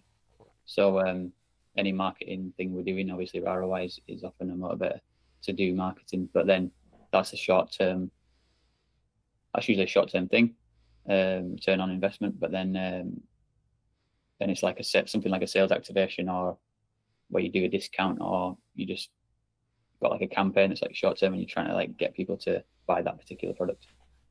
And then there's also long term, which is the brand building. So there's those two sort of objectives, like categories of, like, we've got objectives in building that brand and long term value, and then we've got the short term of, like, just getting this product sold. If we've got loads of a particular product to sell, for example, it's like a physical thing that we want to get that sold, then we can, obviously, one strategy is to do discount, but that's kind of like the last option you should really consider, because you want to think about what's relevant to the audience. Like we were saying before with pricing, if you set the pricing originally, then you'll know that it's the right price and you can just keep it at that price and keep just pushing it. And then this brand building side is more emotional and more what it feels like of the brand and what you stand for, values and all that stuff. And that needs to be a message that's communicated over time, and a story that people understand who you are and what it feels like to experience that brand, on either in the marketing or in the product itself. So I think those things are important, whatever marketing you're doing. But then if you're using video, there's some of the benefits are that if you're a person, like, talking on camera like we're doing, it's like it can humanize the content rather than just text on a screen. Personality can obviously come through text as well, but it's like, I feel like it feels obviously more real. It's like a simulation almost of, like, real life. So I think that's one of the benefits of video content, and aligning that with the marketing stuff, with either focusing on sales activation or brand building. Yeah. Usually a combination of the two is the best approach. And then just to tie. I mean, I agree. I mean, I think for me, whenever you look at maybe doing like a short-term campaign, as you like alluded to as well, like the video strategy or the ads or like the specific creative, so the thing you're going to be showing that audience, is going to be completely different in how it's designed, in my view at least, of like how we would create it if the objective is actually short-term sales. Like, we're recording this and it's going out live at the start of October, and you know, a lot of people are thinking about Christmas, right? Like, now, to be honest, I'm pretty much booked for Christmas, right, in respect to the campaigns I'm doing and the stuff I'm doing, etc. And the reason why that's kind of happened is because I did a lot of the Christmas marketing beforehand, right? So to give the audience some more context, I mean, for me, like, I start talking about Christmas, and there's kind of this joke in marketing, I'm sure you've heard of it as well, and others would have heard of it, where, like, you're starting to talk about Christmas towards the middle of the summer, because by the time you've done the prep and etc., and like maybe the actual production isn't until October, November, but all of the planning and everything else that goes into it will be towards that summer transition. But I think for me, like the point that I really wanted to, I guess, echo, but also add to, is what is your objective? Are you in a position where, for whatever reason, you're trying to develop cash flow quickly, you don't have a strong pipeline, etc., then actually maybe marketing isn't the solution. And that for that specific case, I think for me, in that case, it should be more cold outreach. It should be reaching out to your, creating an ideal offer, creating a glance time offer, that kind of thing, and more looking at that, because that will have a shorter return window in respect to the amount of cash that can be generated and collected by a business for work done. So let's say, for example, I'm in a cash flow crunch, and I'll go, okay, so I'm going to do a video, promotional video deal, for example, for X price. Cool. And then I'm going to go to like 150 people within my network and say, hey, would you like this thing? Right. And if it's kind of more a binary yes or no.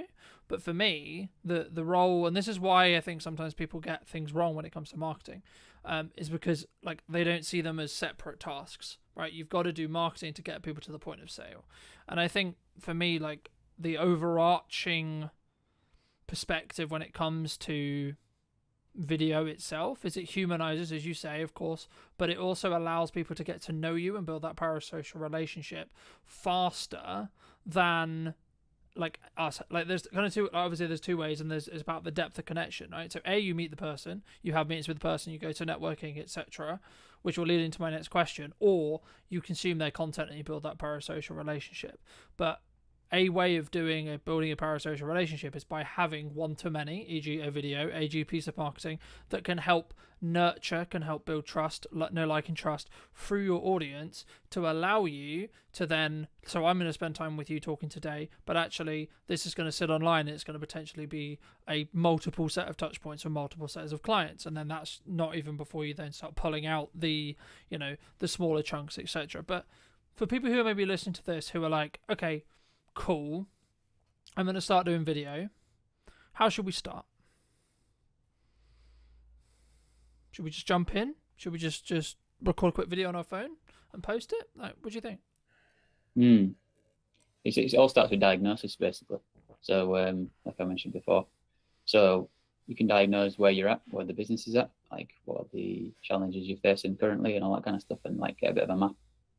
You can also then think about what you want to get to, and then map that out, and have use different tools. So like project management tools, I think can be useful, like diagrams and different things like that. And once you've had that, then you can sort of think about like what could be the quickest thing we could do if we wanted to do that. Like if we wanted to we want to get like good at creating videos, so maybe we could like do something really simple that moves in the right direction, but it's not so specific at the moment to actually get into that vision. But it's us practicing the skill of it. You could do something like that, for example, and you could just keep it really, really simple of like, let's just get on a video and just say, hey, we're thinking about doing more video content, and just like, we want to hear from you what your struggles are right now, like challenges and things, like let us know in the comments, or like give us your experiences of what it's like been like in the past with other content we've done, or other interactions we've had or whatever, and just see how people react. Because I know that sometimes some people actually get like a really good response from that, and other people don't get anything. So it's like it's worth testing things like that and seeing where your strengths are and stuff. Because sometimes people have got a massive network and they've just never created content, or maybe a few written posts every now and again, but they're not really put video content out or content like that. And then just one thing like that can often get a lot of different people commenting and things, and obviously you can share it around and things. So that's one way of getting started, and then going back to your vision and your diagnosis of like where are our challenges and where are our strengths, and like how do we go and lean into the strengths and sort of make up for the challenges that we're facing at the moment. Do you think, I mean, my next question was going to be around consistency, but like for me, when someone's looking at what they're doing, the key to whether someone's going to be successful for me is that element of consistency, right? Like, so I'll give you a very quick example. One of the reasons why I would argue that the like the podcast, or like what I'm doing with the YouTube channel, what I'm doing with the business, etc., like the only reason why it's consistent the only reason why it's consistently working is because I'm being consistent with the output. I'm constantly looking at, okay, how can I up the quality? How can I do something different? How can I, how do I attract someone in that first 4 seconds or 5 seconds or 10 seconds, depending on where you look at your hooks, etc., depending on what platform we're on, etc. But from your perspective, I mean, is it just about having those consistent reminders going out and having that consistent content to show up for your ideal audience? Or is there actually more to being consistent? And then if so, how would you recommend from your experience people actually are consistent when it comes to video or when it comes to marketing as a whole? One thing I was thinking about when you were talking about something else earlier was like about, you mentioned about like getting your personality across. And I think that's a big benefit of video. And if you've been to like a networking event, which I've been going to quite a lot recently, and like connecting with people, connect with somebody and then they see your content after they've met you in real life, I think it's a powerful combination. And it's and just having that going out there, even if it's nothing to do with your business, I think it's still a powerful tool to use so people that get used to you and feel comfortable with you. It's like building that trust back.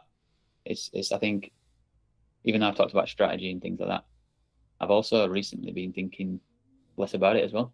And I've actually and I think partly it might be to do with might be neurodivergent, because I always like seem to find it natural to break rules and to test new things that people don't expect.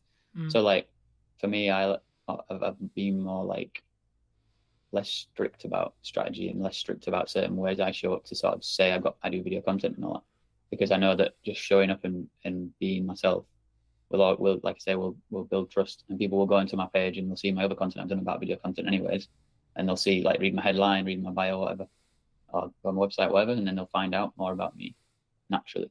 So it's like having that faith a little bit that I don't always have to be showing up like a maniac talking about video content all the time. It's like I can just like be myself, and I can talk about the things I care about, which more of the stuff I'm planning on doing more content around is accessibility, inclusion, and leadership. So like these topics are the ones I'm interested in and I'm passionate about. So then me talking about that is just an extension of my personality, and it all motivates me to create more content. And then there's also going to be those moments when I go back to the expected thing that I talk about, which is about video again. But then because I always use a lot of video content anyways, and I'm filming myself, people will see the video content. So they'll see the quality of the content that I'm filming. And that's already showcasing my skills at the same time as me showing my personality. And I think for me as a video person, that's one thing I often remind myself about.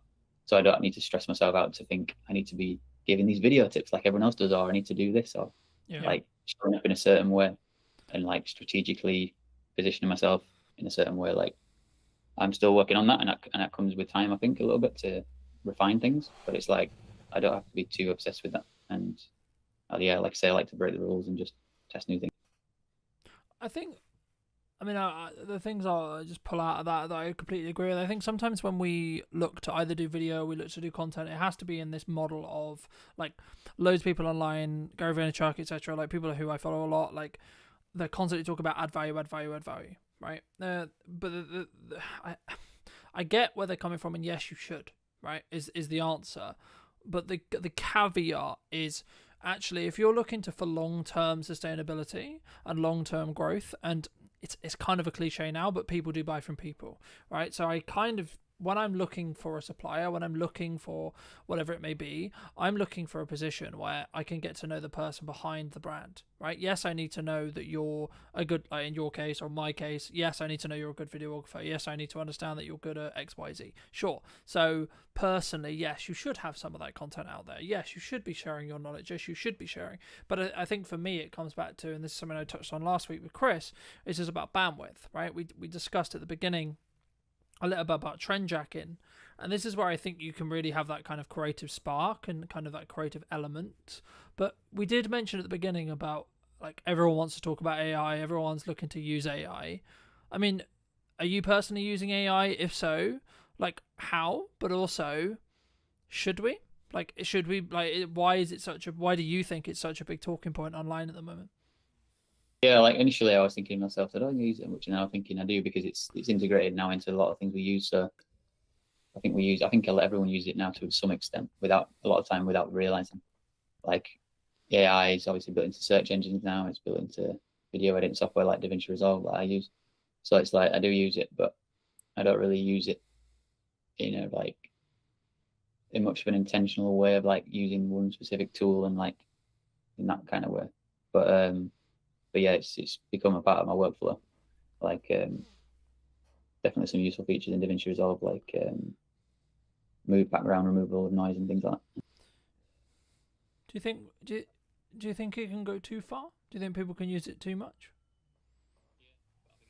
A tool that's used for this, for like I say, go back to the strategy and really, because I think you mentioned earlier, like sometimes it's about what you don't do in your strategy, and you just think of like, as long as I'm clear of like what I'm not doing, it'll become clearer what I will do, because it's like I have less options and the choice overload is reduced, and you become more clear, you have more clarity, and you're like, I'm not going to do that or that or that or that. Yeah. And especially if you're thinking like as a default perspective, not to jump on hypes and just think about your strategy, then you're going to be like more grounded and be like, what's going to be best for the strategy? Yeah. And then you make that decision. And then if it is one of the hype things, you can go, okay, I can use that and test that out as part of it. But it's not like a crutch. Mm.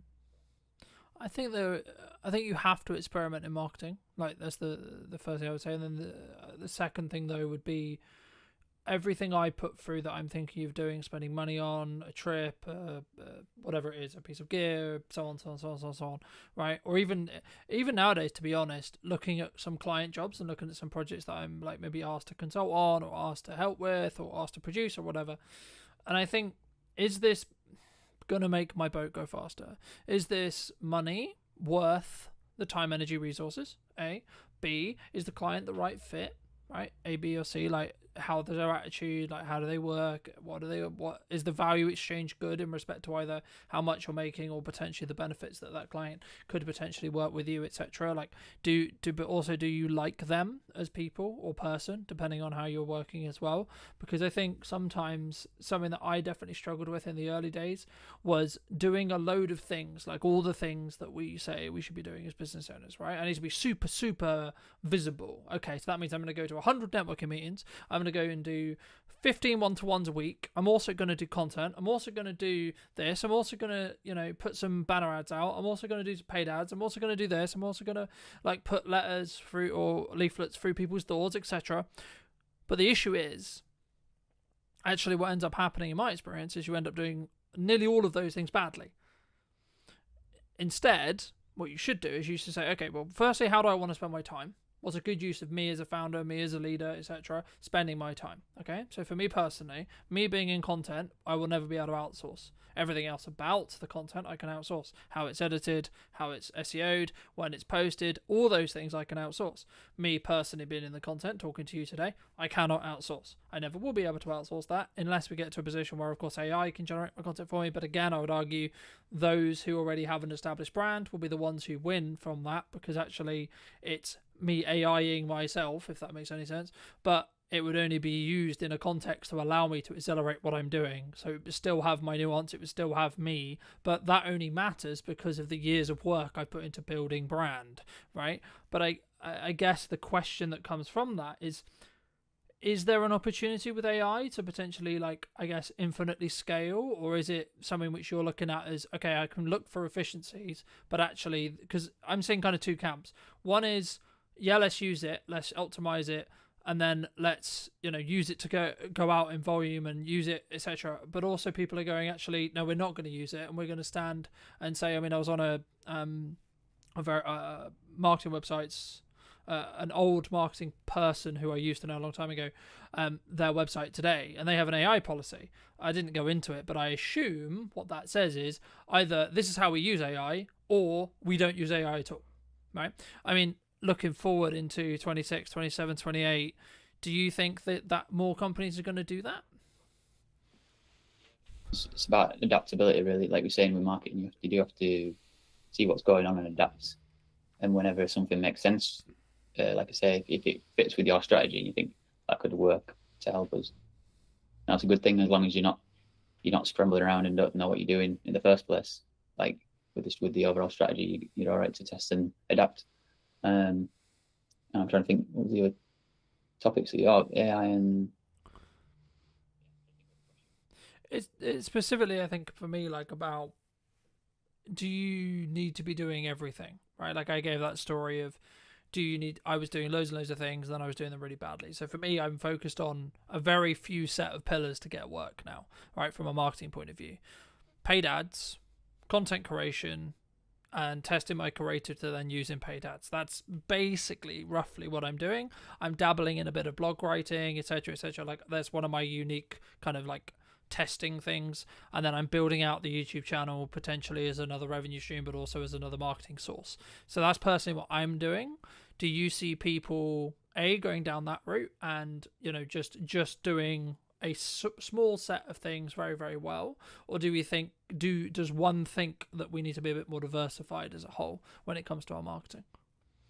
I think it's more the first version, but also thinking about, with your company, Brunton Media, it's your name, but at the same time, I think your content could be still not featuring you because it's a business.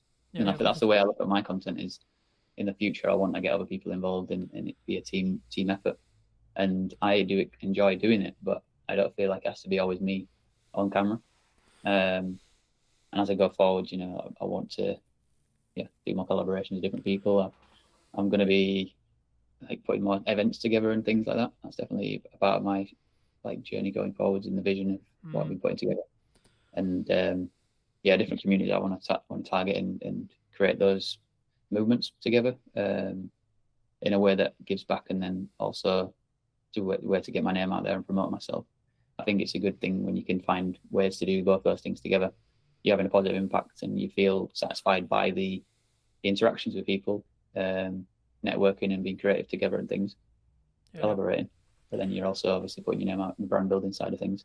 And that's what I'm thinking about, is like things like podcast episodes, but also like creative sketches, like comedy sketches is something I want to do more of. And I'm going to be working more actors and things like that. And it kind of goes into the filmmaking path, which is something I've always found tricky to actually execute on, because you kind of need like a bit of a team generally to make that work. Especially, obviously, you're working with actors or whatever to really bring a story together.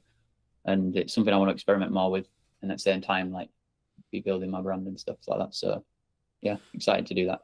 I think for me, this is something that I've heard a lot commonalities through episodes and etc. before, which is, I guess, the founder weakness, which is clients get to know, like, and trust you, right? So they get to know Colton rather than they get to know Bronte Media, right? Now, I was having a conversation with a client yesterday, and he was talking about the image perception of a Gmail account, right? Now, this is the first conversation I've ever had with a client where it's been actually like had a conversation or etc. with me about kind of, is there a level of perception? But for me, I can see it as when it's like Colton is the company, the Brunton Media, right? Like that's the main face. When you're starting out or when you're building it as a family business, then you should lean into your personal, I guess, nuances or who you are as a person, right? Because the likelihood is that when someone rings you, they're going to still ring you. When they connect with you on shoot, etc., or like when they hire you, they're going to work with you, right?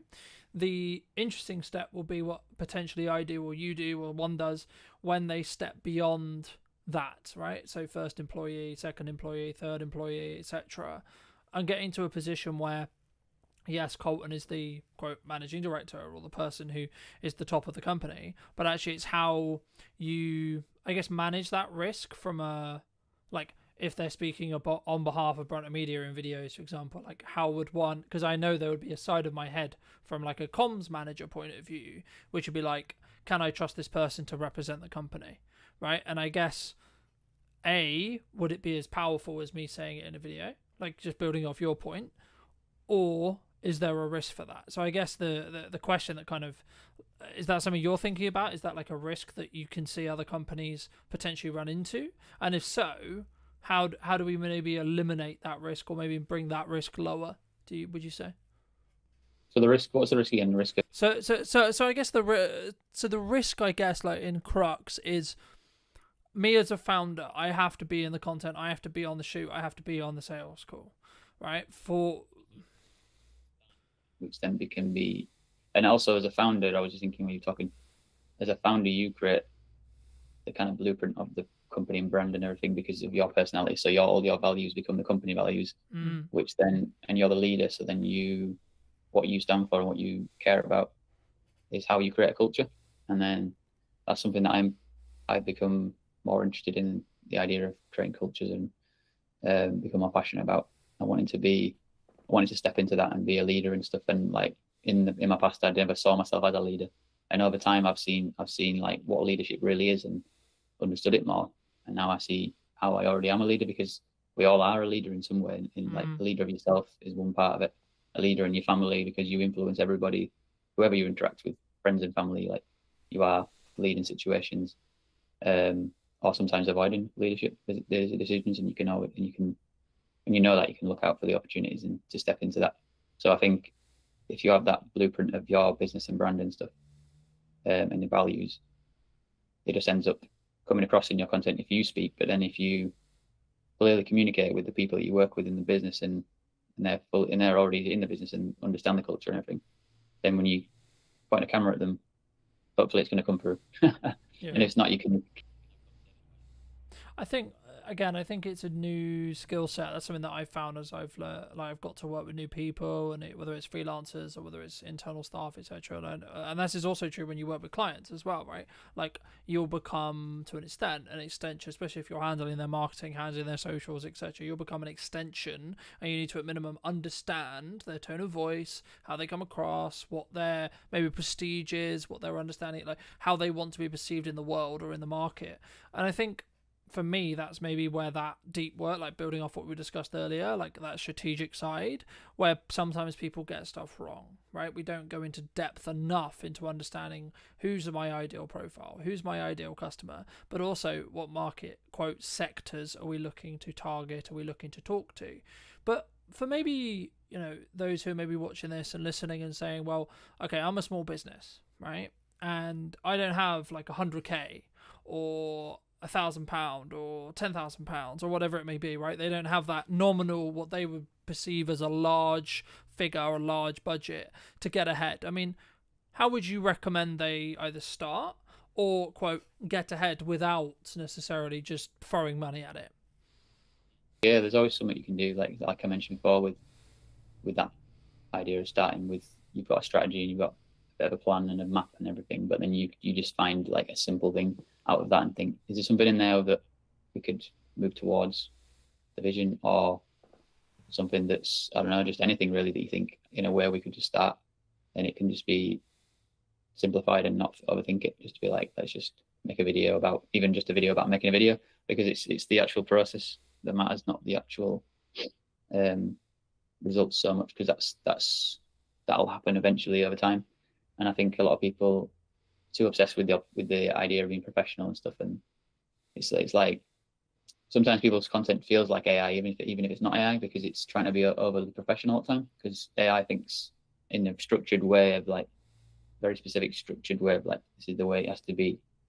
So then it's like, it seems like people have that as well, like locked into it, these ideas rationally, rather than something beyond that could be more emotional, or could be more authentic and intuition going on and things like that. We step out of the fear and we just take action, and we just see how it goes, and showing up in a way that's not you're not scared, and you're just empowered to take action. People will resonate with that, and they'll respect you for it. Yeah, I agree. I mean, I think what I was thinking while you were talking, I mean, I think for me, it's about what do you want to optimize for, right? Are you trying to optimize for the algorithm, right? So getting that click-through rate, getting that high watch time, etc. Or are you actually trying to, quote, optimize for the human, right? For the connection, for the person who you're likely to connect with, even if it's one or two or three. And I think sometimes we don't feel great, right? We don't start the podcast, we don't do the video, because the nature of it is going to be, when we start, it's only going to be 5 views, it's only going to be 3 views, it's only going to be, my mum and my friend and Andy who likes my content, right? But actually, in reality, if I kept going for 2 years, I kept going for 3 years, number one, I'm going to get better every single time, I would hope, through time. But also, is going to slowly build momentum, right? Those 3s will become 5, those 5s will become 10s, those 10s will become 100, then thousands, and so on, right? If you're consistent, in my view, right? And I think it's consistent in how much you're posting and what you're posting, but also like how you come across. And this is why being authentic to yourself is really important. I'm aware of times, I think, let's wrap up soon, but for those people who, have really enjoyed this conversation, who, really want to connect with you, where's best for them to do that? So LinkedIn, it's the place where I'm the most active. So yeah, just connect with me on LinkedIn. Fair. And if you were going to talk to yourself 10 years ago, if you were going to give advice to that person, what advice would you give them? Well, I think the biggest advice would be to get diagnosed for ADHD. Because I didn't know that back then, that I had ADHD. So that's the biggest impact that's been on my life, is to understand my ADHD. Yeah. And then in terms of business and things like that, I think learning about the fundamentals of marketing earlier on would have been a big help. And then also like about the time things you talk about, like put your energy into things that are specific about, what your strengths are, putting time into that, and then finding like support systems around other things to get help with. Like I'm working with the VA now, so like if I'd have started working with the VA earlier on, I know I would have, been able to accelerate growth, eat quicker, and become more effective with my time and energy. And I also don't think of time, and I don't think of it as time anymore. I think of it as just energy. So I just think like, what energy do I have in this moment, this present moment, and use that based on what I want to get, what I want to achieve and stuff like that, and what are the priorities and different things like that. So I'm like thinking of, sometimes I'm just thinking of like, even like when I'm out and I'm at a networking event, I'm thinking, should I take longer and get a bus? Or should I just get a taxi and get back? And recently I've just been getting taxis because I'm thinking energetically, I'm thinking, let me just get the taxi and get back into stuff. And I've still got the momentum to finish work I'm doing or whatever, rather than saving money and do it and getting the bus or whatever. It's like different things like that, like time is on one hand and then the other is energy. And I've been sort of like noticing the difference when I'm making decisions based on what feels good in the energy. Well, and that's also like my personality too. Yeah, it's just as a final thought. I mean, for those who've got this far, I mean, thank you obviously for listening. But like something that really stood out to me from what you were saying, that also agrees with like someone else who I really respect business wise. He said, well, you need to specifically understand it's about fit efficiency, right? But also about how you set your mindset up when it comes to like what you're going to do. So there's kind of like two modes, the way I see it in business. A, we're trying to cut costs, we're trying to limit our risk, right? We're trying to bring down that overall cost. Or B, we're trying to push forward. How can we make more sales? How can we bring in more revenue? And I think once you're in that growth stage, now this isn't to say don't have cash discipline. This isn't to say don't have a cash cushion, don't do good money management, etc. But I think it's a different shift in your mind, and that kind of builds off like what you were talking about, the bus versus taxi thing. For me, the taxi thing is obviously a more efficient thing when it comes to time, but also it's about flow state, right? If you've got, say, this really great networking meeting, or you come off this live and you're like, actually, hey, this was a really cool takeaway, etc. Like, then you should potentially put yourself in a position where you can like get back to the studio, get back home, so you can then film that video while that energy is there, rather than I'm gonna have a downtime, chill, go on the bike. So, but also you might want that decompression, and I think they're the two differences. But come and relax straight away, and it's relaxing to have a taxi. It's more convenient. I get in it, go straight there. It's less complications going on or risks of things going wrong or whatever. And then I can actually decide to rest or work when I get back. So I like having that because it's flexible, and it's like for me to figure out how to work flexibly. That's been a big part this year for me, knowing that I'm neurodivergent and realizing I need more time to process things and I need more space and flexibility and that kind of stuff. So that's like a massive learning this year, which I would have told myself 10 years ago. Definitely those kind of things. Fab. Anything else you want to mention before we part ways, Andy? I guess going back to just reiterating the part about energy versus time, and like thinking about what the energy and how it feels like, and following that can be a powerful place to sort of leap into, rather than us thinking about time all the time. Because sometimes I'll be pressuring myself through the day thinking like wanting to do things all the way through the day, like, because I'm thinking of it based on time, like I should be working from this time to that time and this time to that time, you know. And it's like, but then I don't need to think of it that way. That's just a structural way I think. I can actually change that and flip it on its head and be like, what energy do I have in this moment? And then flip into that. And then do I need to rest? Let me rest. And then when I come back into things, I've got more energy again now. So then each task I'm doing I can be more effective at doing it. And yeah, and then having other support systems around me, I can ask people to do things for me that I don't really want to spend my time doing, or I have resistance. Like some things that are like reading documents or things where I've got to think like that stuff, and it's very serious stuff. Whatever. Some people are a lot better than me at doing that, and for me, I'll just get overwhelmed and I'm like, I want to avoid it, and it's hard for me to actually face it. And they can do it really quickly, and it always surprises me because I'm used to doing it myself, and how much of a pain it is for me to do. When I see them doing it, I'm like, whoa. And they finished it and sent it back to me, and I'm like, that was crazy. So yeah.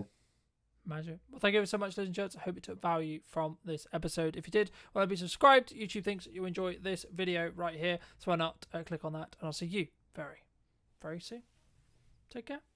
If you're not getting much back, you're learning something. So the more you put out, the more you're learning. It may be a slow process. Don't take the negativity too seriously. What do you think's missing in marketing today? I've really doubled down on social media. I've been posting every day. So if I look around at similar sized places, you find that they are not dedicated to social media, which I can totally understand. How do you personally either deal with or look at hate comments or trolls, or is it, because we post stuff on the internet. The internet can be anonymized, can be keyboard warrior, can be trolly, etc. How should someone deal with a hate comment or a hate, etc.? Some of the stuff is disgusting, what they say. But I embrace it with love. Unless they have said something like racist or used extreme foul language, I'm not going to delete it. Hello, my friends. Welcome back to a brand new episode in What's Missing in Marketing Today. Today, we're on location, obviously, and we're here at the New Inn in Amesbury, and we're going to be interviewing Nathan or Nat, which would you... Nate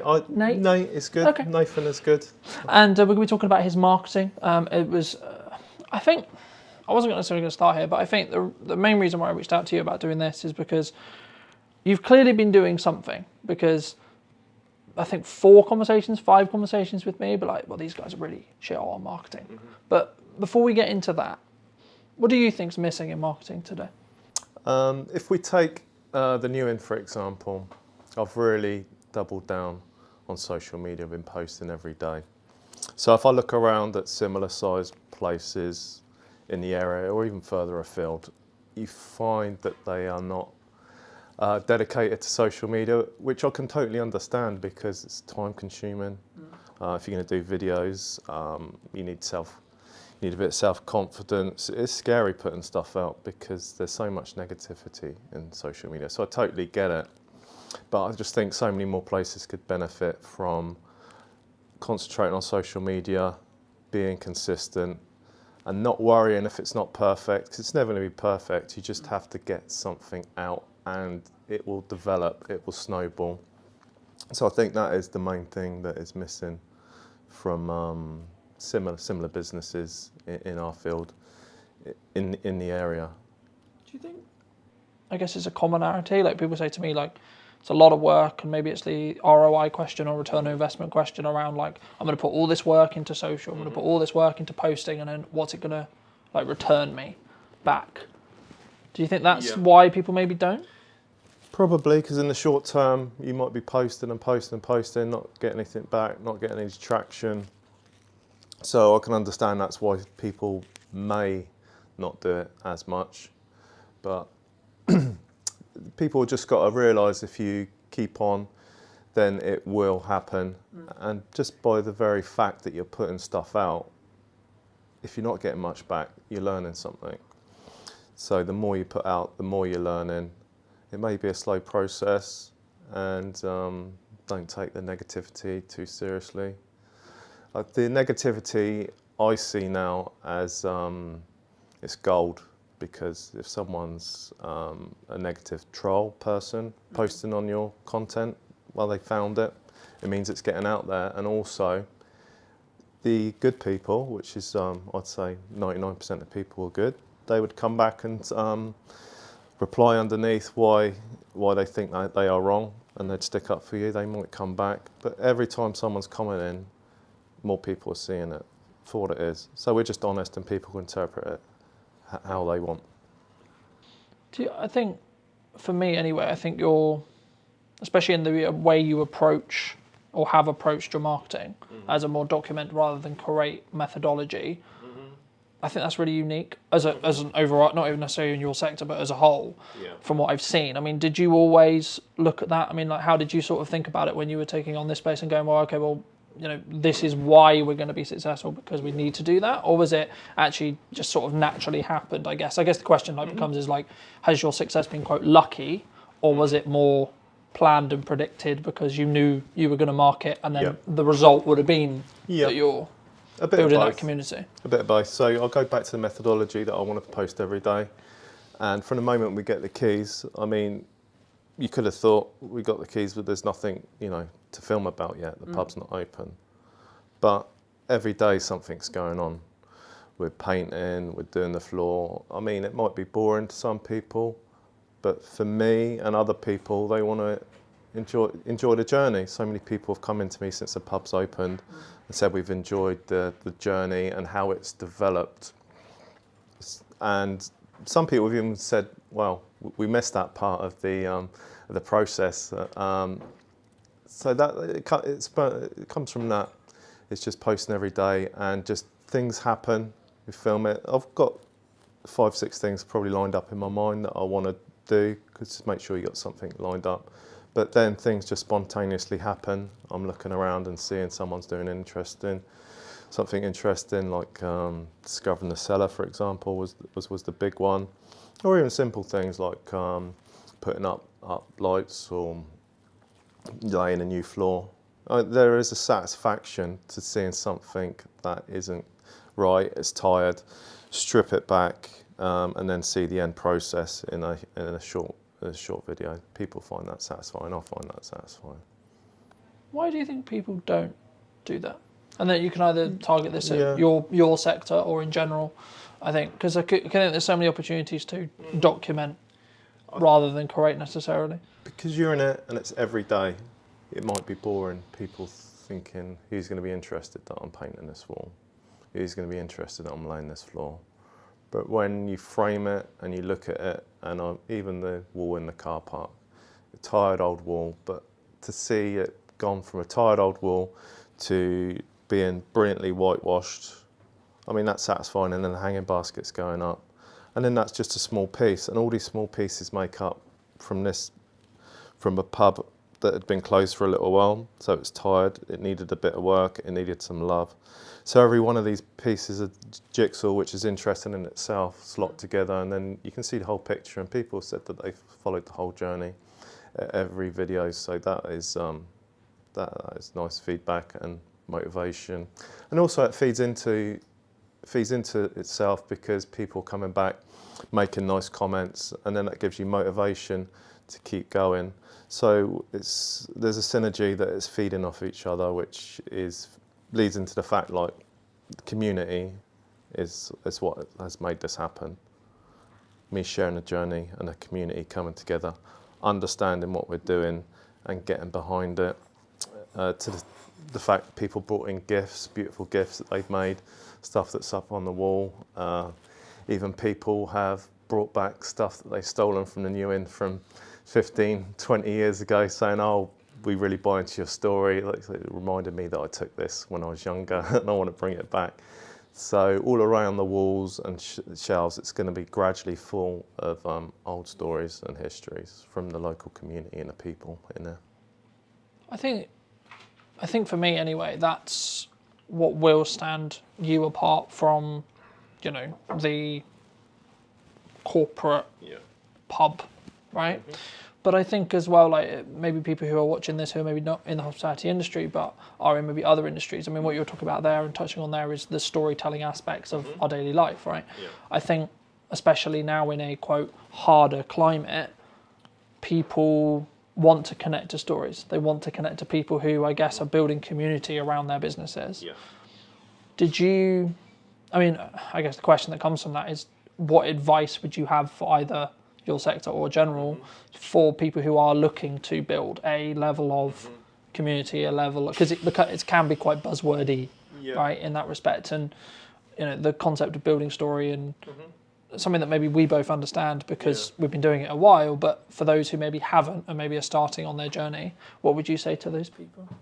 I'd say the advice I'd give people, I did it myself, is especially at the start, I don't so much now, is like look at people that are telling the story well in your industry, in your sector, and look at it from the outside, because a lot of things that you think might be mundane are actually interesting.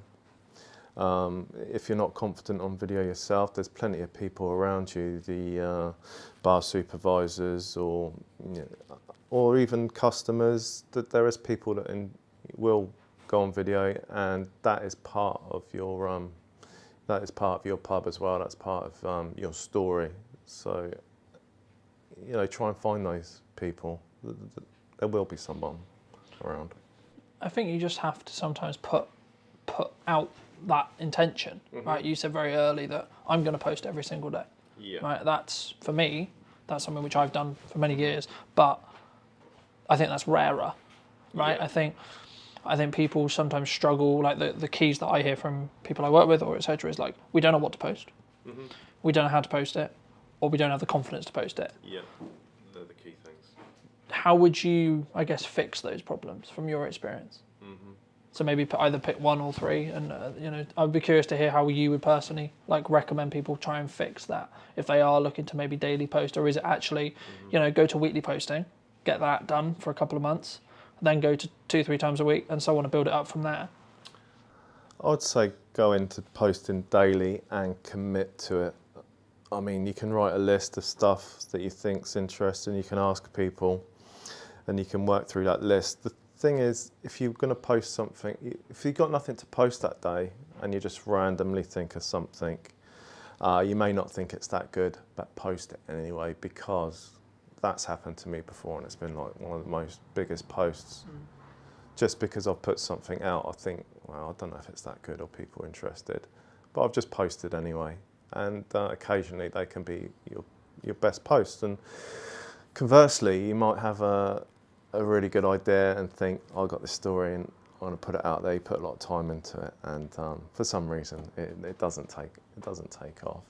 So I think you should commit to doing every day. I mean, everyone's different, but I think that forces you into actually posting and learning. And being in that, I guess, inconsistent, in unconfident action, rather than, oh, this post has to be perfect, this post has to be, the thing which is going to get loads of views, right? Yeah, don't worry about it, because you're going to be posting the next day. And if it's not perfect, it's going to be buried within a week if you're posting every day. And you're learning every time. That's the beauty of it. No, I agree. Looking a little bit more towards the pub, then. When you reopened it, was this the vision you had for it originally? Or has there been, I mean, you mentioned the cellar, right? Yeah. I think it's one of your highest performing videos, correct me if I'm wrong, but I believe it is. Yeah, I think it's over 700,000 views on that one, and subsequent ones, which I mean, is fantastic. It, was when you took it on, was like, okay, I've got this vision, I've got this plan. Yeah. Did that stay true, or has things changed and adapt since we sit here today? Yeah, I think it stays true, and it's been our vision. At which point I want to say that's my partner Gemma, who's the driving force of it, great business mind and organiser and manager.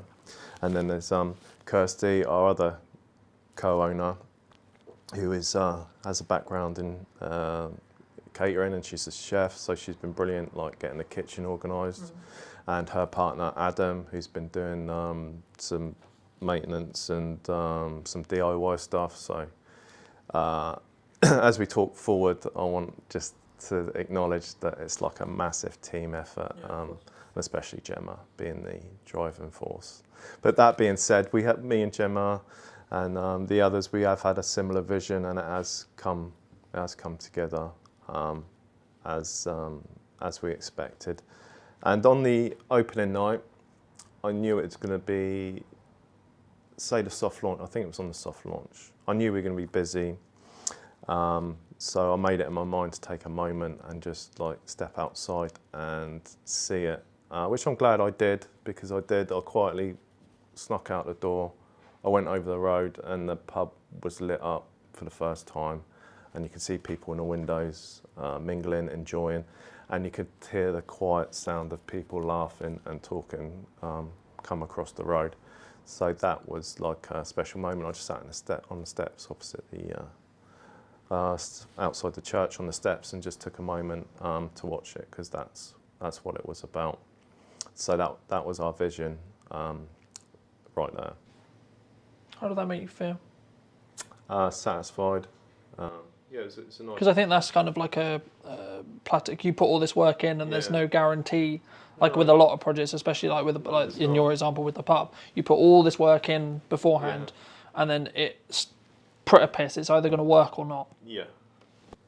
Yeah, that was a great warm feeling, and I was confident it was going to work because we had so much positive feedback from the community, and that fed into the fact that we'd work harder and get it open quicker and do more. So that was a rolling effect, which was great. And while we're working on the building, I'll be working outside sometimes, inside. The amount of people that walked past and said, "We can't wait till you're open. We love what you're doing. We love the stuff you're doing on social media." It's, you know, same people walk past every day and ask how it's going, popping in and showing their support, which was great. It was really, really encouraging. And even walking around the road to get a coffee, you'd get stopped 2-3 times. How's it going? To the extent it felt like I was like mini famous in Amesbury, which was really nice, because it felt like people were getting the story, getting what we were doing, getting behind it and understanding it as a community and it's for them. We're just custodians of the place, and this place is for them to come and enjoy, even if it's having coffee and cake during the day, if they're playing crib or they're playing pool or darts or whatever, or starting a football team or supporting local groups.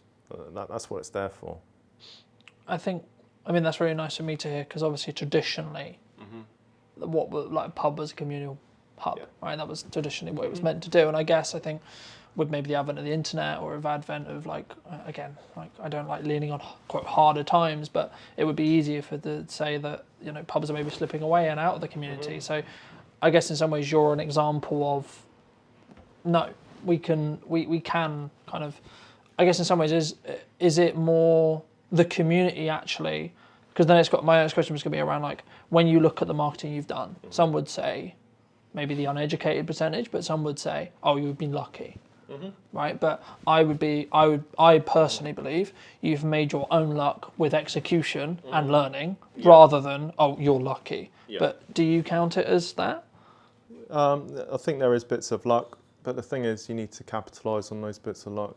I mean, for other people those things may have happened and they might not have seen the value of converting that into a story, into sharing it with the community and the public.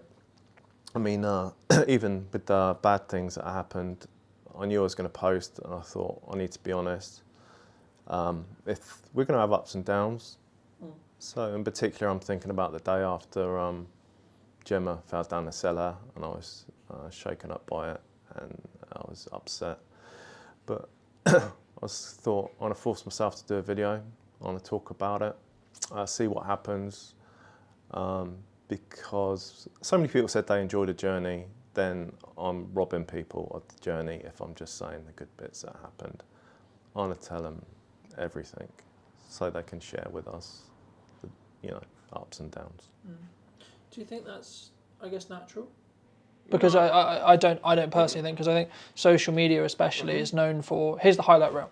Yeah. Here's the holiday, here's the car, here's the new camera, here's the etc. Right? Yeah. Here's all the good stuff, but we don't talk about when maybe business isn't booming or things unfortunately happen, etc. I mean, was that hard for you, like to actually capture those elements and actually think I guess in some ways is there a moral question around like, yes, this is part of the story because it happened, but should we post it? Should we not? Because the thing is, like, obviously you can capture it and then choose whether you use it or not. How was that sort of for you? I mean, I'd be curious to hear sort of, was it always something that's like, no, actually this is going to be just part of the story and we'll choose the right time to share it? Yeah, I had to step back and think about what my ethos was and what the ethos of the pub was. And that's honesty and transparency.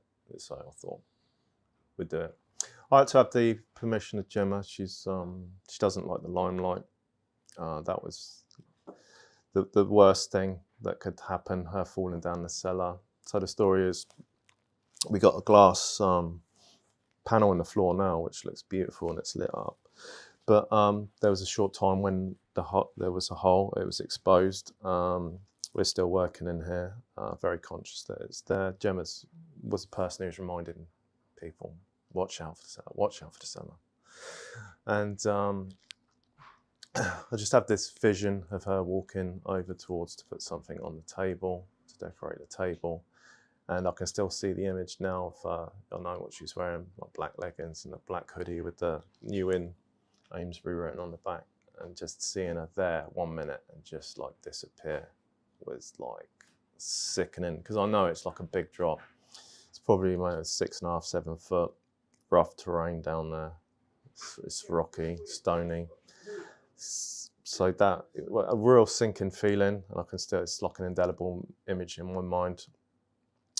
So the moment she fell, I rushed across, and looking at that now, it makes me feel sick that like I actually jumped from there to the floor. I don't know how my back survived, but just jumped straight down there, and I was with her for the duration. And when I jumped down, I shouted for someone else on site, Tom the electrician, who called the emergency services. At the same time, I called a paramedic, a friend of mine who's retired on the Friday, and I'm calling him on Monday, and said, please get down there. And he was just down the road in Durrington, so he was here in about 10 minutes, which was reassuring, because I knew, you know, the basics of what to do to keep her still. Her breathing was really shallow to start with, and you know, she had a big concussion. So to have him there and to tell Gemma to stay still, which is a mission in itself, because she's saying, I've got a meeting in an hour, all this dead time. She said, I just need to get up. We've got a pub to get open. And we're saying that Des is brilliant.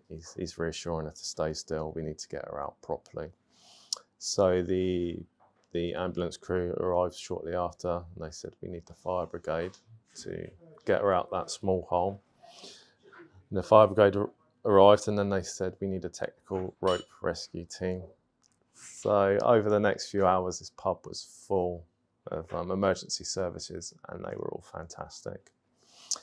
This road out here was just lined up with emergency vehicles. So of course the jungle drums on the local Facebook groups were going wild with speculation of bombs or fires. You know what it's like. So that's also why I had to shortly after say, this is what's happened, just to knock that on the head. And as soon as we knew Gemma was okay when she went to hospital, I could put that out, and we had a great response. People that we didn't even know said, is there anything can we do to help? We'll come and we'll bring you this, we'll bring you that, we'll sit with Gemma. It was fantastic. People we know, people we don't know. The amount of flowers she got was incredible, which was really heartwarming. Yeah, and it makes me feel a bit emotional now, because that's what it's about, community. Yeah. Thank you so much for sharing that. And I think, I don't know if the response, I mean, the initial response as a human is always, oh my God, this thing's happened. Is the person okay? Mm-hmm. Right? But then I guess it takes another level of, you know, leaning into your values, your trust in your community to say, well, this has happened. Mm-hmm. You know, she's okay, but, you know, this was obviously an accident, etc., you know, in that respect. And I think it takes a level of, I'll use the word trust, to tell that to your community. Because in another world, in another way, your response was very positive, but there could have been a world where the response could have been very negative, right? And it could have been very, oh, this, that, you know. I guess that bridges me on to a nice question, which is like, how do you personally either deal with or look at, quote, hate comments or trolls, or is it, you know, because we post stuff on the internet, we put our, maybe sometimes our vulnerability, especially in this case, out on the internet, and the internet can be anonymized, can be keyboard warrior, can be trolly, etc. Can be, yeah. You know, in that respect. And I think if people haven't been, quote, seasoned on the internet, then they maybe won't necessarily know. Like, everyone reacts differently, right? But I mean, if you were going to give advice to people, what would you, how should someone deal with a hate comment or a hate, you know, etc.? I can understand why that would put someone off, because it is, some of the stuff is disgusting what they say, but I embrace it with love, unless they have said something, you know, racist or used extreme foul language. I'm not going to delete it. I'm going to leave it there, and I thank them for taking the time to watch the video, and thank you for taking the time to make a comment and put a heart at the end. Other people see it and that they would like it. I mean, your initial reaction is quite different, but over the years, that is the way to do it.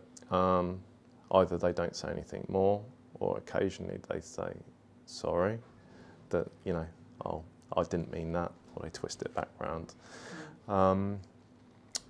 Very rarely do they double down. I mean, they can, but I'd just like double down on the love. And it's all good. You have to understand that some people are not, have problems in their own lives, and maybe they're using that as an outlet. Do you think that's a common reaction? To, quote, kill them with kindness? I don't think so, but it's the only way to do it. Because it would be very easy from an emotional reaction point of view to go, well, I'm going to start having an argument in the conversation now. It is counterintuitive, but it is 100% the best way to deal with it. Then don't give them the power to make you feel angry. Just accept some people like that. And the thing is, you just got to just know that 99% of people are good, and they're going to say positive things, or if they don't agree with it, they will say nothing. So just, I mean, you need to have trust, but I can totally understand why people would get angry about it. My partner Gemma and other people would, but I say it's a good thing. Someone's seeing it, making a comment, that's fine. Looking forward. What are you specifically looking forward to? I mean, we're recording this just before Halloween. Is it just Christmas? Is it going to be into the new year? Like, what's coming for those who may be watching this when this comes out? It may actually have happened by the time this comes out. Okay. So every single event we're going to look at, and we're going to keep driving forward. We haven't just opened the doors and that's it. We got the sports bar open now. Sky TV just went in yesterday, so we'll start advertising that now. We're confident that's up and running, because it's a nice games room with a pool table, dartboard up there. There's more work to do in there, pictures up and bits and pieces. I think the amount of response that we've had from the games room, sports bar, is been fantastic. So we got a bigger room that's a function room. So that'll be the next project. So potentially we'll start clearing that out. And I think that may be the new sports bar, because it's bigger. We'll be able to get a lot more TVs in there, dartboards. The response for darts teams has been unbelievable. I think, you know, potentially we could have 2 or 3 darts teams and a pool team. So that's another thing to look forward to. And then over the summer, I showed you the garden, which we just made serviceable for now. It was all overgrown. That's a nice space. And by the time spring comes around, rocks around, then that'll be a beautiful beer garden. So that will always be stuff going on, and we're also led by, you know, what people want. So as people buy into it and spring comes around, we see what people want. You know, maybe a pizza oven out there, or do a barbecue, put the marquee out there, have an outside bar. All these stuff, you know, we got lined up in our mind. But if people are going to use it, then we'll do that. Do you think people? I mean, you're clearly investing time, energy, resources, money, etc. consistently here. Do you think that's rare in the hospitality industry, especially at the moment? Because it would be very easy for you to go, well, I put in X, so now I'm going to start wanting to pull some profit back. I think maybe. I don't look around too much what other people are doing, but there are some people that are doing what we're doing. Specifically in Amesbury, there's a new owner down at the Kings. He's investing some money in it, making it better. That brings me on to with the pubs, you need each other. Coming into this area, I thought I'd need to work on everyone to like work together. Because I know in previous years there's been a lot of backbiting and people competing each other in Amesbury. But the thing is, if you just have the new inn by itself and there's nowhere else, people want to come to a pub and have a meal and go to another place and come back or go to another bar. So you need the whole of Amesbury to be working together. And I want to make Amesbury busy again with the help of everybody around. Because we're not competing against each other, we're competing against people going further afield, out for a meal and a drink. We're competing about people staying in and buying cheap supermarket beer. We're competing with the cinema, we're competing with so many things, the internet, everything, but Amesbury needs to work together because we're not competing against each other. We need 4 or 5 nice venues, which we have got here. And everyone has been so helpful. When you open the doors and everything's brand new, no matter how much you plan, you forget something. On the first day we opened, someone asked for a bottle of wine, and we were like, oh, we ain't got a corkscrew.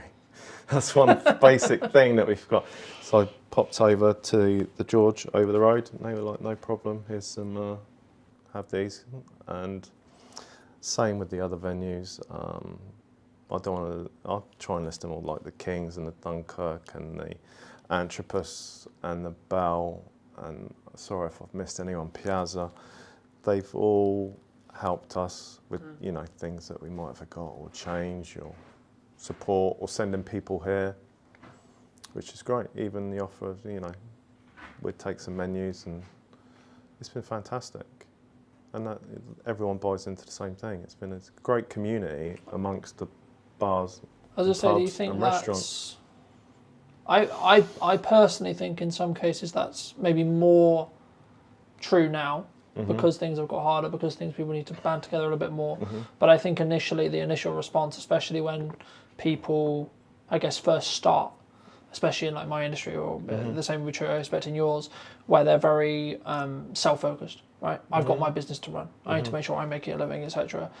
And I guess in some ways they don't appreciate or understand the reciprocity of, hey, there's other options, and hey, you should go and check out these other options. I mean, did you always have that mindset? And if you did, do you think that's rare in your industry? I think it's rare. I'm always trying to sell this point. Our background is security. Gemma runs our security company now from top to bottom, but I've done the security for 30 years on doors and bars and nightclubs. But I've seen so many bars open and close, and so many bars do well. And to see people trying to compete against each other like a club down the road, and like trying to undercut each other or go against each other on nights, you're thinking, this is crazy. If they just pull together, they're so much more powerful if they work together on grouping together, putting on nights, working out who's doing what. They'd be so much more powerful and bring more people to that area rather than the next town or the next city, or doing something completely different. So that's something I've always believed in because I've seen it firsthand, and that goes for anything, community. Wider afield, like with anything, it's so much more powerful working with the people around you rather than going against it. There's been a lot of talk, and you may have kind of already mentioned it, but there's been a lot of talk about, I know I alluded to it earlier, about pubs are dying, right? Community houses are dying. What's your view? Do you think they are? Well, it sounds like it if you hear anything in news, which I tend not to listen to anyway. It would seem that way, but for me, I think that taking on a new in, I just thought, you know, that's all background new, that's irrelevant. I know this pub is beautiful, it's historic. The community needs it. It's part of the British history and institution to have a pub, nice pubs in a town. It is unique, and it's part of the fabric of the place. It might go up and down, but it's in our DNA. So I just took this as like a separate thing. I mean, it may not have worked in other places. We live quite close to here, so we have people that we know in nearby villages and people in Amesbury we know. So we did have a head start in that way. So yeah, I think that's important. What do you think traditional or other pubs potentially get wrong with either marketing or in general? I find it difficult talking negatively of people or things, but or maybe what they could do better then. In general, you think the big brands lose something. I mean, they've been successful and they've done fantastically well because they got to that state. But when you get bigger, then you do lose some of that independence, and you might go into a big chain and you may see different bar staff every time. That's the beauty of having an independent pub, when the landlord and landlady and you have consistent bar staff and owners, and they're actually there on site, because that is a big part of the pub. Following that journey, getting to know them and the characters, and knowing even if you walk down the road and you're just going to pop in for a pint by yourself, you've met your friends or people you know may not be in there, but they know the person behind the bar, or they know the landlord, and you probably wouldn't get that in a big high street chain. Probably not. You may do, but less likely. If people are interested to see more of your journey, where would you recommend they go? The big one has been Facebook, but also we've got Instagram, YouTube and TikTok, and they are all the new in Amesbury. Under that should come up at top if they search for that. It's all documented on all four of them, but Facebook is probably the most popular. So yeah, they can follow on any of those 4 channels, and that'd be much appreciated. We've had people following from all over the place. A lot of American people said they've seen it and they've liked the journey, but you know, it's a bit far. And some people even said, like, when we come to England, we really want to come and see the place. And over the road to George Hotel, they have a lot of foreign visitors stay there, and they've been coming over to look at the cellar and some of the history. The history's always been here, but no one, well, maybe that's unfair, but no one's sort of showcased it for a little while. I've started to put pictures up on the wall of old pictures of landlords, landladies, what Amesbury used to look like, so people can come in and enjoy that. Fab. Thank you so much for coming on. And if you were going to talk to yourself 10 years ago, what advice would you give? Yeah, that's a difficult question, because you think if you told yourself something, then you wouldn't be in the place that you are now. And I'm happy. I'm really happy where I am now with the pub and the people around me. How this has panned out. With Jem and my partner, extremely happy and very much in love. So if I went back and changed something, then you know, I probably wouldn't. Thank you so much. And if you did enjoy this video or this podcast and you'd like to see more, make sure to be subscribed. YouTube believes you enjoyed this one, and I'll see you very, very soon.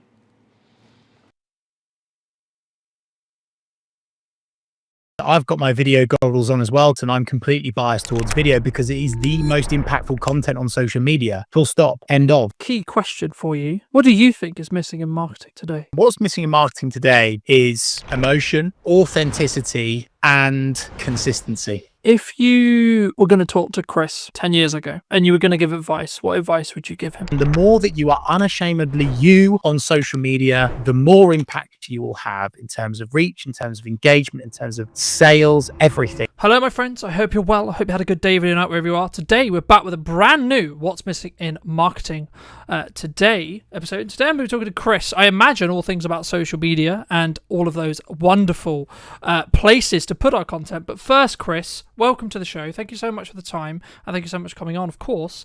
But key question for you: what do you think is missing in marketing today? Thanks for the invite. Really appreciate you hosting me today. What's missing in marketing today is emotion, particularly emotion, authenticity, oomph, and consistency. When you say oomph, what do you mean? Because I think sometimes some people will take that as energy, right? Some people will take that as how we show up. Other people will take that as, I guess, like the amount or volume or energy. Like, that's why, if you don't mind just unpacking that briefly, I think it'd be really helpful for the viewers. Yeah, absolutely. No problem at all, Carlton. I think by oomph, I do mean energy. I mean true commitment to the cause. I think for far too long on social, people have seen it as a tick box and not this kind of ongoing personal or business brand commitment. And if you are truly giving it your full oomph, your full energy, your full commitment, you will get so much more out of it. I'm so aware of the fact that might be perceived as fluffy, but I think, in fact, I don't think I know that people can see right through cold, corporate, boring, emotionless content. And so it's so important, and it's critical actually now that the content that you're sharing, you give it your all, you give it your full oomph. So that's what I mean. Magic. I mean, you're very seasoned. You know, you've been on social media for over a decade, starting out as a side hustle, creating your own agency. What was the turning point that you thought, actually, hold on, this could actually legitimately be the career of my dreams, so to speak? I became addicted. I became obsessed with the platforms, the algorithm, the opportunity, particularly because really with social media, you can honestly go anywhere and get into any audience and reach any person anywhere. Like how incredibly remarkable is that? And I think when I first started on social, I was gaining traction really quickly, and I was connecting with people in places that I could never dream of. And of course, most people on that tune into this podcast will understand the 6 degrees of separation, right? And I think that process is sped up so much more because of the power of social. And so I am just obsessed by it, and I'm excited by it. And I just truly believe that anyone can create impact for themselves or their business through organic social media. And the opportunity of that is bigger and better than any opportunity in the history of the internet, in my humble opinion. Do you think people don't do it because they're worried about what if someone sees me? What if Gary, Sally, my mum, my friends from high school, etc., etc.? Like, is that why people don't do it? Definitely, Carlton. I think a huge amount of work needs to be done in terms of self-discovery and your why and your own self-psychology and having a coach. So many people come to me, Carlton, they say, yes, Chris, let's do social media. Let's get going. I want to do this. I want to go there. I want to achieve this. I want to achieve that for myself or my business. And on paper, that sounds amazing.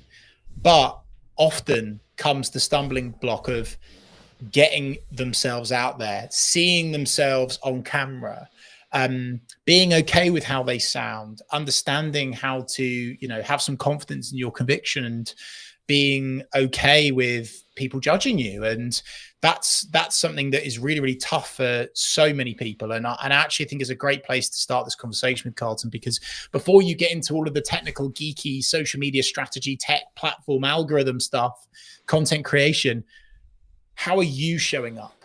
How confident in your conviction are you?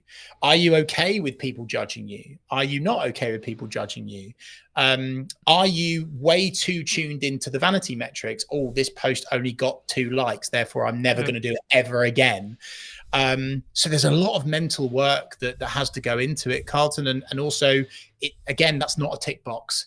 It's not a one and done. It's a continuous thing. And the unsexy truth about social, and certainly becoming successful on social media, whether that be for your business or your personal brand, you are going to get people that criticize you. You are going to get people that disagree with you. You are going to get people that leave you snidey comments. But with that growth comes huge opportunity, both financial and just general impact in whichever way you perceive that to be for yourself or your business. No, I mean, I completely agree. And I mean, I think, but I'm also aware when saying that, though, that we come from a place of privilege because of the years we've been doing it for. If someone's listening to this and they're maybe concerned about, okay, I've got my first hate comment, what do I do? First of all, pause. I think so many people just jump into it, Carlton. They'll get a bad comment and they'll react emotionally immediately. Hold the line, folks. Calm down, breathe. First step. Second step is linked to that is make sure it's okay to just sleep on it. If someone leaves you a comment like that, just sleep on it, come back to it the next day. Okay, this is all quite starter pack stuff. But where I think people then make the mistake is when they go back to that comment, they will react perhaps in a passive aggressive way, but perhaps they will hard disagree with that person. But the thing that's always worked for me, both personally and professionally, given what I do in the media world as well, is that I always respond with empathy, with kindness. And I understand that the reason why that person is leaving a comment on your business page, on your personal page, they're going through some stuff right now. Okay. So coming at it from a genuine place of empathy and killing them with kindness. And from a business side of things, it's an opportunity for you to show off your exceptional customer service skills by going back to that angry, frustrated customer or someone within your network or your audience with genuine kindness and empathy and care. And it can only help your brand, and understanding that actually, if you respond to that comment, it's going to help your post perform better and stay in the feed for longer anyway, right? So there's a whole lot of stuff on that, and I could go deeper into that, Carlton, but that's what I'd say to begin with is sleep on it. Kill that person with kindness, right? And don't make any harsh, strong statements and react emotionally. Just create some space, have some digital downtime. I also I completely agree, but just to add to that for those who are listening, I think for me, it's about like whether you're willing to give that power back to them. I forget the initial quote, but it was something along the lines of, when someone drops a comment on your post, on your video, wherever it is, if you respond to them, you're giving that power back. So if you can see it as kind of a power exchange, when they comment, they're giving you that power to see how you react to it, etc. And if sometimes you don't need to comment back. Sometimes you don't need to necessarily engage in that conversation if you don't feel it will necessarily be, I guess, mutually beneficial for the conversation, or like you're not. Like, there's a balance, I think, between building community and building real relationships with people, and then also having people who are just there to maybe stoke the fire, maybe get a little bit controversial, etc. They're there for maybe rage bait, right? But you've had a lot of experience with, managing other accounts and working with other accounts, etc. And, in my notes here, I've got, you've managed over 250 accounts, which is across multiple industries, which is a big, big thing to say, right? Is there like a specific lesson or a specific like thing that you've noticed in that process that's like, this really works? Or is it very specifically industry based? Is it very specific timing based, would you say? In terms of content, in terms of responding to criticism, what do you mean? In terms of, I guess the question comes is like, what because then it's like, maybe someone's listening to this and go, well, why is everyone on social media, right? Like, we want it to work for our business, okay? But some people have said to me, you need a niche, right? You need to niche down and do just content about X, okay? But at the moment, and this is a video I have up and coming, I'm going to talk about a hub strategy very quickly. You have a core Instagram, same is true in every platform, but core YouTube channel, core Instagram that you put your flagship content onto. Then you have spear or supporting accounts. So I have one for this podcast, I have one for my aerial work, etc. And they all then get invited as collaborators whenever there's a main post principle. But for me, like, you can niche, but because we're an interest-based graph now rather than social-based graph, in 95% of the case, I think LinkedIn's the only exception. Correct me if I'm wrong. I'd be interested in your thoughts on it. But like, for me, in most cases, we're interest-based, especially on short-form, infinitely scrolling feeds. In that respect, actually, followers become irrelevant. So actually spinning up these other brands, spinning up these other accounts, you could actually get some decent numbers. And even if it's just awareness traction to push to your main account, where you can then have more value-led content or, quote, conversion content, etc. And that's quite techie. But I think for me, that's like the key, I think, to understanding what content, like what this piece of content, what a piece of content serves. So I guess to like reframe it into a question, in your experience across all of those accounts and across all of your industry, do you find there is commonalities when it comes to strategic content pillars? The unsexy answer and the truthful answer, and I would be waving a big red flag if someone said that there would be something that works for all 250 plus accounts, right? I think that's a little bit disingenuous. In fact, it's massively disingenuous. And the reason why, Carlton, is on social media, there are thousands of variables, thousands. And we're talking like the algorithm, we're talking about the type of content, the headline used, the question, the value, the audience, the timing, the media. I could go on and on and on and on and on and on and on, right? And so I think what I always like to do with our clients is, to begin with, you have to understand who you're talking to, the audience, right? There's no point getting going and serving up content that's not going to convert because you don't understand who your audience are, right? So that's the first step. Who are your audience? Who are your people? And then the second thing, and maybe the thing that could apply to the majority of those, is having this kind of mindset and oversight and umbrella, if you like, of serving and not selling. I think that's really important. Of course, there's times in content where you would add in a call to action or, send someone somewhere to do something. We have to do that to make money, right? But having that mindset of serving, not selling across a board of whether it's a business account, a personal account, small, medium, large organizations, that's something that I would say works for the majority of those accounts. Of course, execution of perfection, consistently turning up, not getting bogged down in this kind of perfectionism mindset. I think people have this misconception with social, Carlton, that the perfect social media post exists. And I'm holding my head because it happens all the time. And someone's like, oh, well, that wasn't that good, or that didn't work. Yeah, but my feed looks beautiful, Chris. And we're now away from that, right? And I think, and I'm so happy, Carlton, that you have the understanding around, interest-based content and followers being almost not applicable now.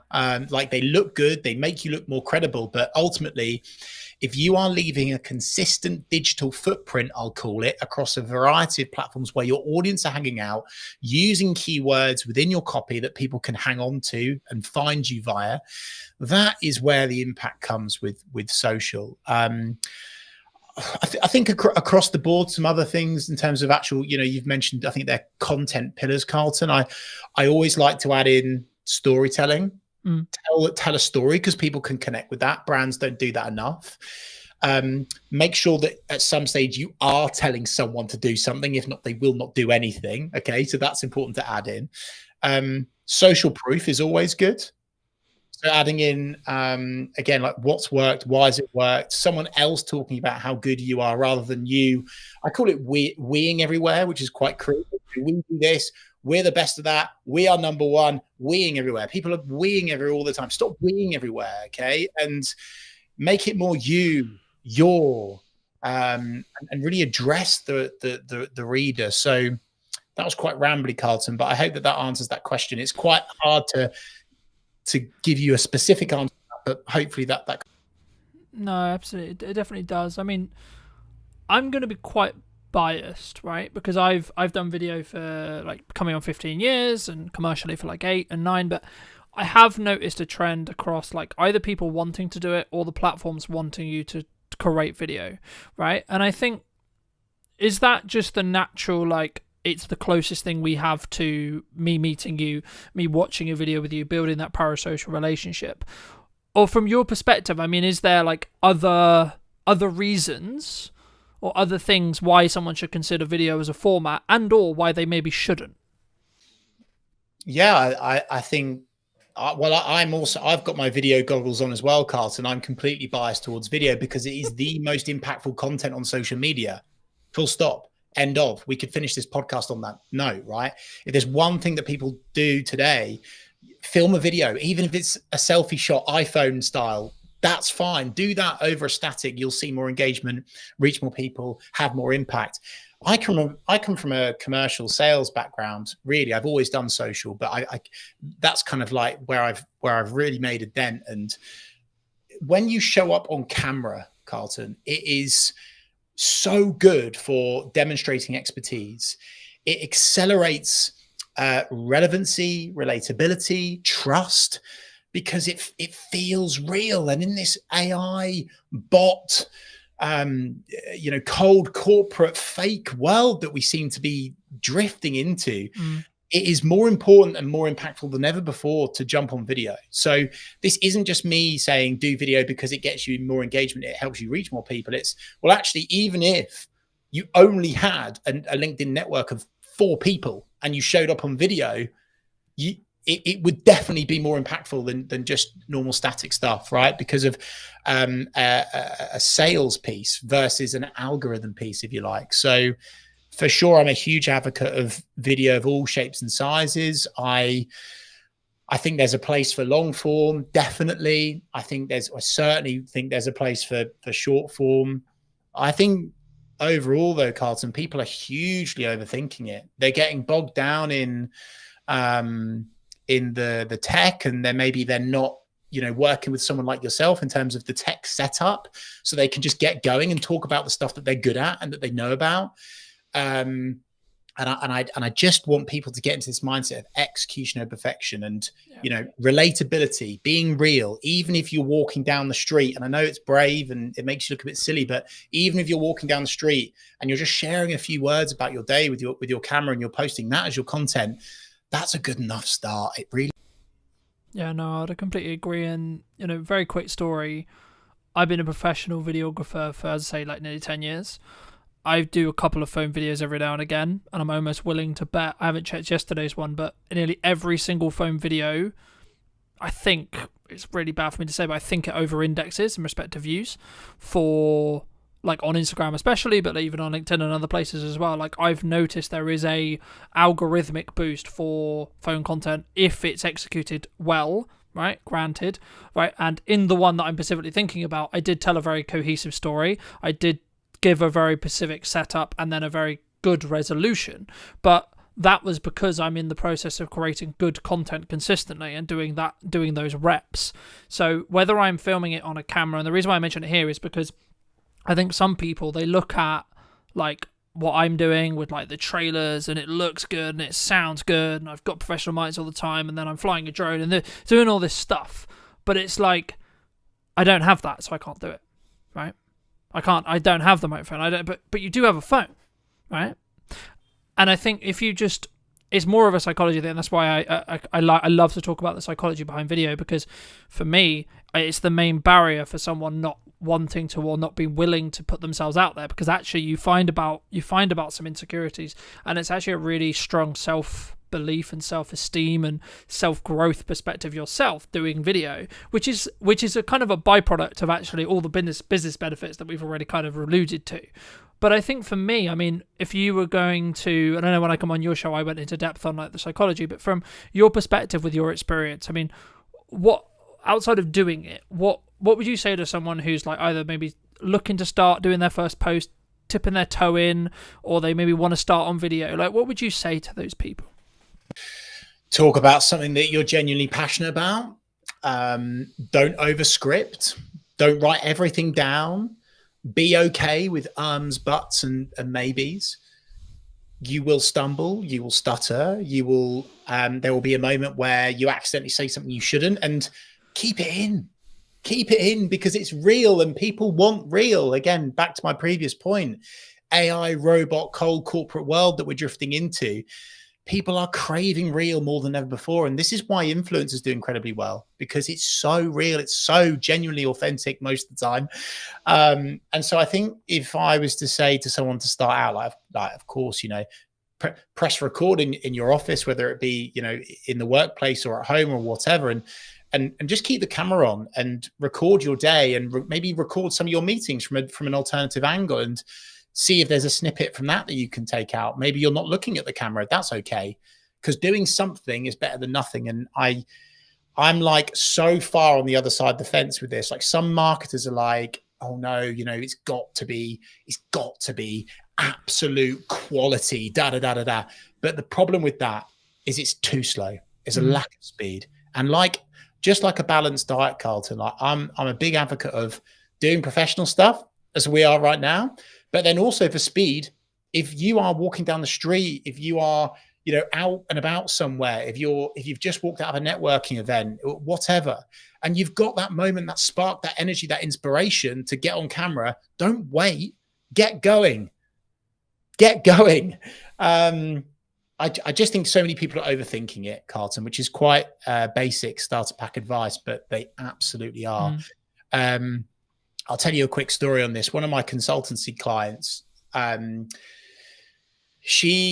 was going through this process with her. We were running through various static. We'd established our top line strategy. We had images, we had graphics, we had design, we had some polished video. And I was saying, hey, look, Cassandra, I think we should really shift more towards this kind of real, relatable portrait selfie shot style content. And she sent me a couple of videos. One was her at home, and one was her at the beach. And the one of her at the beach, you could barely hear her, to be honest with you. Like, you could hear what she was saying, obviously, but it was quite hard to hear. However, when she shared that one, you use that word over-indexed, it was so real.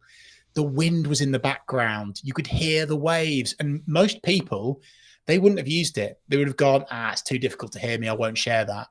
Whereas actually, I would say, if there's a car in the background beeping, if there's an animal, if there's a bird tweeting, if someone walks in, you know, like it's like the classic BBC Reader where the kid walks in, right? Like, use that, you know. I just think so many people are overthinking everything, maybe it's a wider societal, deeper issue, right, around our own self-image. I think it's getting worse because of social. That's maybe like the dark side of it, but if you can just be okay with who you are and unashamedly sharing who you are with the world, then you will reach so many more people and be able to spread your message and create more impact. Something that I understood a handful of years ago when I did a video talking about marketing funnels was actually the job of a marketing funnel is to basically repel or exclude a certain sector of people, right? The wrong certain people. Because I think when we look at marketing, we go, I'm trying to attract the right people, right? But we don't always look at the other side of it, which is that repulsion side. But something which I've found really interesting as I've grown and I've developed is like I'm talking to more business owners who are getting busier and busier with the operations of a business and et cetera, et cetera. And that's probably one of the reasons why they, to be honest, they bring me in, because they want the professional content, they want the feel, they want the sound, but they don't want to have to worry about what lens are we shooting on, what light are we using, what microphone are we, so on, right? But for some business owners who say they don't have time for social media, they don't have time for content creation, what would you say to them?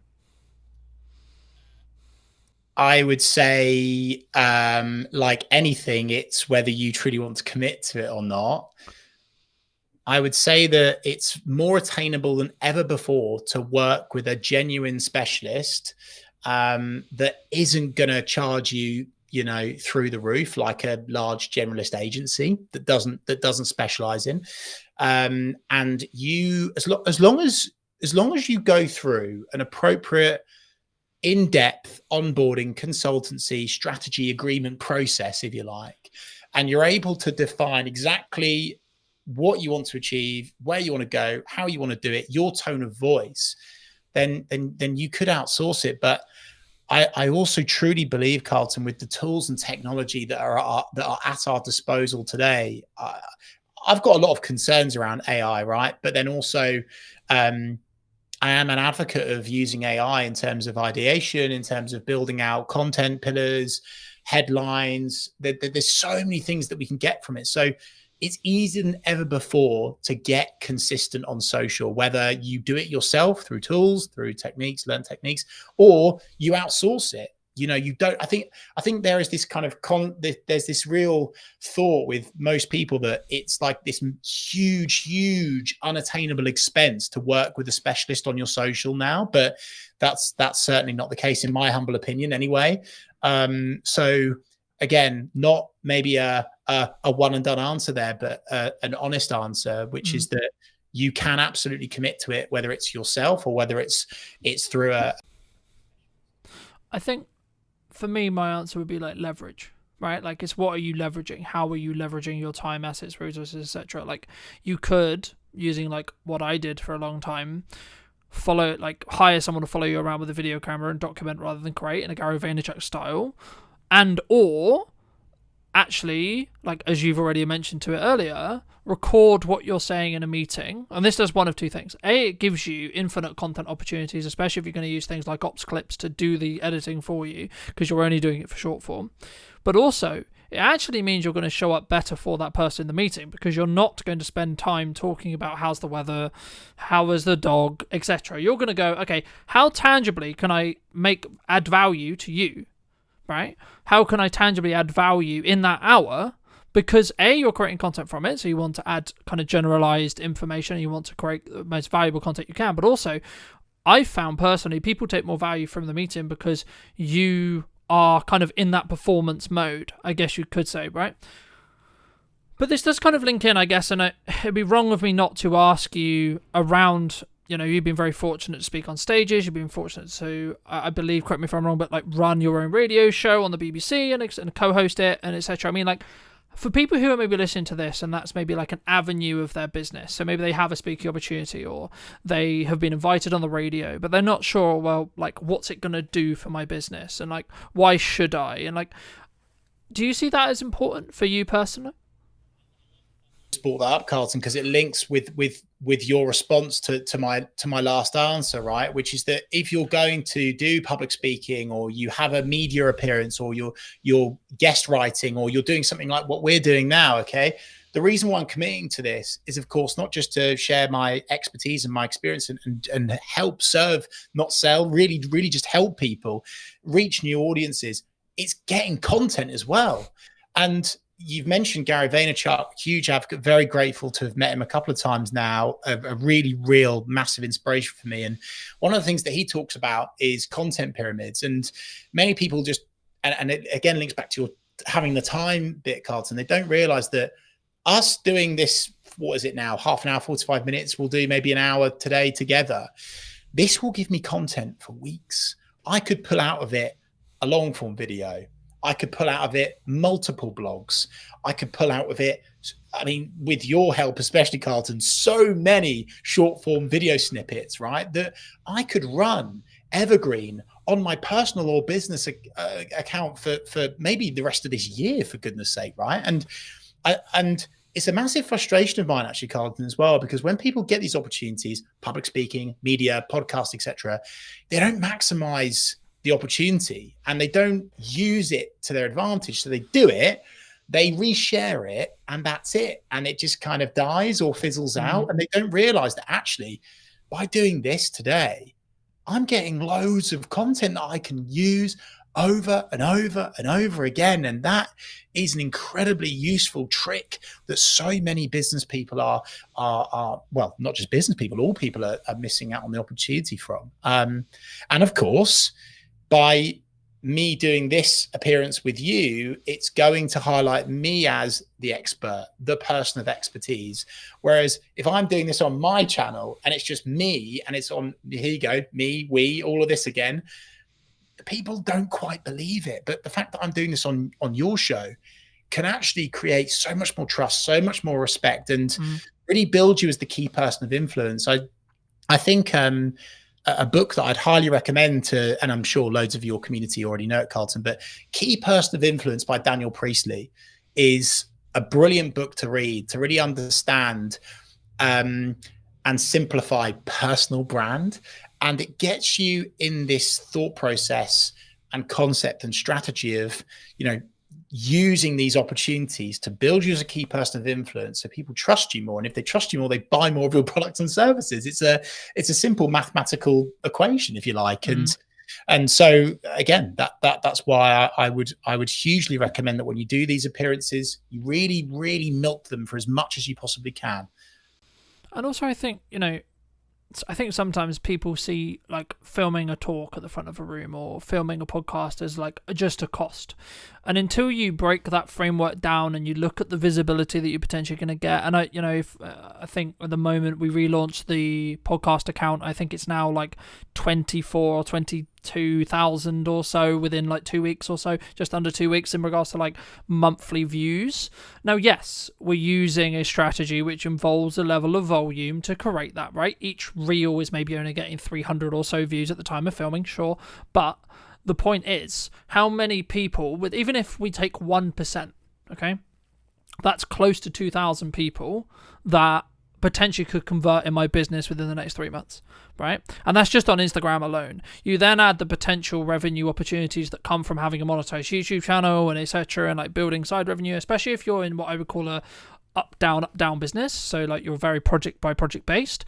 You could build yourself an opportunity, and I'm personally doing this with the brands I'm building and in the content I'm creating, where you could have infinite marketing content because you're going to put it out on all your social media, linking out to your YouTube, etc. But also, if you strategically think about it enough, and you can build a strong niche for that YouTube clarity, which is what YouTube specifically cares about in all the research and all the people I've spoken to right now, and that's why I have a different channel for the podcast rather than Brightner Media, etc., is because algorithmically YouTube wants to have clarity over who to serve those videos to, right? But the key there is once it gets to the point where the YouTube channels are big enough, they will become their own revenue stream. And it might be £100 a month or etc. Sure. But that what does that do to your business? That changes your baseline revenue. So if you are project by project based, that means you can potentially pay for another SD card, or you can pay for another microphone, or you can pay for a bit of lighting, or you can pay for a bit of consulting, etc. Or just hold on to the £100, right? And it's about, I think for me, how you think about that from a longer term. But do you think people sometimes underestimate like the other opportunities that could come from like either that or the lurkers that could come on social media from creating content, Chris, do you think? Yeah, for sure. I was going to say, though, something that you've brought up there, which is a huge gap for the majority of people. Unbelievably, they are not using and making the most of the second biggest search engine in the world, which is YouTube. And YouTube Shorts right now are so hot. They are absolutely flying. They are getting so much organic reach. And so even if you were to set up your own personal YouTube account under your name, right? And you just share all of these little videos that you do from various appearances, public speaking gigs, talks, meetings, whatever, wherever, however, getting your name on YouTube and giving these AI tools, hey, by the way, something to grab onto because then you're the expert. Boom. And that is a massive gap for so many people. So again, link back to your previous question, Carlton, we're doing this in a funny order today. That will hugely help people. So definitely jump on YouTube and really, really capitalize on that opportunity by using that video content. And the great thing is with YouTube is by tweaking, tailoring, optimizing, making something, amending something, is that it can go viral like that. Okay. So with LinkedIn, with Facebook, with Instagram, if you edit something, if you edit a social post, it will penalize you, right? YouTube is phenomenal because by simply adding a new thumbnail, changing the headline, adding more to the description, all of a sudden your video can blow up and it could completely change your business forever. And that's not pie in the sky, blue sky thinking stuff, right? That's very real and it's happening for so many people. And so again, another takeaway for people listening to this is please jump on YouTube. Please start publishing to YouTube.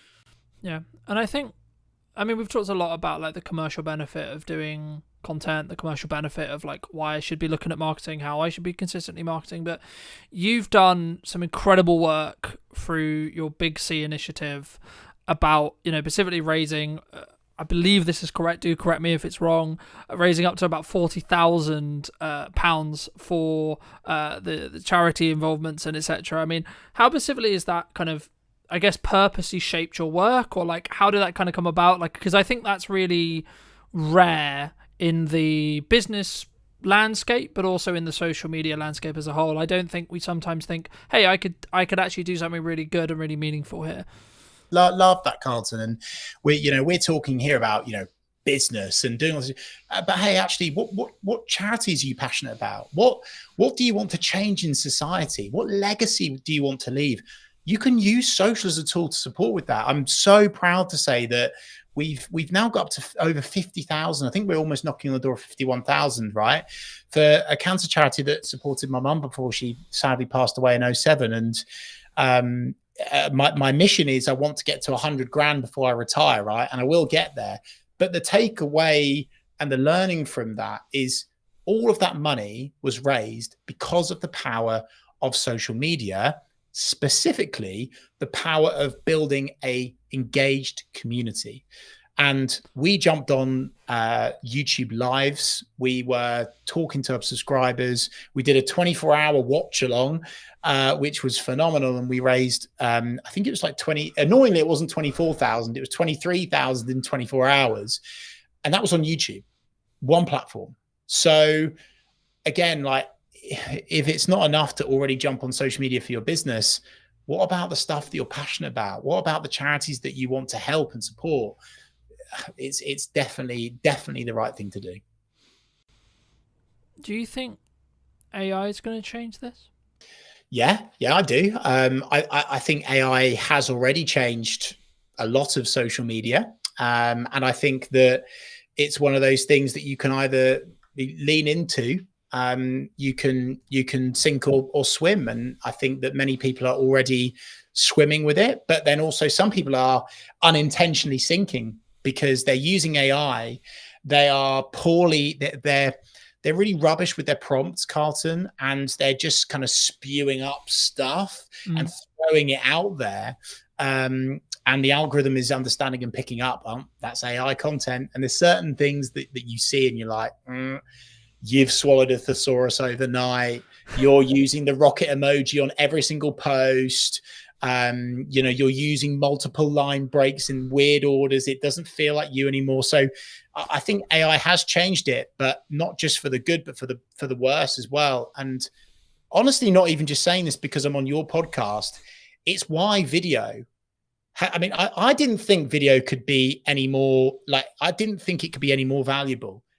AI coming in has made video work even more valuable for you and your business. Because of course, AI tools are developing all the time, right? And it's going to get scary really quickly at what it can do, even in video. But right now, there's this opportunity where doing video as you, for real, there's going to be this nice soft squidgy stage where you can get so much impact now before these tools and technologies catches up with it and are able to dupe you to a quality where you can't tell the difference. I don't think that's going to be long, by the way, and I'm quite scared by that, to be honest. For the world, not for me or my business, everyone.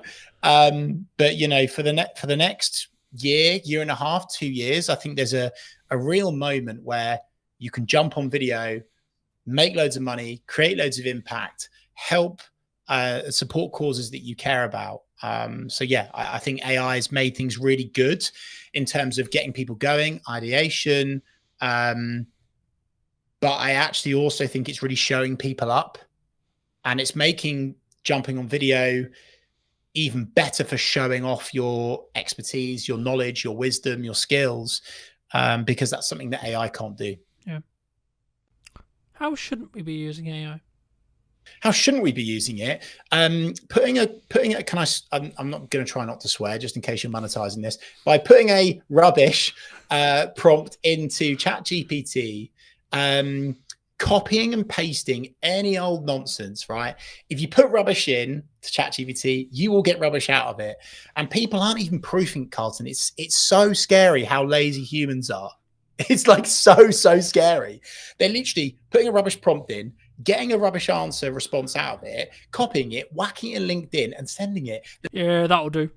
Fact checking it. And some of the stuff I've seen, it's like the worst thing to do for your personal brand. It can literally destroy your personal brand in an instant because the facts are wrong, the stats are wrong, they're not right. And it's because partly of the prompt, but also what AI is currently still latching onto. So as I say, I'm not an AI denier by any stretch of the imagination, but I think that's where people are getting it massively wrong. They are not understanding how it works and they are shortcutting it.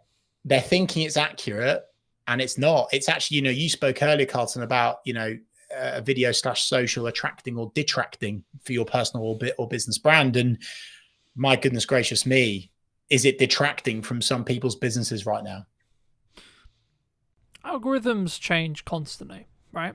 There's constantly a new thing. There's a new trend. There's a new, like, Reels have just launched, Stories have just launched, Snap Spotlight has just launched, etc. Right? Like, it's a full-time job on its own, right? That I'm sure we both spend quite a lot of our time because of the nature of our business. But to the person who's maybe not in the space every day, what advice could you give them as we go into 2026 and say, okay, well, this format, this trend, this idea, this concept, this thing is underrepresented and is the quote opportunity right now on social? Well, I think what's always going to be safe, is educational content, serving, not selling, especially when the content that you're creating is non-time sensitive.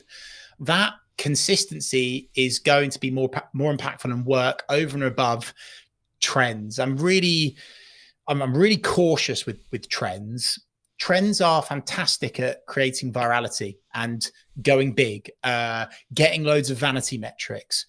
I'm not sure jumping on trends is something that a business should be leaning into too much, because actually I think it detracts away almost from your commercial objectives. Heck, I saw a competitor the other day post something on their social, which was so detracting away from what good customer service, client service looks like. And I was like, oh dear. And it's because they jumped on a trend that like other people are doing, but you don't have to jump on every trend. So I think video works. I think doing lives works and will work very, very well. If someone is able to do content where they are getting connected, exposed, and accelerated into another network of people that they want to reach, is also good. So Instagram collaborations, live broadcasts like this, very, very good thing to do. But Carlton, I do fear that question will almost strike fear into people, and they will go, "Oh no, I'm overthinking it again. I can't do the right thing." So again, I just want to go back to basics: execution of perfection, give value. I'm creating now, as we speak, 52 videos, and I'm going to do one per week for the rest of next year. Like, I'm practicing what I preach on that, and I'm not worried about the trend at the time, because I want to leave a digital footprint. I want to leave little magnets, branches for my audience to hang on to with keywords of service areas that I want to sell more of.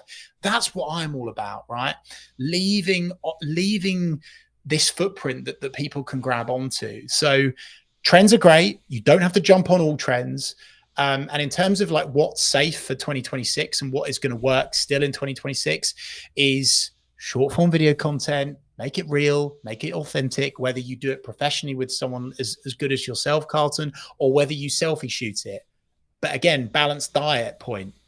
Do both. Why not do both? Yeah. Work with you, Carlton, or another video provider. Won't be as good, obviously, to batch create loads of video content, evergreen, non-time sensitive. So you're talking at least once per week, and build it and build it and build it. And that's how you can grow your account.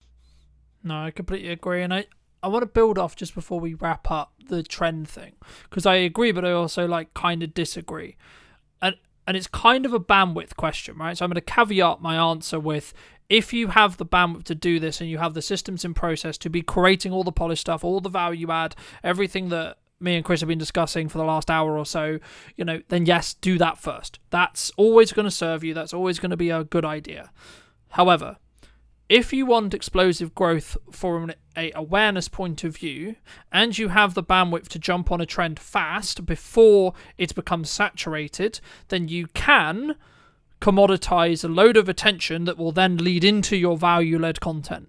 And that's where it really comes down to, in my opinion, a yes and thing rather than a yes or thing, right? We've alluded to Gary a lot, and I will link some resources down below for those who are interested, but like, this is one of the things that Gary talks about a lot. It's like, yes and you should talk about your hobbies. Yes, and you should talk about, I think he had a video that got like silly views, like millions and millions, and it was like him talking about like a fruit, right? What ROI is that? Well, actually, probably quite high, because what happens is people, if you look at everything you do as a part of a marketing funnel, you need to ask what piece of your content is going to do. You can trend jack and get a strong piece of awareness content. No, it won't convert. No, it's not going to miraculously mean you get hundreds of millions of pounds in your bank because you've converted it. But what it will do is it could give you a boost in followers and or a boosted initial interaction. And if you have your leading to a book that's actually on Chris's bookcase behind him, where Gary talks about your profile hygiene, right? If you have your website, you have your email, you have your phone number easy accessible on those profiles, when you get something that gets 1 million, when you get something that gets 100k, there's going to be a percentage. Again, if you take 1%, you're going to be in a position where you're going to get some more work. You're going to get even 1 or 2 more people who potentially will become clients. So that's kind of my, I guess, counter argument to trend jack, and that's why I caveat it with the bandwidth thing. But Chris, for those people who, because I'm aware you've got to go very shortly, but for those people who want to connect with you, if you want to see more content, you want to see some of this video you've already alluded to, where's best for people to reach out to you? And do you agree with what, that strategy as a whole? Well, I was going to say, I just looked at the time and I went, oh, that's a shame, because I've got so much more to give. And for people that have kind of liked the cut of my jib today, I'm serving up a ton of value over on my Reeve, REEVE social media, Reeve social media YouTube channel.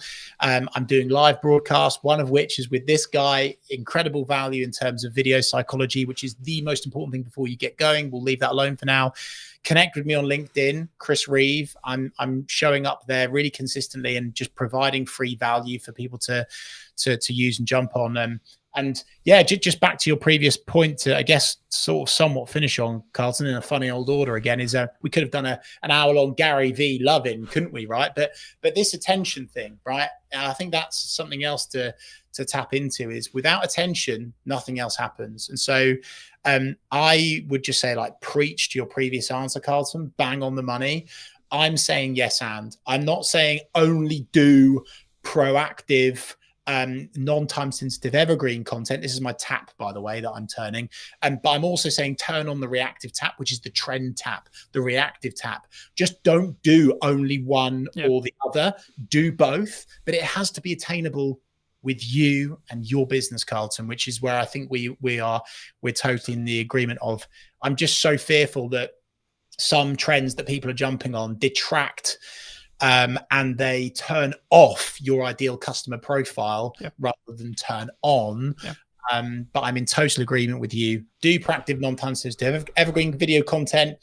Do trend content as well. And hey, in that book, Attention by Gary Vee, his latest one, it's full of geeky social video, psychology of social content that can work incredibly well for you and your business. Carlton, I just want to say thanks for your time today, but also I want to take the time to say, on behalf of your network and the audience and the community that you're building on your podcast, thank you, because this is really rare that someone is taking the time out of their day to genuinely share so much just purely because they're passionate and that they want to help. And I really wish that there were more experts in their field that committed the amount of time that you do to actually just helping people. So thank you, sir. No, that's so kind of you. And thank you so much for the time. If you were going to talk to Chris 10 years ago, right, and you were going to give advice, what advice would you give him? Be more you. You cannot be anyone else. Stop trying to be someone else online. Stop copying your competitors. Stop just doing what the other people in the industry are doing, because actually, if they go yin and you go yang, if they go black and you go white, that is really, really impactful. And the more that you are unashamedly you on social media, the more impact you will have in terms of reach, in terms of engagement, in terms of sales, everything. It all comes back to the more you that you are, the more impact you will have on social media. Thank you so much for the time, Chris. And if you did enjoy this episode of What's Missing in Marketing Today, make sure to be subscribed and all that lovely YouTube stuff and etc. as well. But thank you so much for coming back and joining me. I'll see you very, very soon. Do you think that filmmaking either will continue to change and or has already changed with the advent of AI? If you're getting into filmmaking now, it's potentially quite challenging. It's going to be very difficult for juniors coming in to know whether they can even trust AI. It is a big question mark at the moment for me. We'll get to a point where we truly won't know what's real and what's not. Marketing is for a specific job to give you the permission to sell to someone. And then sales is the ability to add value at a monetary balanced cost to you. And I do think as a creative, especially if it's a project you're not being paid for, you need to be brutally in line with what your voice is trying to say and not be swayed. Hello, my friends. Welcome to a brand new episode of today's podcast. Today we're going to be talking to Phil all about filmmaking, his journey in filmmaking. And I guess, Phil, I mean, I was going to ask you specifically like how you got started, but I think why should someone specifically care about filmmaking as a whole or video as a whole right now, would you say? Well, I mean, it seems to be that video is everywhere, and it's a really powerful way to sell or to get a story across and just to generally get a message. And I think people are, well, I mean, the fact that we've just at our fingertips got video content that we can just scroll through and on tap, it seems. I just think it's probably the most effective way to get a message across. Do you think that filmmaking either will continue to change and or has already changed with the advent of AI? And equivalent, like to give you some context, I was watching a video earlier today all about the fact that like junior editors and getting into filmmaking, like we're both like I would say probably more established, but if you're getting into filmmaking now, it's potentially quite challenging in respect to like those you don't necessarily have those junior roles because they are being commoditized or replaced by AI. Yeah, it's an interesting thing. And I was at an event the other day and they drew attention to the fact that, as you described, those junior level roles are being filled with AI. But what's interesting is that those at the latter parts of their careers, once they disappear, the experts that actually know and have the knowledge, it's going to be very difficult for juniors coming in to know whether they can even trust AI, because they haven't got some old fogey next to them that they can vet it and check if it's correct. But in terms of AI, it is a big question mark at the moment for me. However, I'm starting to see whenever I speak to people about LinkedIn, they're frustrated at the fact that every post seems to be AI. And I do question whether we'll get to a point where we truly won't know what's real and what's not. And so people will need further proof on and evidence as to what's real. And I think what will happen in terms of marketing is that people will just start meeting up more. And so you might find that video loses its impact because we just won't believe it. Perhaps these kinds of conversations that we're having now will become a better way to market. But it's really hard to know. And it is a worry, I'll be honest. And I think it's important to embrace the technology and not get left behind. But I feel like it could go either way. As I say, I mean, for me, I think it's kind of one of those things where you've got to kind of use it to like leverage what you're doing, but also be aware of where it's going. So then you can maybe pivot, change, adapt what you're then doing as a filmmaker, what you're doing as a marketer, etc., either for your clients or for you.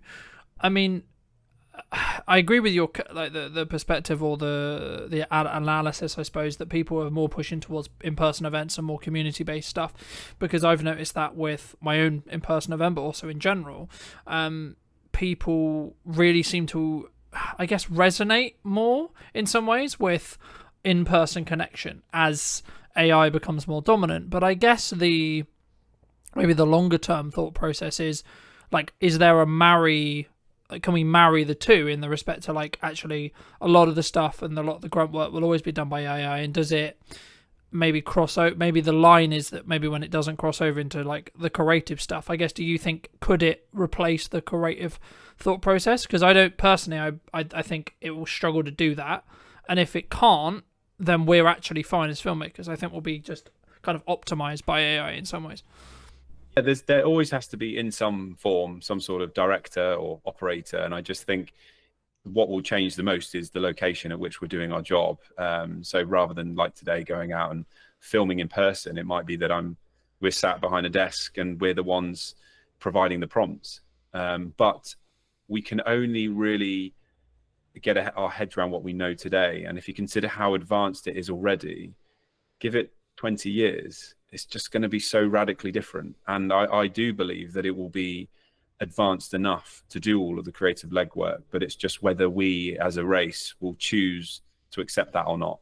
And I think that's where we are unique, is that we'll be emotionally driven, and I don't think, and morally driven as well. I don't think, and people will buy into it and will accept that we're not needed anymore, and it will be automated. And I think something will come through, and it will mean that AI doesn't have the same impact as it does. But at the moment, embracing it and helping and using it as a support mechanism is really useful.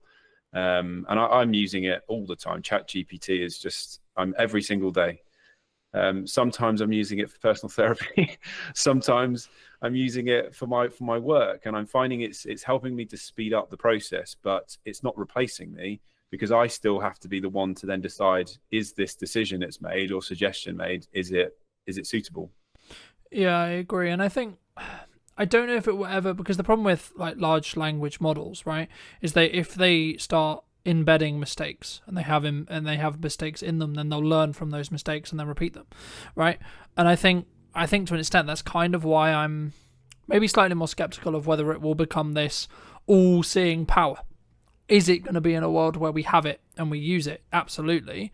But I don't think it will. I'm kind of, it might be famous last words, right? But I'm skeptical that it will get to the position where it can completely replace a human, right? Will there be elements of, like, I can see a world in 5-10 years where the camera we use for work or the camera we have in our webcams have AI features built in, right? They can, I mean, that's what we're already seeing that with iPhones and etc.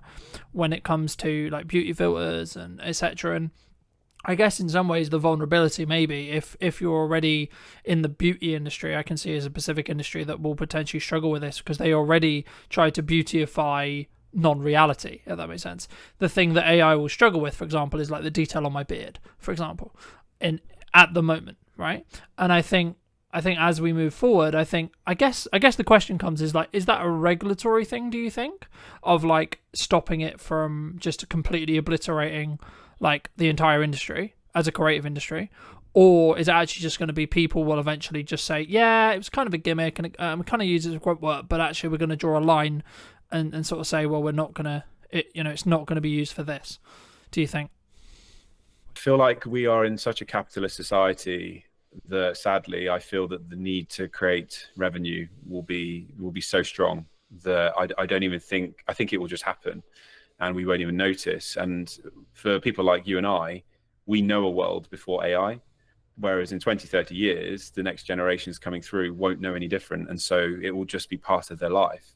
So I think that's when we'll notice the biggest difference. But I do feel strongly that we will just require that real human interaction. And for as long as we don't know, we'll crave it. It's just hardwired into us as a species to want real connection. So I do think in some form we'll seek it out. And I reckon a new art form will come about from it. I don't know. Or it might be, as we see quite commonly now, things that are retro coming back in. It's because even the younger generation are looking at simpler times. My daughter is 13 and she's taking a break from her mobile because she doesn't like what it represents in her life. And I think that's an incredibly mature choice that she's made. So it could go either way. It's so difficult to know.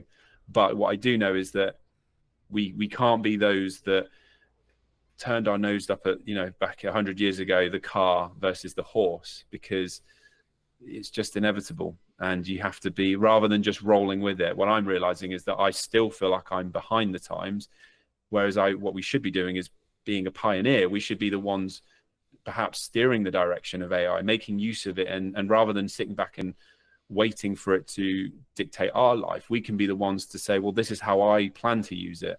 And we can make choices now that then steers the direction.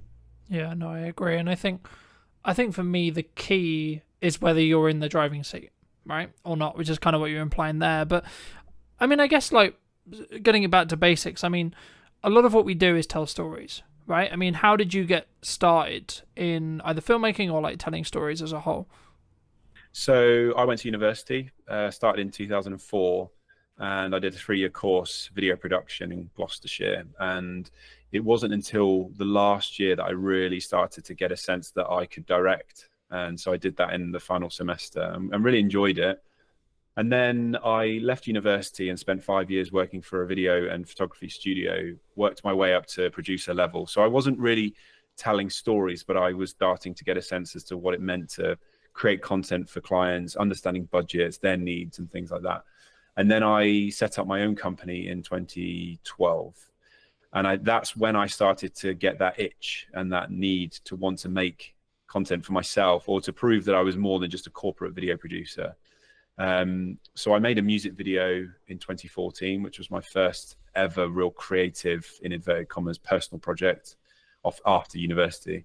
And then I made a Christmas film called Love is a Gift in 2014, which went on and did very well, oddly, when I re-released it in 2018. And that's when I started to get a bit of a reputation for being a storyteller and a director.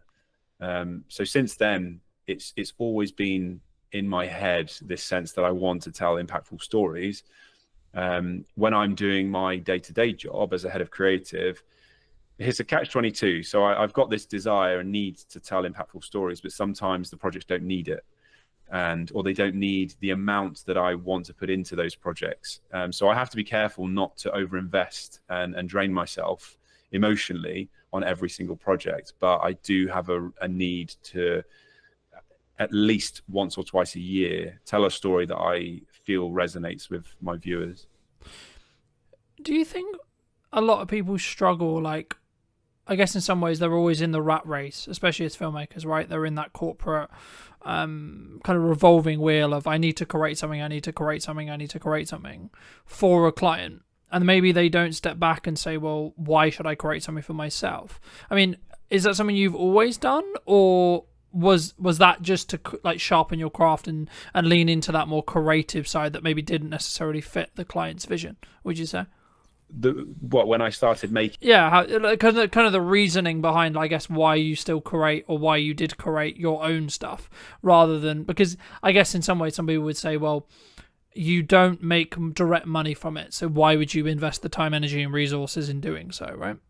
Yeah, it was a twofold thing. So when I made the film, it was because I was, I guess, sick to death of doing interviews, and I wanted to demonstrate that I had more to give. So there was a personal need there, but it was a marketing piece. I truly believed that if I made this Christmas film, it was going to promote my company and push us into new territories. I wanted to create TV adverts and music videos, and I wanted to be paid to do them. So I thought, well, if I just make something that demonstrates my capabilities, well, then I'm doing that's the best thing I can do.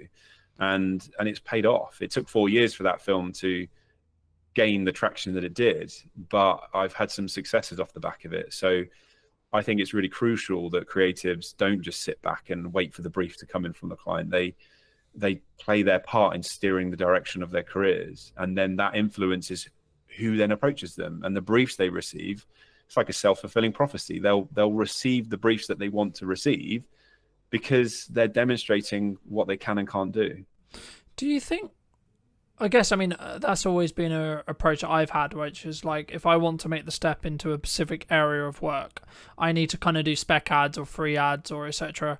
around that thing, or a personal project to sort of prove, I guess, in some ways to that industry, for me to have the right to then potentially pitch for stuff. Do you think business owners, creatives, I don't want to use the term they're lazy, because I think that's it's kind of up your own arse kind of opinion of saying that. But I guess the approach could be like, if their back's against the wall, maybe they don't appreciate that marketing is the understanding, or maybe they don't have the runway financially to think about what are we doing in 3 months' time, right? Because a project like that, I haven't done one to that scale, but I expect it didn't exactly take a week, right? I mean, did you specifically plan like, oh, I've got this 3-week window and I know I'm going to be good for client work, etc., and then make the decision to do it? Or was it in a down period? Because I think sometimes we can go into this spiral of, oh, I'm just going to go get a job, or, oh, I'm going to play video games and sort of wait around and wait for the phone to ring, right? Yeah. For me, so Love is a Gift, the Christmas film, I was on a run and the idea came to me, and it was just before Christmas. I think it was early December, so I was quite late in the day to get something made, but I didn't hang around. So it was a Sunday, I ran home, literally sped up to get home to write it. And then I'm pretty sure it was the Tuesday that we just made it. So I'm very impulsive, which is a good and a bad thing. But I don't like to hang around. When I get excited about something, I just want to get it made. And I think that's the best way to be, especially as a creative, because the moment you pause, you start to second guess, and you start to worry about, will it be successful, or will people like it? Is this right timing for me? And then you just end up talking yourself out of it. And there's a danger as well with the second guessing, is that you start to lose. When I was running, I wasn't thinking about who was watching it. I was thinking about the story I wanted to make, and it was all coming from a deeper level. It's dangerous to get into a place where you start thinking about how people will consume it, because you lose your identity a little bit. And I do think as a creative, especially if it's a project you're not being paid for, you need to be brutally in line with what it is, what your voice is trying to say, and not be swayed. And I think as creatives as well, we're all incredibly unique, and there's an opportunity there to do something brand new, rather than recycling what might have been successful by others. So in terms of fitting things in, I have to be really mindful, because I've got a job that's full-time and I need to squeeze things in there. But if I really believe in it, I'll make it happen. I think if you're so passionate about something, you make it happen, don't you? And I guess, yeah, brutally, if you don't, you've only got yourself to blame. Would you have done it if there was absolutely no guarantee, or absolutely like the likelihood actually in general was that you probably wouldn't make any money off it or get any more projects off it? Would you still made it? Do you think, in hindsight now? It's a really interesting question, because at the time I didn't know, but I still made it. But yeah, there was always that hope that something good would have come of it. So if someone said to me this would be a waste of time, truthfully, I probably wouldn't have made it. And I'm aware of that. That's something that it's a drawback, in a sense that you could argue I should be making stuff just for me. But let's not forget that I'm doing this for a career. I want progression, but also there has to be a viewer at the end of it. We're broadcasters. We're creators of content that has to be consumed. If no one's watching it, then you're purposeless. So I am mindful of that, but I try not to let that be the driver. It's a strong part of it, and I'm aware of it, and I've actually had to work through that, because external validation is something I do seek. But I'm better these days. And actually, the film I made last year was the first one I truthfully made it for myself. I wasn't conscious of whether people would enjoy it or not. I truly felt this story was strong, and I was working with an actress who I knew would be able to help me tell that story, and I just wanted to make it. But I would be lying to suggest that if no one had watched it, would I have been disappointed? Of course I would have. I think there's a difference, in my view, between whether you'd be disappointed and whether you would have still done it. Because I think in the act of doing it, you develop your own skill in being able to create a piece like that. So there's benefit there. Number two, maybe you haven't given it the timeline yet. Maybe you haven't actually marketed the film, right? Because I think sometimes when we look at filmmaking as a whole, the short film genre is maybe something that I would say is probably kind of prone to this. filmmakers look into, I want to make this perfect piece, I want to make this amazing short film or amazing feature film or amazing music video, whatever it ends up the product ends up being. But you don't necessarily, in my experience at least, on average, until you specifically think about it and you really plan it properly, I think you should personally plan the marketing of how to get the right people, or people in general, to see the thing you're going to create first. And I'll give you an example. So I'm doing an event on probably by the time this comes out it would have already happened, but on the 11th of September. And my plan wasn't, let's film or plan out everything I'm going to do in the event, like piece by piece by piece. My plan was, let's build the marketing. How do I want to market it? How do I want to get the word out that I'm doing it? And then I'll sort of figure out what I do in the event after the fact. Do you think, to phrase it into a question, do you think filmmakers, people in general, especially like solo operators, video production companies, maybe less or so, but especially solo operators or people who are starting to get into the space, maybe they don't look at that marketing piece enough? Do you think? Massively, yeah. And I do think it's a missed opportunity as well. I've worked with many production companies. I've had my own, and there's a lack of strategy behind the content that's being suggested, and thought as to who's watching it and why, and how does that fit amongst a much broader marketing plan. And so thankfully now I'm in a broader creative role, and that's exactly what we have to do. And video is just part of the puzzle. And that's been a real eye-opener for me, because video was always my world. But now I've realized it's not the be-all and end-all. There's so much more that surrounds it. And so I do feel that production companies should be way more vocal, or should be understanding of that broader marketing plan, so that when they're pitching ideas, it's not just, this sounds nice, let's hope for the best, because the client deserves more than that. So that is a trap that solo shooters, and actually lots of production companies that are well established, fall into. They focus in on just that one particular project they've been asked to produce, but they're not thinking broader than that. And I do think clients should demand that as well. It's really important. Do you think that would be a way for us to protect us from like the future of our income, the future of our business, the future of our career from AI to an extent, if we focus on that strategic side? Potentially. However, ChatGPT is incredibly strong at coming up with marketing plans and content strategies. But again, there has to be somebody, I suppose, that controls it. That I question whether a business owner would have the time, I suppose, to be thinking, well, what is my marketing plan? What strategy am I going to be putting into this campaign, especially if there's lots of campaigns? So yeah, that's a really good argument there. If video producers can get on board with that and bridge the gap, so that perhaps you don't want to get rid of marketing agencies altogether, but for those smaller projects where they just need a video or a suite of videos, yeah, that's a really good way to add value. And whether they charge for it or not, I don't know. But then a client or a customer would come to them seeking that value. Because for me, when I saw, and I've been very honest in content before, I'll be very honest with you and everyone listening. I mean, I saw what AI was doing, and I saw what AI was becoming capable of, and I'm seeing some of the stuff coming out of Google VO and etc. And I was like, shit. All right, was the honest truth. And then I was like, actually, hold on. There is, and that's kind of why I focus on that middle ground, because with the strategic side, because I think everyone wants to chase the golden goose, right? Everyone wants the large projects. Everyone wants the big paychecks, etc., etc.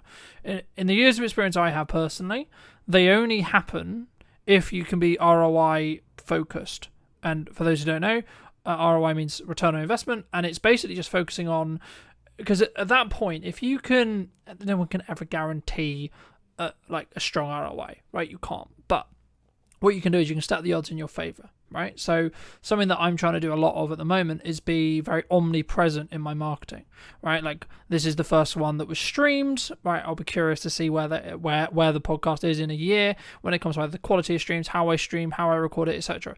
But the key for me is to either utilize strategies from either older content to distribute on other discoverability platforms to give me the opportunity to potentially reach a larger audience, for me personally, and or potentially everything I'm experimenting with, everything I'm trying to move forward with, I can then, when I work with a client, I can say, well, actually, this is working for me. Have you considered doing this, this, and this? I mean, is that also, I guess, part of the argument or part of the thing you would personally say about why someone should make a music video, should make a short film, should make, you know, their personal documentary, their personal project, etc.? Not necessarily about them, but they should make that personal thing that they're not necessarily getting paid for, would you say? Yeah, I mean, arguably, then you're kind of looking at yourself like a client, I suppose, aren't you? Rather than, that one big shiny video or whatever it is, asset that you think will win everybody over and go viral. Like, that's the term that everyone seems to sway towards. Like, will it go viral? It's like, well, it's impossible to gauge that. But yeah, if you can demonstrate how you can add value across multiple platforms, or if you've created content to then repurpose it and recycle, then that's definitely going to help you. But I've never really thought about that, to be honest, because I'm guilty of just coming up with ideas and making it and then moving on. It's a real short attention span that I have for my own content, but drawing up your own marketing plan sounds like a great shout. I feel like we should be having a conversation offline. I don't know whether I'm just unique in the way I think, right? But I've always treated and continue to treat Brunton Media as the highest paying client, right? Now, the reason why I do that is because it allows me to be what I believe and where I am as the cutting edge of what I know is working in marketing, and then using video as a vehicle to do that. And I think for me, that's maybe one of the reasons why maybe I'll win a project over someone else, for example, right? But you've been very fortunate to work with some quite well-known names, right? One of which being Lewis Capaldi. I mean, how did that kind of come about? Because I think, especially maybe starting out people, they look at that and go, oh my god, wow, that's such a great opportunity. I mean, if you don't mind, just how did you sort of get that gig? Did you like put it into tender? Like, did someone reach out? Like, how did that all work? It's going to annoy you because I was just very lucky. I didn't have to do much. Well, so my Christmas film re-released in 2018. It went viral and I got a lot of press coverage. Then I was asked by Good Morning Britain to make some content for them. And I went on TV again, and that was broadcast live, which was incredible. And then I was approached by a director agent, and she started to toy with the idea of representing me as a director. But at the same time, what I didn't realize was behind the scenes, she was putting me forward for music videos. And one of them was Lewis Capaldi. And so from my perspective, I didn't know this. So all I had was an email from Lewis's manager saying, we've seen your work, we love what you do, would you be up for a conversation with Lewis to talk about creating a video together? So I actually then had a phone call with Lewis himself, and this was all before any of his songs had gone to #1. So he was quite an unknown name. And we chatted about a concept, and then over Christmas I didn't hear anything, and we're talking 3 weeks where I just heard nothing. So I just thought, well, that's not happening now, is it? And then they reached out again. And so I did have to put a treatment forward, which is a document that details how I'm going to approach the music video as a director. And they loved it and bought into it. So very quickly, I'm pretty sure it was like mid-January, we got the green light, and then we were filming early February. So it was crazy turnaround. So I want to say I was very fortunate because I didn't have to do much legwork, but at the same time, I went out there and made stuff for myself. And even though it was 4 years later, it did exactly what I hoped it would do, which is to demonstrate my capability. I think that's a very key example of you make your own luck, right? Like, there could be an approach that someone comes to you and says, well, actually, you got lucky by getting on TV, and then you got seen, and then da-da-da-da, right? Or you could look at it from the other perspective and say, well, actually, you had an idea on your run, you executed upon the idea, and you took the risk of, to be honest, correct me if I'm wrong, but it could have got like 5 views, and you could have, in theory, been a laughing stock. Oh, look, you put all this time and ever, ha ha, right? But in reality, what actually happened was it took a while, from my understanding, but then it went quite viral, and then that got you the right attention of the right people, which is exactly what we want in marketing, right? In a nutshell. And I think sometimes, especially maybe people who listen to this, hopefully will take that as an example to say, and have permission to actually do those projects that you're like, yeah, but this is a massive time sink. Yeah, but this is actually So for me, I think you make your own luck, and that's always what I believed.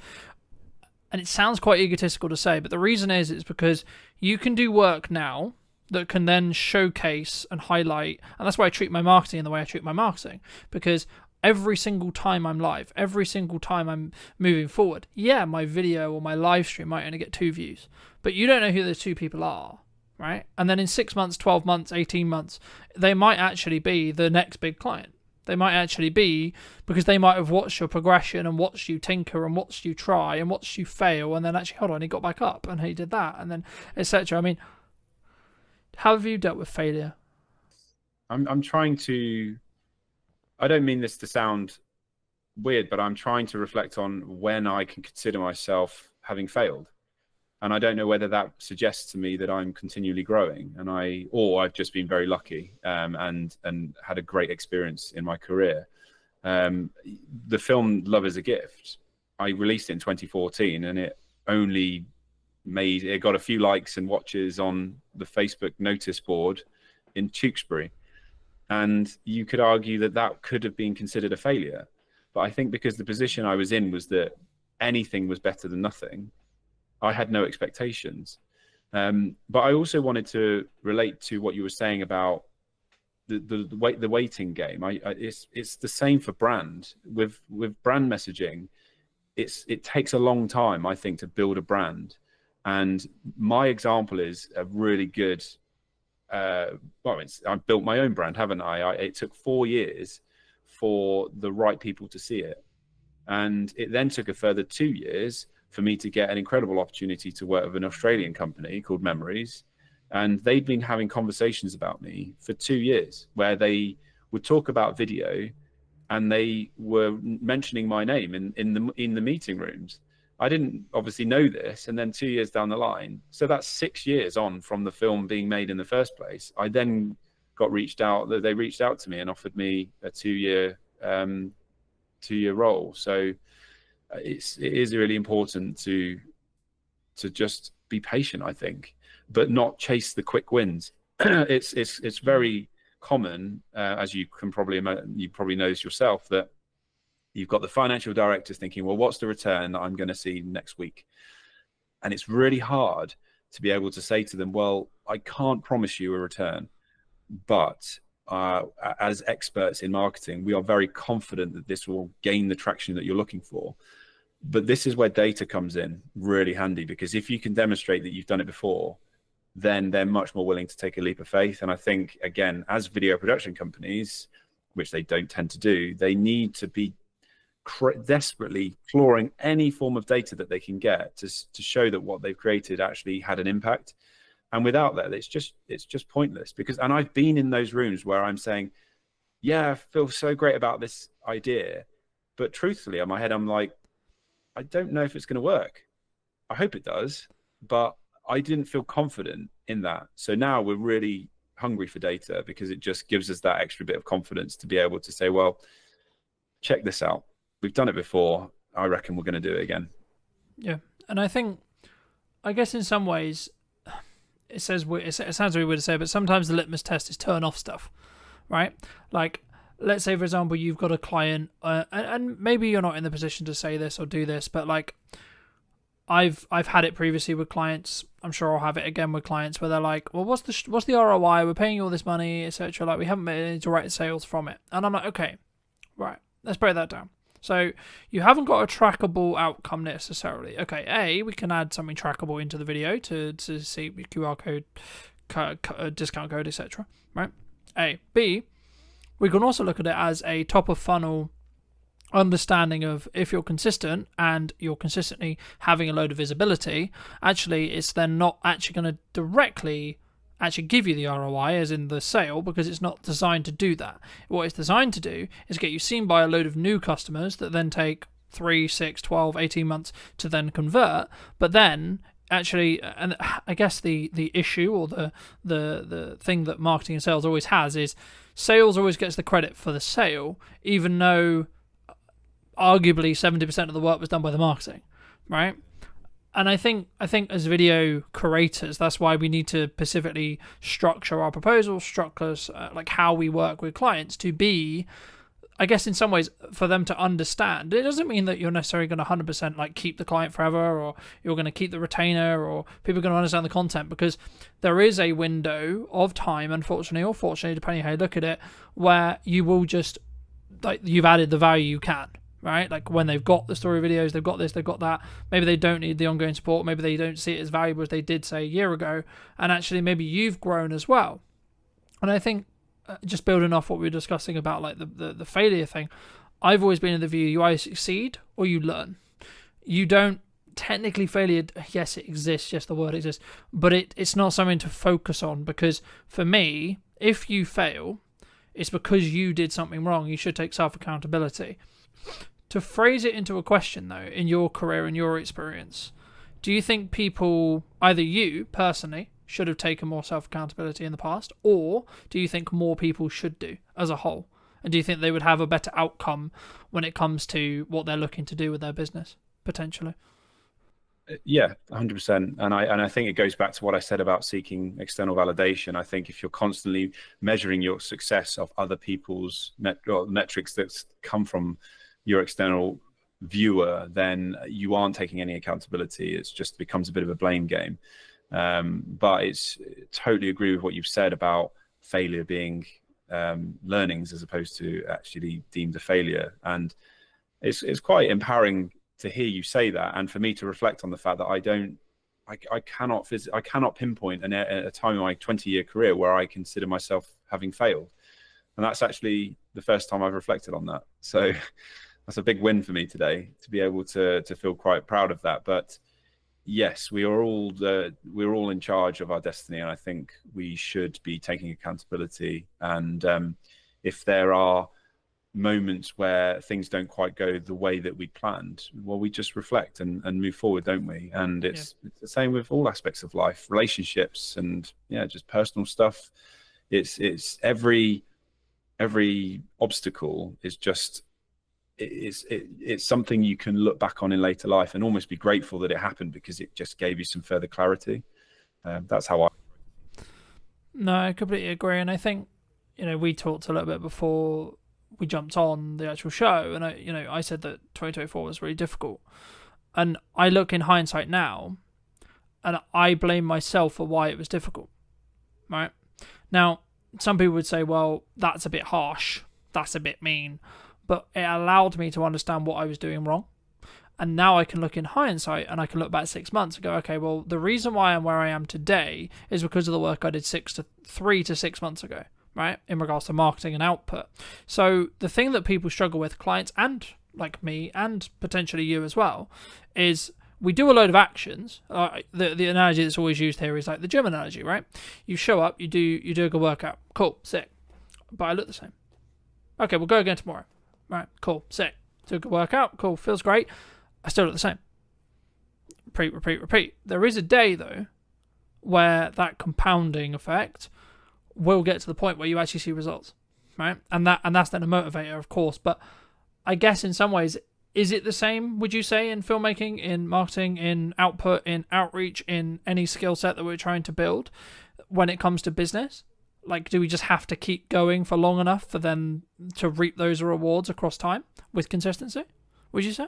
100%. And I think being present and for a long period of time is, you're establishing yourself as any good brand should and does. But I do think you're being hard on yourself, because you're just one aspect of what might steer you in the direction of success, whatever that looks like for you. You can't control other people's behaviors.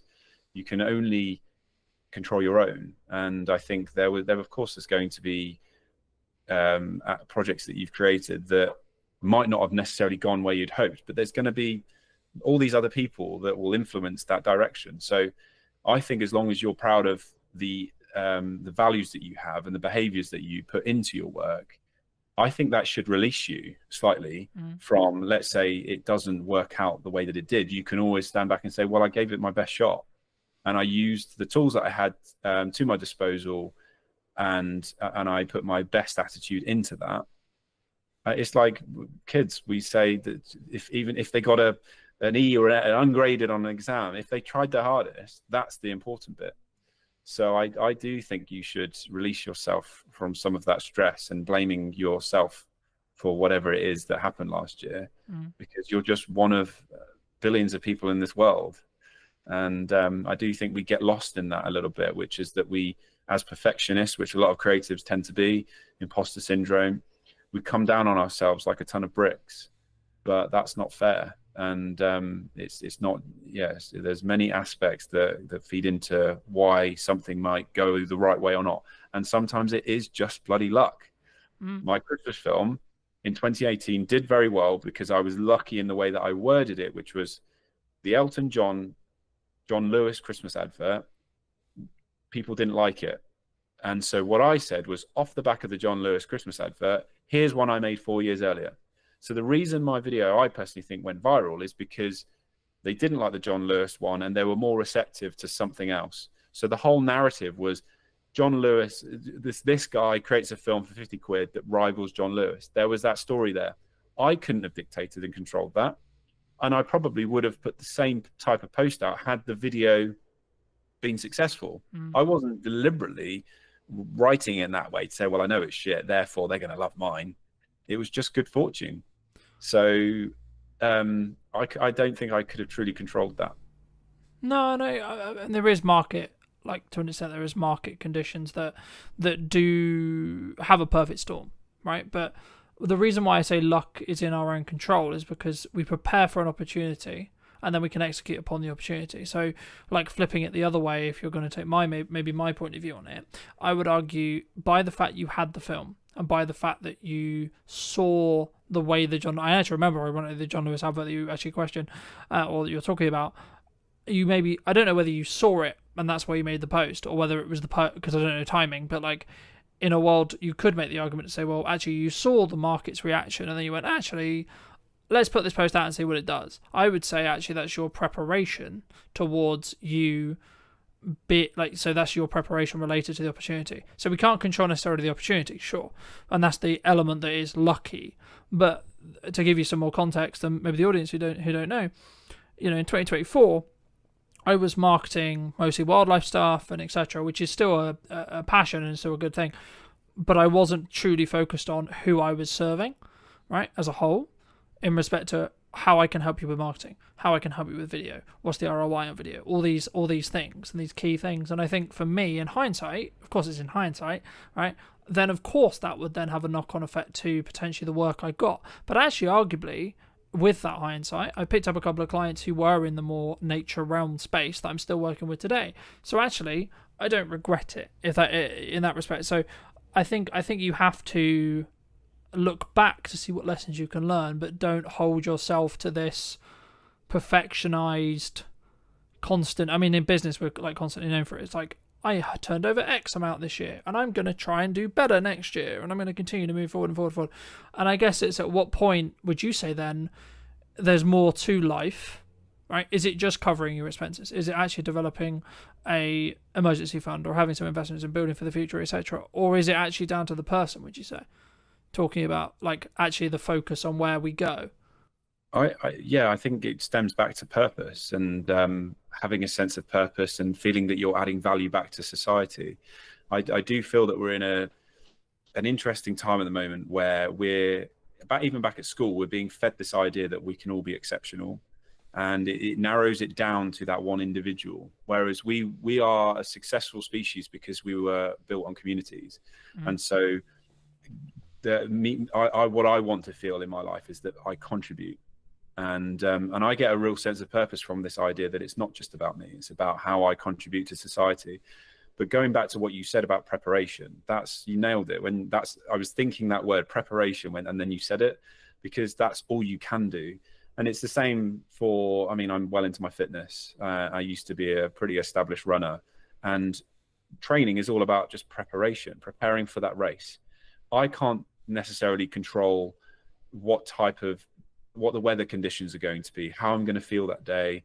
And there's lots of factors I can't control, but I can be very prepared.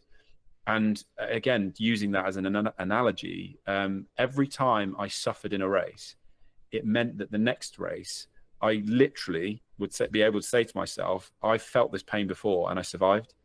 And so I think we can use that in business and all walks of life, which is to say, well, that didn't work out how I thought, but I feel. Yeah, and I think when you change your mindset around failing, right, and that is your mindset when it comes to potential failure, I think it frees you. For me, like in that scenario with the running scenario. Yeah. But I also think failure is often dictated by other people, and I think if there was no one around to tell you that it failed or to give you any sense that it failed, I think we wouldn't feel so bad. And so that's why it's important not to measure your success of other people's drivers or what other people are doing in their lives. It should be based on what's relative to you. Yeah. Do you think that comes from a self-belief, self-esteem, like in here thing? Like, this is more general, this is like not necessarily filmmakers, but do you think that the reason why we look for external validation constantly is that, or maybe that we want a film to go viral, right, but putting it back into our industry, do you think that's why, like, we there's something we're trying to fix in us? Potentially, but I think it's because we're taught the wrong lessons. We're taught that success comes in the form of finances and how many likes and subscribes we get and popularity. Whereas if we were fueled this idea that success came from making someone smile, it's just a whole different vibe, isn't it? And that's raw human nature. And I do think we all have it in there, but we're just being fed this dopamine hit constantly, and the need to want to be popular, which is just that again is a human natural thing, an instinct to want to be popular. We want to survive in our community. So I do believe that from an early period in our life, we're taught the wrong lessons.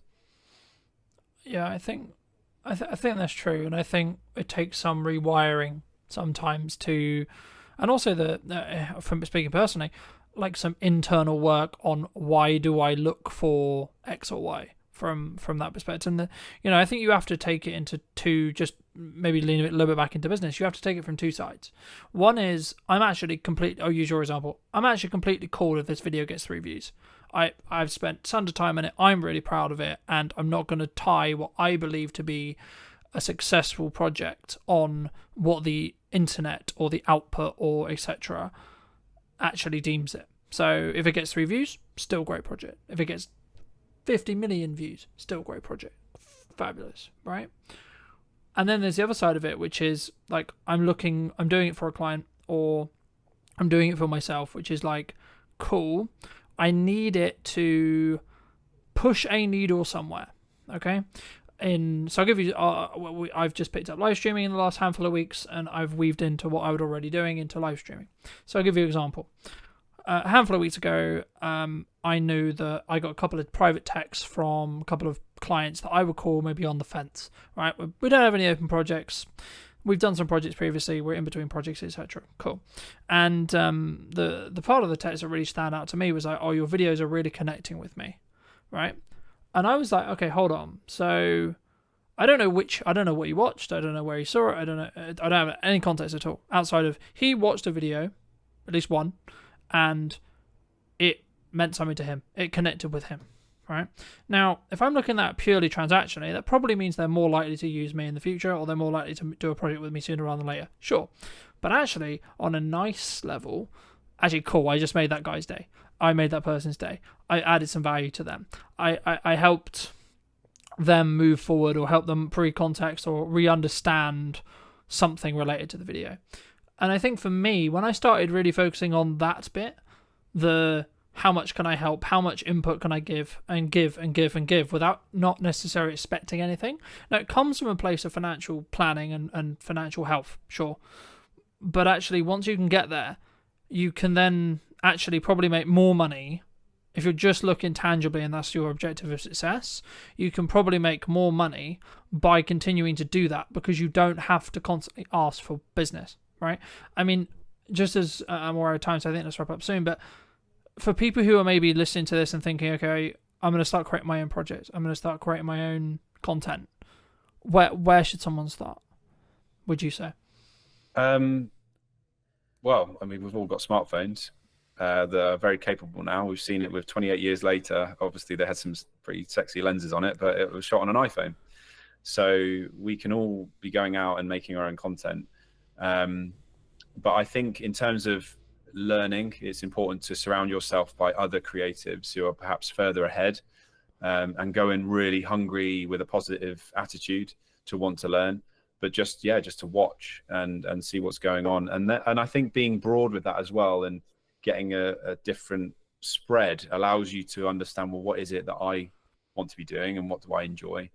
But I truly think the best, if you want to be a content creator, you have to create, and you can't sit back and wait. It's on your terms. And I think especially younger people, they've got less ties, perhaps, financial restraints. I think it's a great opportunity to use that time to explore. But it's also being mindful of the fact that you might not figure it out for a long time. But if you imagine there's an infinite number of doors in front of you, all of those doors could be open, but it's up to you to open those doors. You don't have to walk through every door, because that could be careless. But if you're just stood looking at the doors, then that's the bit you can control, is to open those doors and see which is the one that you want to walk through.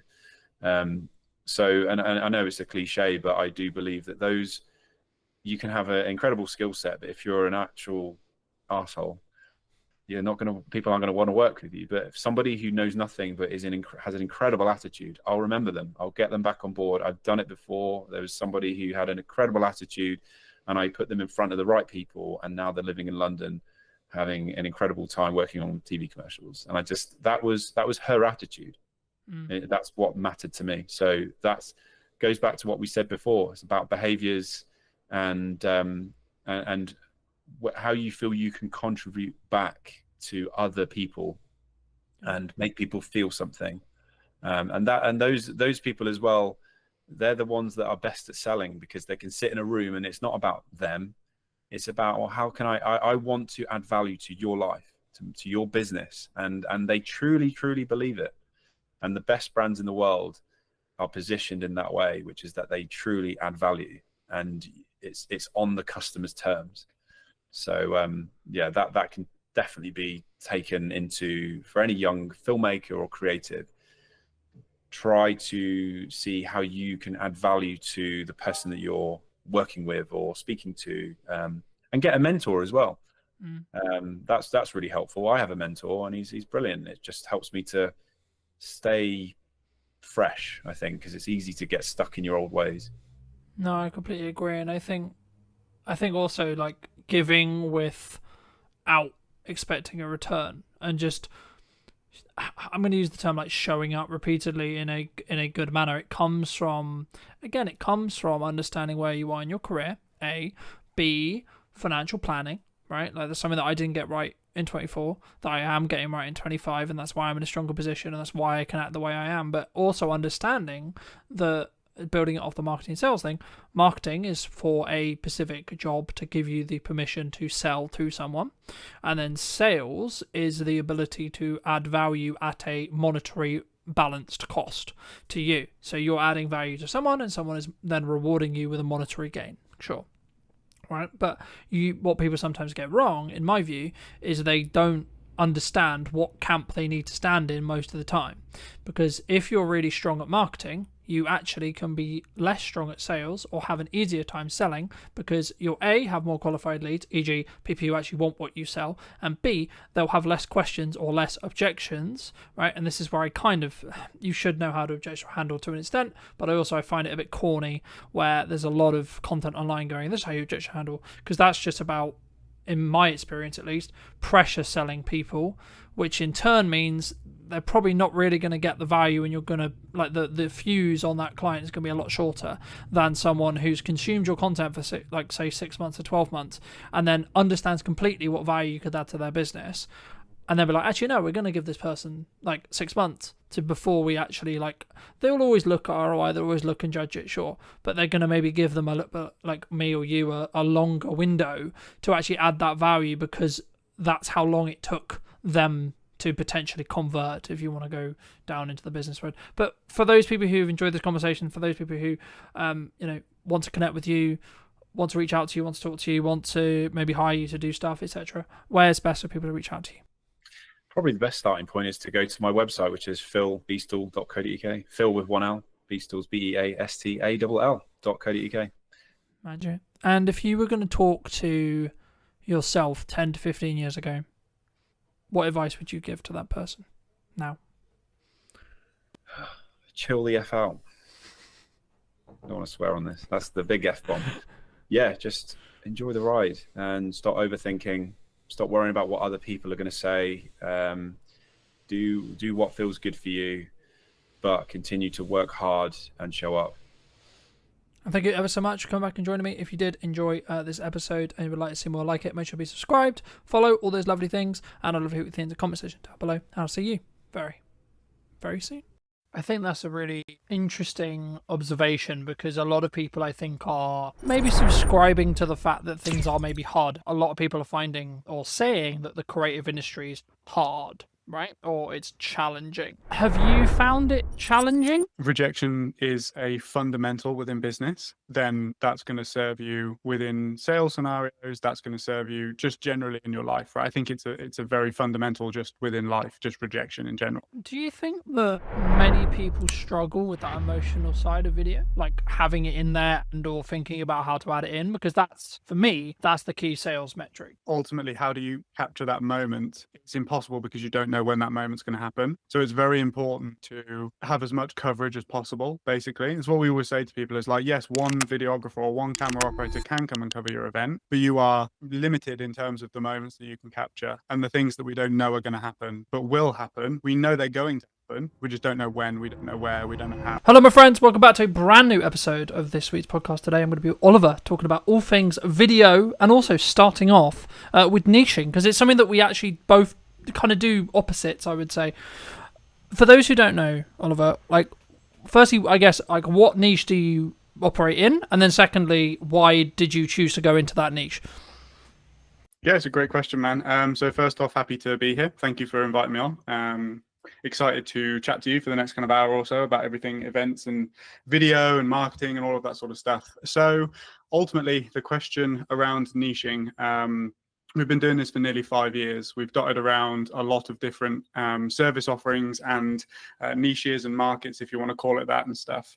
Really, the decision ultimately came because of the ambition that I have for the company long term. I want to scale. I want to grow. I want to specialize within particular areas and stuff like that. And I think ultimately, if you're looking to do that, it's much easier to do that when you decide on a niche or a market or an industry that you can really kind of get your teeth into and become an expert in. I know that it's cliche, but it's kind of that classic saying of like GP versus brain surgeon, you know, who gets paid more. And it's the person that is a specialist. I think if you had a problem with your brain, you would much rather go to a brain surgeon than a GP, and you would probably pay the money because you know that that person is going to be able to solve your problems, basically. Yeah, I mean, I completely agree. I mean, I guess the critical part of my head is like, so how was, obviously we didn't predict COVID, no one could predict COVID, right, in the respect to like how drastic it was in respect to maybe how it changed the event industry, etc. But like, I know that the event industry as a whole was maybe one of the ones that was hit harder. I mean, how was that from a, because that would be like the counter argument to like, well, you kind of got a risk in that respect. Like there is an argument to be made about the specialist, absolutely. And I'm sure we'll get into that a bit more. But did you in some ways, I don't really use the term regret, but did you regret that during COVID? Well, COVID was kind of the birth of the business, right? So we were still playing around in the very early days when COVID first hit. But yeah, I do know that obviously the events industry was hit really hard.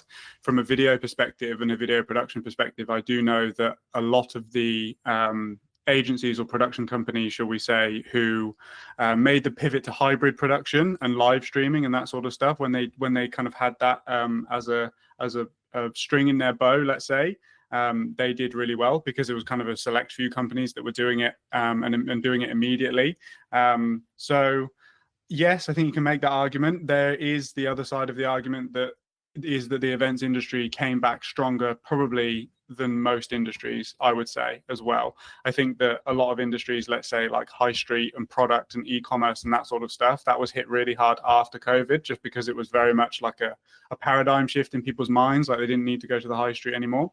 Whereas the events industry is ultimately built on human to human connection.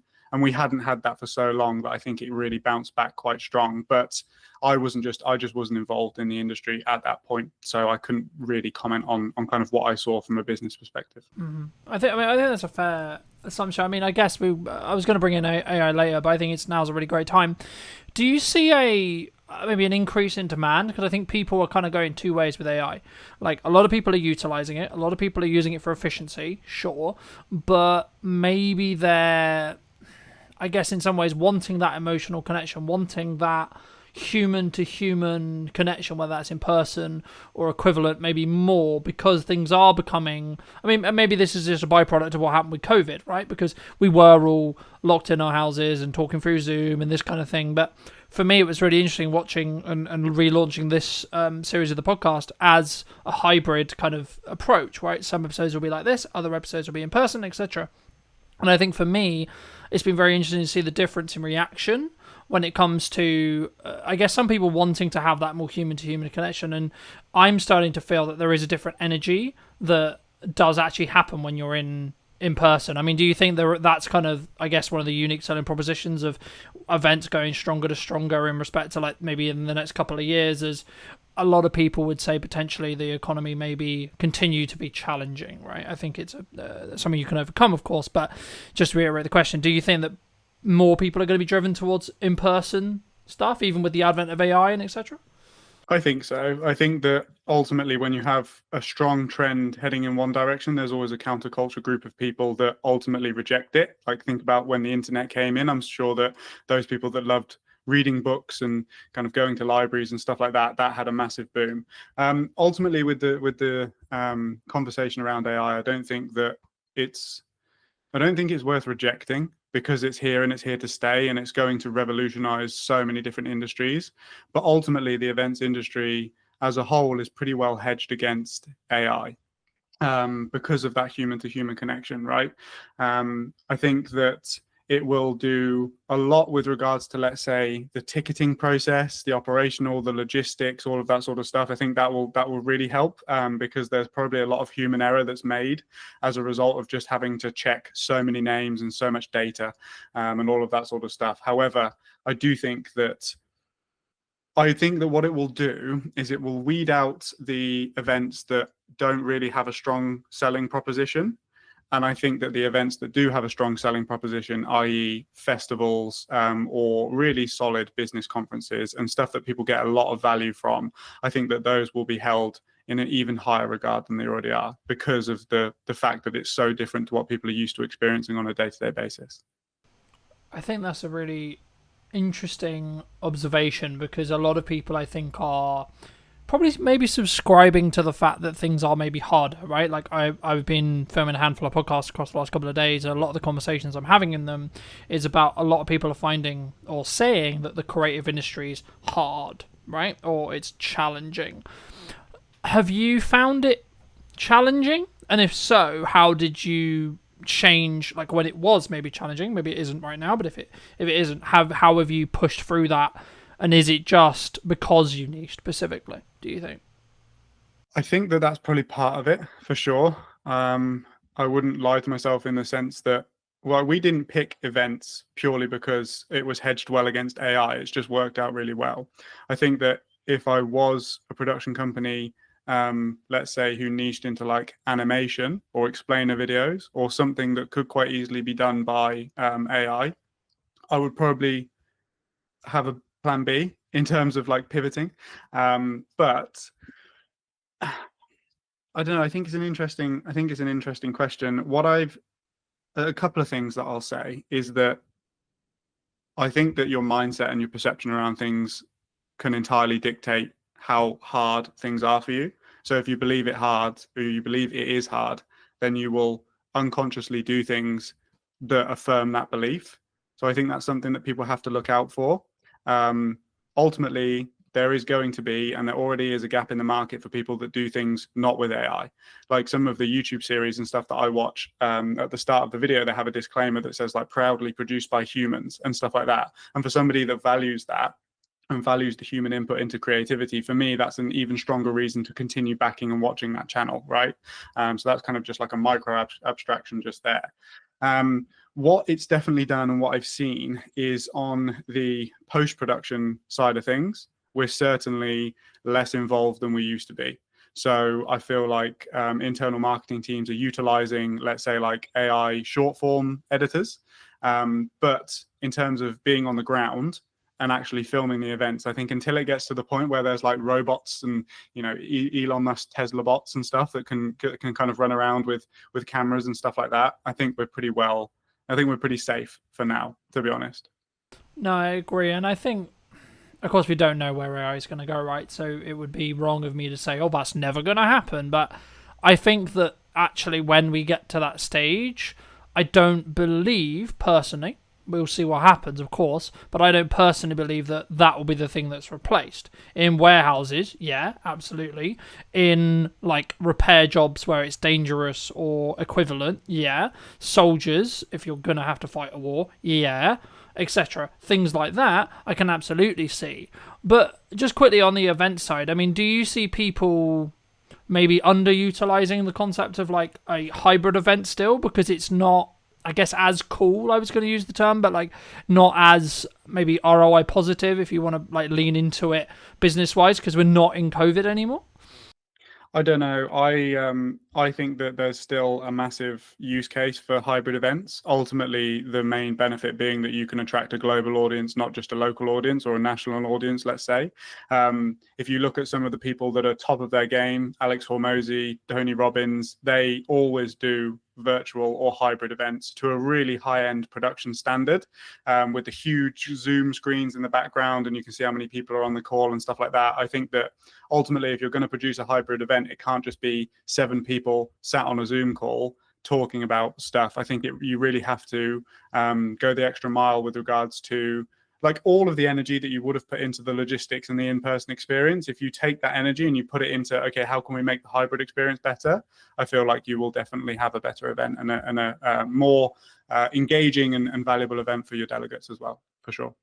I think that, yeah, I think that's the key. I think it's about like actually branching out a new audience and maybe having, from a strategic side, maybe looking at like, here's a online ticket versus here how you can be in the room, right? And having a different tier in that respect. But when we look at marketing, right now, obviously maybe we're going to talk directly at events, but like it could also, I believe, be used more generalized. What do you think I'll ask it in an event way, but it will probably branch out outside of that as well. What do you think people are missing in event marketing right now? What do I think they're missing? Like, what should they be doing, in your opinion, that they're maybe not doing? Well, ultimately, it's totally dependent on where the bottleneck is within your marketing system, right? This is what we say on every single discovery call with a potential client or a prospect, if you want to call them that. Like, are you getting enough eyes? I.e., is there a ton of people filling the funnel, but you have a conversion issue? Like there's not enough people converting into actual ticket sales or sponsor conversations or whatever that might be, or have you got fantastic conversion metrics, but you haven't got enough volume? Like I think ultimately, what a lot of people struggle with event marketing is that they try and produce stuff efficiently that is going to appeal to everybody. But at the end of the day, what a sponsor wants to see versus what a visitor wants to see versus what an exhibitor wants to see versus what a speaker wants to see, they're kind of your main 4 stakeholders, right? They're totally different pieces of content. And I think that events and event marketing teams specifically should take a lot more time to consider where is the bottleneck and really what are we trying to do over the next 12 months in the lead up to our events. And produce content purely for that. I feel like they're trying to solve 4 problems, whereas if you just dial down and solve 1 problem, and then you'll have another problem off the back of it, but you can continue to do that, right? And it will just work in this cyclical cycle. I think also one of the biggest impact factors when it comes to video specifically for events is speed to market.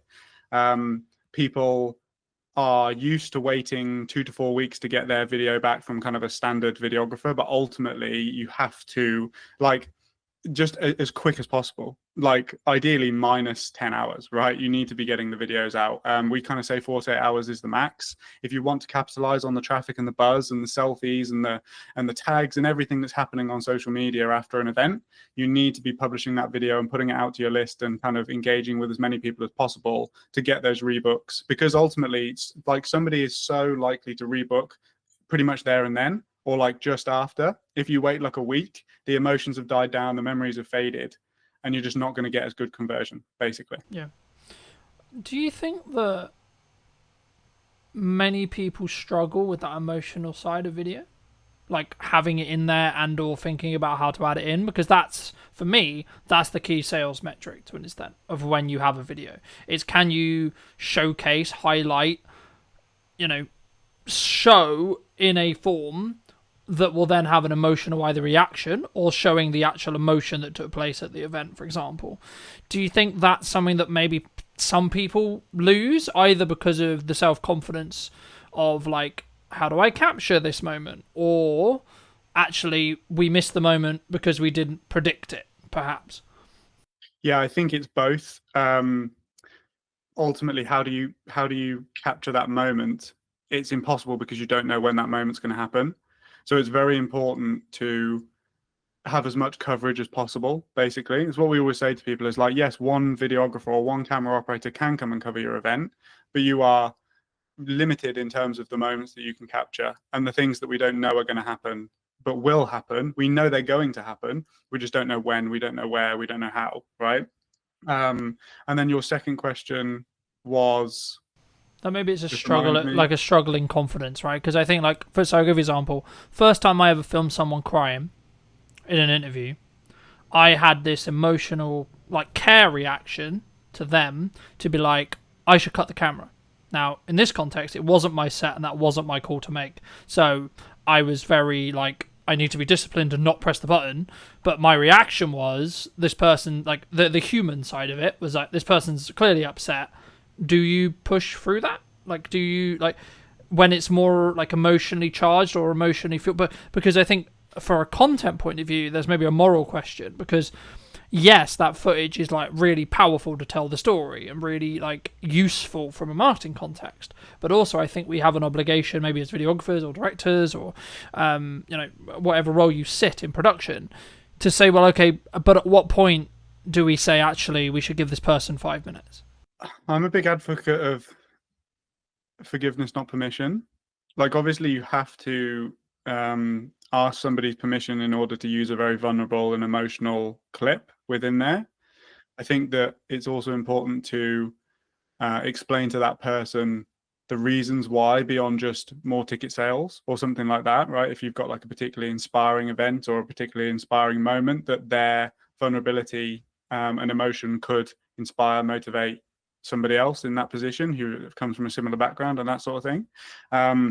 But if you cut the camera, then you never have the opportunity to use that clip should you want to.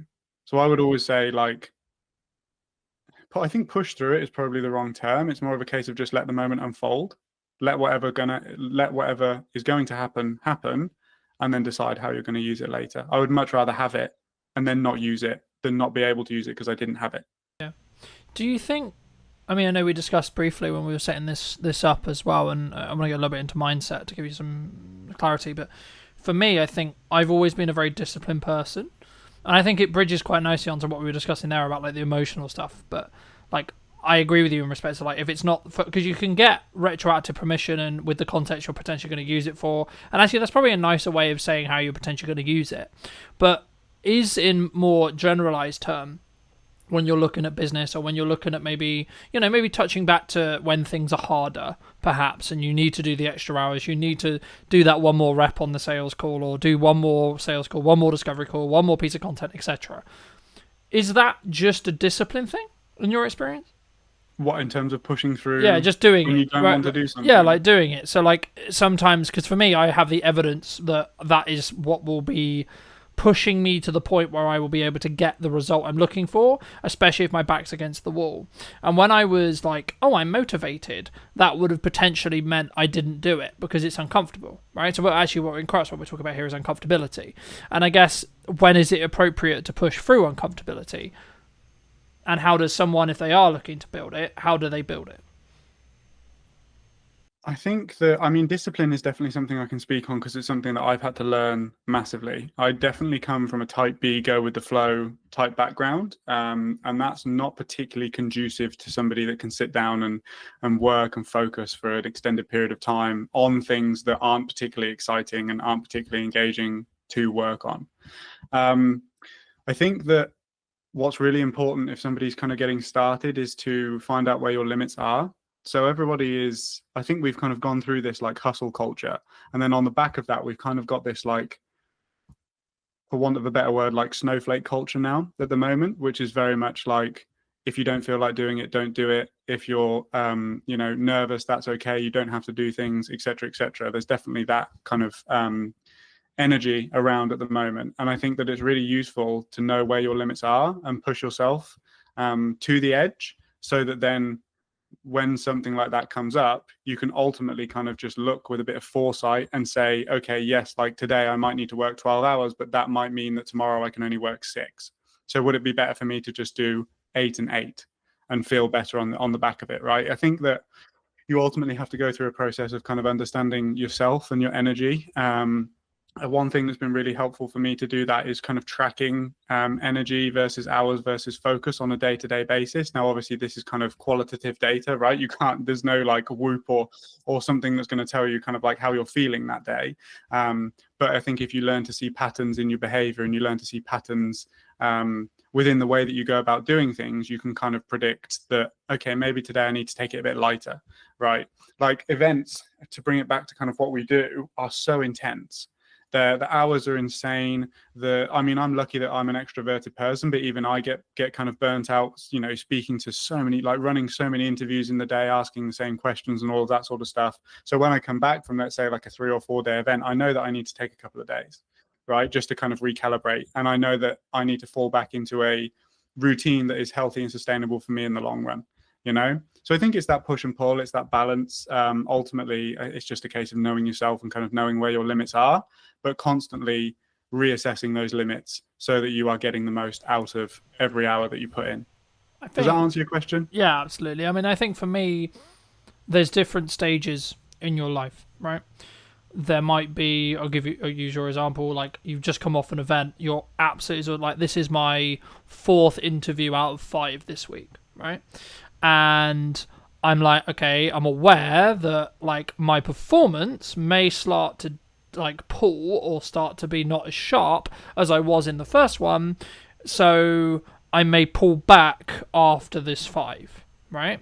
And that's a key understanding. But also, like, what else is going on around those interviews? Well, actually, all I've got is editing time, so doing the editing things that I need to do, and then the general working out or other, social activities, etc. So actually, in reality, my focus can be given to this hour, and my prep can be given to this hour, and etc. So the key is, for me, is actually like, it's about working hard and working smart, sure, but it's also about understanding. I work in sprints personally. So I will sprint to the point where I'm like, fucking hell, I'm about to burn out. Then I'll stop, look at the data, and now analyze what I did, analyze how well the interviews did, watch them back, etc., make a debrief report, and then I'll go again, right? And rinse. And what ends up, I think, personally happening, from my perspective at least, is you end up getting more 1% wins. And something I wanted to touch on as well that I think your niching approach really, really focuses on and allows you to become very efficient at what you do is, and I've noticed this since I've really focused on like 2 main pillars of content for like a chunk of time. So previously, before I did this, I was very, I've got some podcasts, cool, we're going to post them, then I'm going to do this, then I'm going to do this, and then I do this. And of course, in hindsight, I could say, well, of course I didn't get traction because I wasn't looking at the micro improvements upon each interview. I wasn't looking at how far ahead can I get, for example. I mean, we're filming this towards the end of the summer. It won't be released until back end of October. And for me, it's about then saying, okay, well, in that window of time when I have the buffer, it's not that I'm not interviewing. I can then like do the stuff in the business to keep the business alive, right? And I don't have to necessarily worry about where the podcast is. But just like looking forward specifically on ROI, because I think people will look at a podcast and maybe like think about, well, what's the ROI? And it bridges into how do you look at it from a perspective of why should a sponsor or a event provider or etc. Like, where does is it just a marketing budget that someone has for the event in your case normally that's how they do the video work with you? And then if so, like, what's your ROI metrics on those? Well, it's always about value. So whenever we're in if you want to call it a sales situation, like it would be sales, right? But I'm always very keen to constantly bring the conversation back to the value that we're providing rather than the day rate, let's say, or how much or what our prices are, for example. Really, it's about understanding, okay, cool, how many sponsors are you looking to bring on if that is your objective? What's the standard ticket price? What's the tiers? Okay, so reasonably we can expect that if we did bring on, let's say, 3 new sponsors over the next 12 months, that contributes to X amount of revenue for you in the long run, right? So then you compare it against the value. And ultimately then the marketing budget might expand a little bit because of the potential that can come off the back of it, if that makes sense. Now, in terms of ROI, I've always found it, and it always will be, I think, relatively difficult without the advent of kind of paid ads and stuff like that to track the ROI on video content. Like, how do you do that? You just can't really. And it's always been a struggle that we've kind of faced, because ultimately there's a lot of inference that's kind of involved in those conversations. But yeah, a sponsor could want lots of different things from an event. They could want straight ROI, let's say, like if it's a bank and they just want people to come and bank with them and they're going to put all of their money in and they're going to generate the interest, off of the fact of that being there. It could be brand alignment, right? It could be the fact that a sponsor is looking to tap into a different market, a younger market, an older market, and aligning themselves with a particular brand that carries that audience is going to do that. And then in the long run, they can expect XYZ returns for that and stuff like that as well. It could be general brand awareness as well. There's a lot of different angles, but I think that ultimately, if the event sales team dug into the sponsor conversations in the same way that we do and actually kind of helps that sponsor understand the value that they can expect over the next kind of 12 months or 18 months if they did commit to a sponsorship package, I think that they'd have a lot more success, basically. And then you've got the video content to back it all up, right? The video content from an event is proof, ultimately, that the thing happened and it was fantastic and that it got the audience that the sales team is telling the sponsor that they got, basically. Do you think people are hesitant to pay more than, like, let's just say, for example, like, a standard videographer can do it for a price, right? And you or I might be like B price or C price, right? And we're looking at the value, we're looking at the value we're going to add to a client rather than necessarily the time that we're going to spend doing that, right? There is obviously time involved, sure, but we don't focus on, in my belief, we share that in that respect. We don't focus on the time, we focus on the value or the transformation that we're adding to that client. Do you think people would struggle, or sometimes clients would just go, oh, they're cheaper, so we'll take them? They do sometimes. I think it depends on who you're speaking to. Ultimately, the person that I'm really looking to work with and attract into my business is not that type of person who price is the deciding factor. So I don't really concern myself with those sorts of people. If I do find myself on a conversation with that type of person where they're basically playing like a race to the bottom is essentially what we're talking about here, I will confidently sit there and say, look, we can be beaten on price.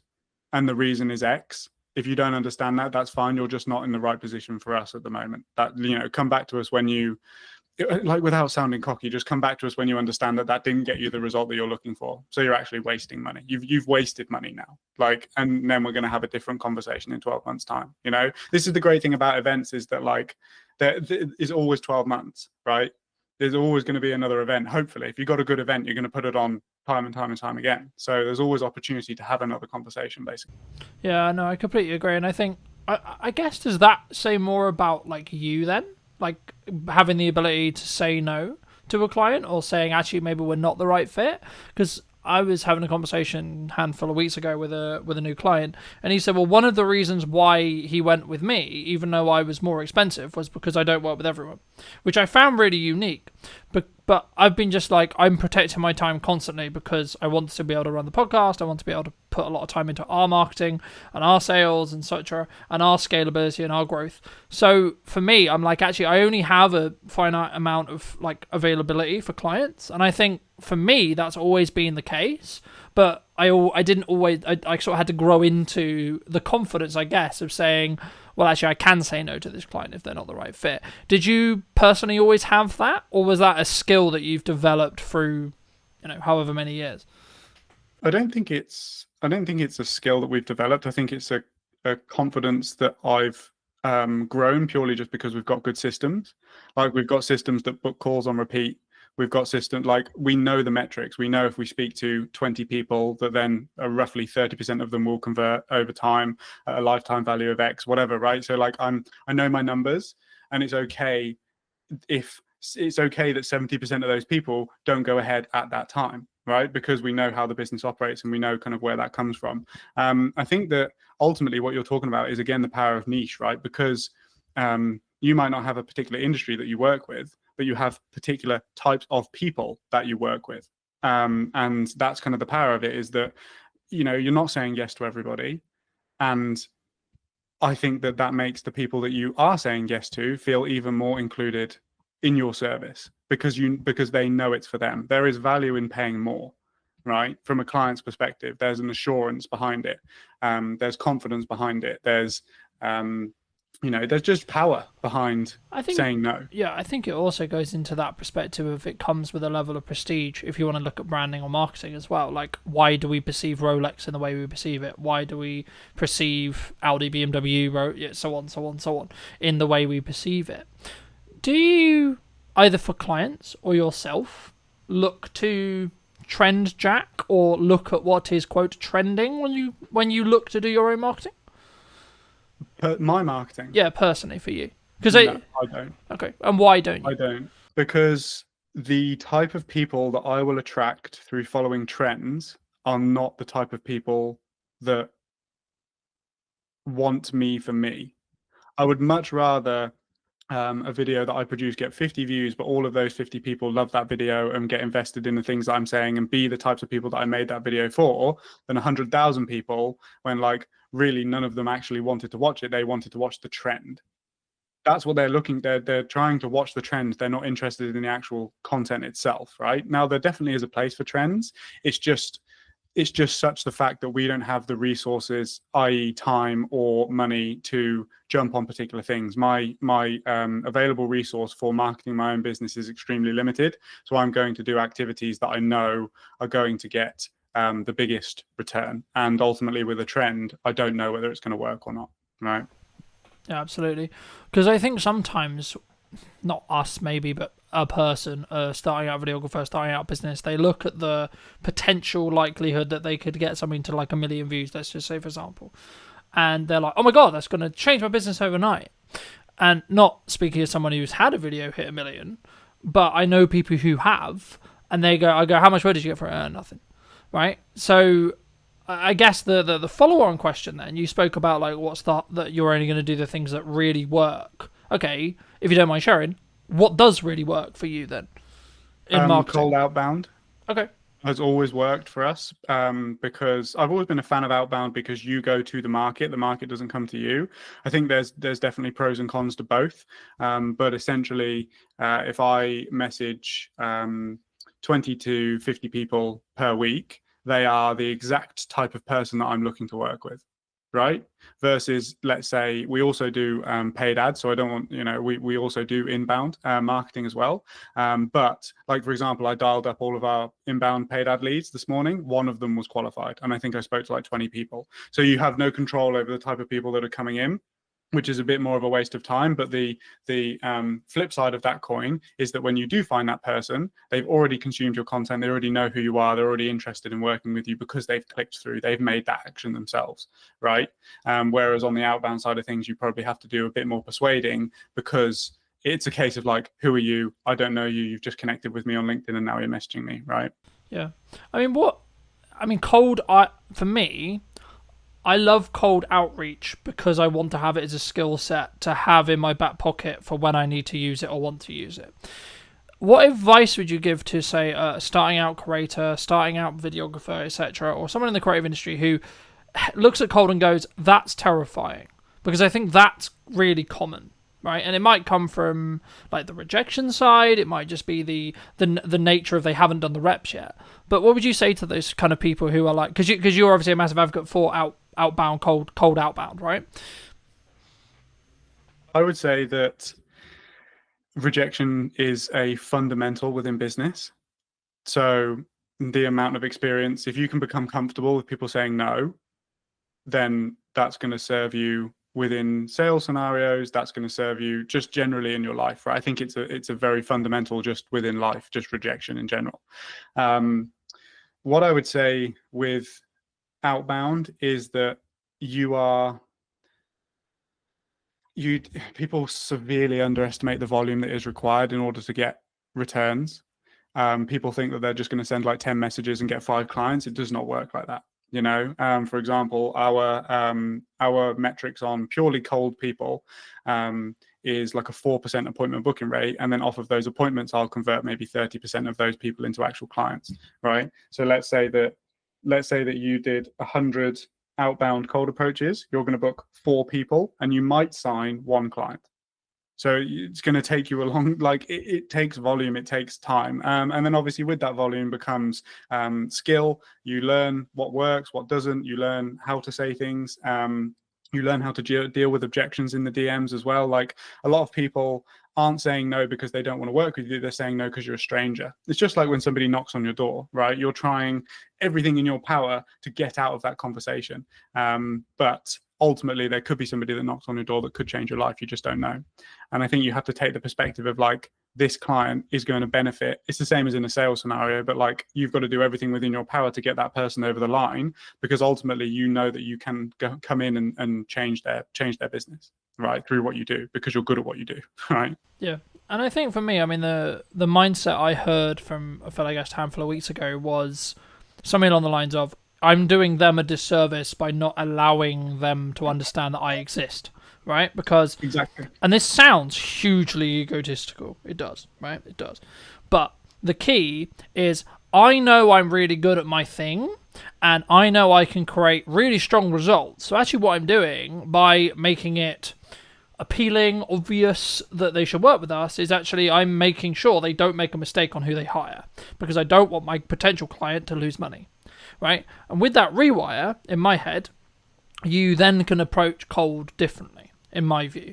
Now, there is an argument to say, like, is it in stages? Like, would you only do it when, because I guess the perception for cold is you only do it when your back's against the wall, you need to make money quickly, right? But actually, in correspondence to what you just said, that's counterintuitive, because you just said it would take a long time. So, is that true, or is it actually just something that you just gain the reps of and you just do consistently, and that's why it works? No, I think that it's for us, it will always be a system that we have within the business. I mean, again, it's purely just based on experience, right? But it's always been the thing that's worked for me the best, be it cold email or cold DM. The thing that people don't get is that, like, for one, you have to be intelligent about how you message people insofar as you're not going to piss them off, right? You're just looking for a yes or a no to essentially have a call and see if it could be a good fit to work together. You don't need to do like tons and tons and tons of follow-up and like ultimately just get that person in a position where they don't like you because you've messaged them so many times or whatever. But you have to look at cold in a sense that it's contributing to a larger overall system. So if you have content systems in place, inbound content systems, like let's just take somebody on LinkedIn, for example. So somebody could connect with me on LinkedIn. I could message them. That could ultimately be, no, I'm not really interested right now. They would then get drip fed my content over the next kind of 3 months. And then in 3 months, I will go back to I will basically then go back and I message all of the people who are now somewhat warm to what we do. And it's just that constant thing over time. It's like Chinese water torture. You're just slowly drip feeding stuff onto them so that they get more familiar and more familiar and more familiar. And don't get me wrong, 4 times out of 100, somebody will book a call cold, and that's fine because they have a low action threshold. But ultimately what you're doing is you're putting them into a maybe system that's converting them into a yes over time. And I've had tons of people reach out to say, hey, I know you messaged me 6 months ago, but I'd love to jump on a call now. And that's great. You know, that happens on probably a bi-weekly basis, right? Yeah. And I think for me, it's in some ways, even if it isn't the right time for that prospect, that person that you're messaging, actually what you're doing is you're saying, hey, remember me, right? Every time you message, and that should be the way. Or, hey, I saw this thing, hopefully it'd be valuable to you, right? Or whenever you maybe share a piece of content, I always look at it of going, how can I add as much value in the window of time they're going to potentially give me, whether this is in a short form clip or the entire podcast. And I think for me, I think that's what makes me maybe unique, I guess you could say, in the respect to I don't like to fluff around, and I try not to, if that makes sense. I don't like other people who do. And it's simply because you just don't respect the other person's time, right? But I guess the key, you mentioned Alex Hormozi earlier, and I wanted to ask you something specifically about, he's very well known for, you need to focus on doing one thing for an extended period of time. And what does that actually mean in tangibility, reality? And does it actually work, I guess, is then the follow-on question. So, like, is it going to be you just focus solely on cold and you don't then look at content, you don't look at etc.?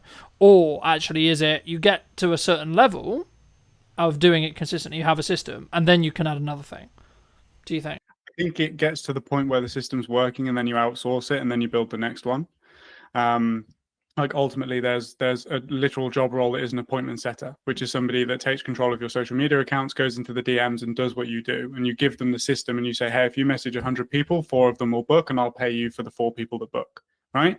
So I think that's kind of the process. I don't necessarily agree with this whole thing of do one thing and focus on it for a long period of time, because there are gains that you are probably missing out on by not having an inbound system. Like if you purely just do cold, right? Really, content is one of those things that we've always struggled with, purely just because I do it so much for the clients that then when it comes to doing it for myself, it's kind of, you know, you're not you're not as open to doing it, right? But I do think that, like I just said, those people that don't necessarily come through the first time being cold will look at the content, they'll see that it's valuable, they'll see that we know what we're talking about and that we're working with other clients helping them achieve the exact same thing, and then they'll be more open to it. So I feel like if we didn't do that, then, you know, you would miss out on those things as well, you know? Yeah, no, absolutely. And I think that's why you have to take it with a pinch of salt, right? It's true that if you try and start too many things simultaneously, you'll fail at all of them, right? But you also need to know your own limits and ask yourself how many plates can you continue to spin, right? I think is actually the key there. But for those who are maybe looking at like either doing an event or hiring you, like, or any production as a whole, like I build a system where I try and do a behind the scenes breakdown of every single production that I've done, right? And I built that very early and I build it into my sales process so the client's cool with it, the client, etc., etc. But like for me, I guess the question is like, do you do behind the scenes content, A, and then B, if you do, how do you manage that resource? Because obviously you're there actually working. Now, I would argue that's the best content you could possibly create for what you do, right? Because it shows you in your element, shows you problem solving, etc. Like, is it just a matter of like hiring another videographer and maybe you take a little hit on the profit to follow you around specifically, or like is it in more depth than that? Yeah, for sure. It's basically that. We have experimented in the past with purely trying to get behind the scenes from the crew that's already on site to do the job. But ultimately, I think that you're doing a disservice to your clients and to the crew by doing that, because that's not what they're there to do. The client hasn't hired you so that you can make an amazing behind the scenes film using the camera operators and crew that they've paid for, right? So you're going to piss your clients off by doing that. The best way that I've found is to essentially just have somebody whose sole job it is to take behind the scenes imagery and behind the scenes video of everybody doing their thing. And yes, you do take a hit on your profit, but you have to look at it as a long-term marketing resource. One thing that I want to experiment with doing that we haven't done just yet is to cut out the talking to camera aspects of the behind the scenes video, because no matter how hard I try, I can't focus on 2 different video projects at the same time. right? It's very difficult for me to think about how the behind the scenes video is going when I just need to be focused on the client's work, essentially. So what I want to start doing is bringing somebody whose sole job it is to do that, have me mic'd up the whole time, and then have those clips of the problem solving and have those clips of us working on a day-to-day, bring that back in, and then probably review it with the camera in the studio, and basically just say, like, look, this is the context, this is the situation, here's what happened, here's how I dealt with it, have a look, right? That I think is going to be a much more valuable resource. And I think that we'd be able to turn one behind the scenes video into probably 5, because there'll be multiple instances of problem solving over time. So that's something that I've discussed with the team, and that we're going to start doing moving forward. I think I think also it protects your bandwidth, right? Like just looking at like that approach, because you're not then thinking, oh, I've got to do a piece to camera because we're about to do this, and then I've got to do that, etc. Like, yes, in an ideal world, that's what you would do. But actually, I think potentially you could think about it as this way. Like, actually, if someone's listening maybe and thinking about doing that, are you doing your client a disservice? Like, whenever I do mine, I've wrapped. Basically, I've wrapped. So I'm basically just referring back to what we did, right? So my initial focus, as I think everyone's focus should be when they get on set, especially in an event context, but in any production, is, hey, what problem are we here to fix? Remind myself of that problem that we're here to fix, and then focus on making sure that the content does that job, right? And then if there's time at the end, or sometimes I'll do like, oh, I've got the behind the scenes, or here's like the setup, etc., and then I'll talk through it in a studio context. But for me also, it's about understanding like when that's, I guess in some ways you could just say it's like reading the room, right? Like, when is that appropriate to do? When is that not appropriate to do? And or was that planned in? And or was the client aware of it? And how do they feel about it, etc.? And I think it's about how you manage that. And actually, maybe if that's something you are going to do, maybe look at, like, especially if it's a returning client, maybe look at it saying, well, actually, and this is really counterintuitive because you're sacrificing profit and then sacrificing profit, but maybe add a percentage discount because you get the marketing out of it. But then also you have to then pay someone, which in turn means you're kind of losing money again. But if you've planned it in, you'll still make good profit, in my view, right? I mean, do you think that's an approach or not? For sure. I would always try and not have to pay first, right? Not have to give the client a discount in order to do it, because, like you said, you're kind of losing double money at that point. We write it into our contracts, so it's a line item within the contract of like self-promotion. We are going to use the opportunity as and when appropriate to capture behind the scenes content and promotional content for our own brand. Obviously, like, if people have a problem with that, I'm not going to not do a job because they won't let us do it. And obviously certain jobs are also a bit more, certain events are a bit more, how would we say, like, they don't want to be as publicly facing. Yeah, right? so, yeah, sensitive, right? Yeah, sensitive, great word. So that is that's a something that we consider as well. And it's really just, like, we have solid relationships with our clients. The fact that in the events industry, we have long-standing relationships, and I can just have that conversation with people. But as you said, it's a part of the sales process. It's a part of the contract. It's expected, and I think that most of the points of contention within capturing behind-the-scenes content come from a place where it was a surprise. They didn't expect you to whip out the camera and start filming yourself, Yeah, and it would also be kind of a reaction like, what the fuck are you doing, kind of thing, in some respects. And some clients love it. Some clients are like, it's almost double videos for them because it's showcasing their event and the way that you're capturing it and the behind the scenes and that sort of stuff as well. I feel like if you've got a good personality on camera, it's almost like having a promotional piece kind of for the event as well. But also other clients don't, and that's totally fine as well. Yeah, I mean, I've to give the audience some context, I mean, I've done jobs which I can't even speak about because of NDAs, but also, like, it was just a conversation with the clients, like, yeah, this kind of isn't appropriate, the day's gonna be really busy, and actually half of this stuff, like, I'm not even gonna be able to use anyway, or I'm gonna have to heavily blur, like, half the stuff in the background because of where we are, etc., etc., etc., etc., etc. So it's just like, at that point, you're just like, oh, it's not really worth it. But for those people who've really enjoyed this conversation, they want to see more of your content, they want to connect with you, maybe they want to hire you to do an event or talk about that, etc. I mean, where's best for people to reach out to you? LinkedIn, best place. That's where I am most active in terms of the content. You'll find me there. It is me that runs the accounts, so you are actually speaking to me if you message me. So yeah, just send me a message there. Like, we're very easy in terms of the way that we go about things. If it's right for you and it's right for us, then we can talk about it. Magic. And there's a final question I'll add on, but it just jumped to mind as something that maybe you're challenging that I'd be curious on your perspective on, because I've watched some videos where you're talking about it. I mean, a vulnerability potentially of both of our businesses, we are very founder led, right? Clients want us involved in every single stage of the process. Is that just like the nature of it sometimes? Are you just like, okay, it is what it is? Like, that's, I guess, what I'm going to have to live with to be able to make the money I make and be able to run the business I run? Or is there a way you can transition it? I think that you can transition it for new people. I know that you left a comment on my YouTube video that I made, which is basically, it's just like, it's not an expectation that we're there.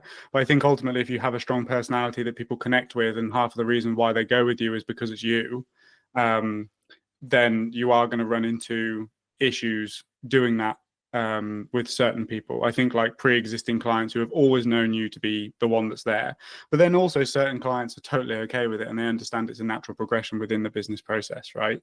It's something that I can't necessarily speak on too confidently right now because it's something that we're still figuring out. Obviously, if we're looking to scale to the point that we are, then I can't be involved in every single project because I just don't have unlimited time.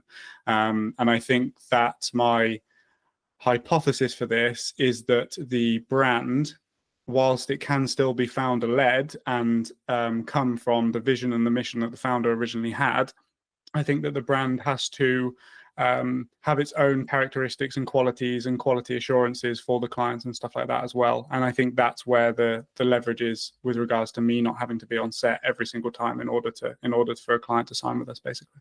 Yeah, and I also think to an extent in that respect you need to be overly transparent with the fact that you might not be, right, especially in your space, because obviously an event may be happening at the similar time to another event and actually you may want to actually serve both, right?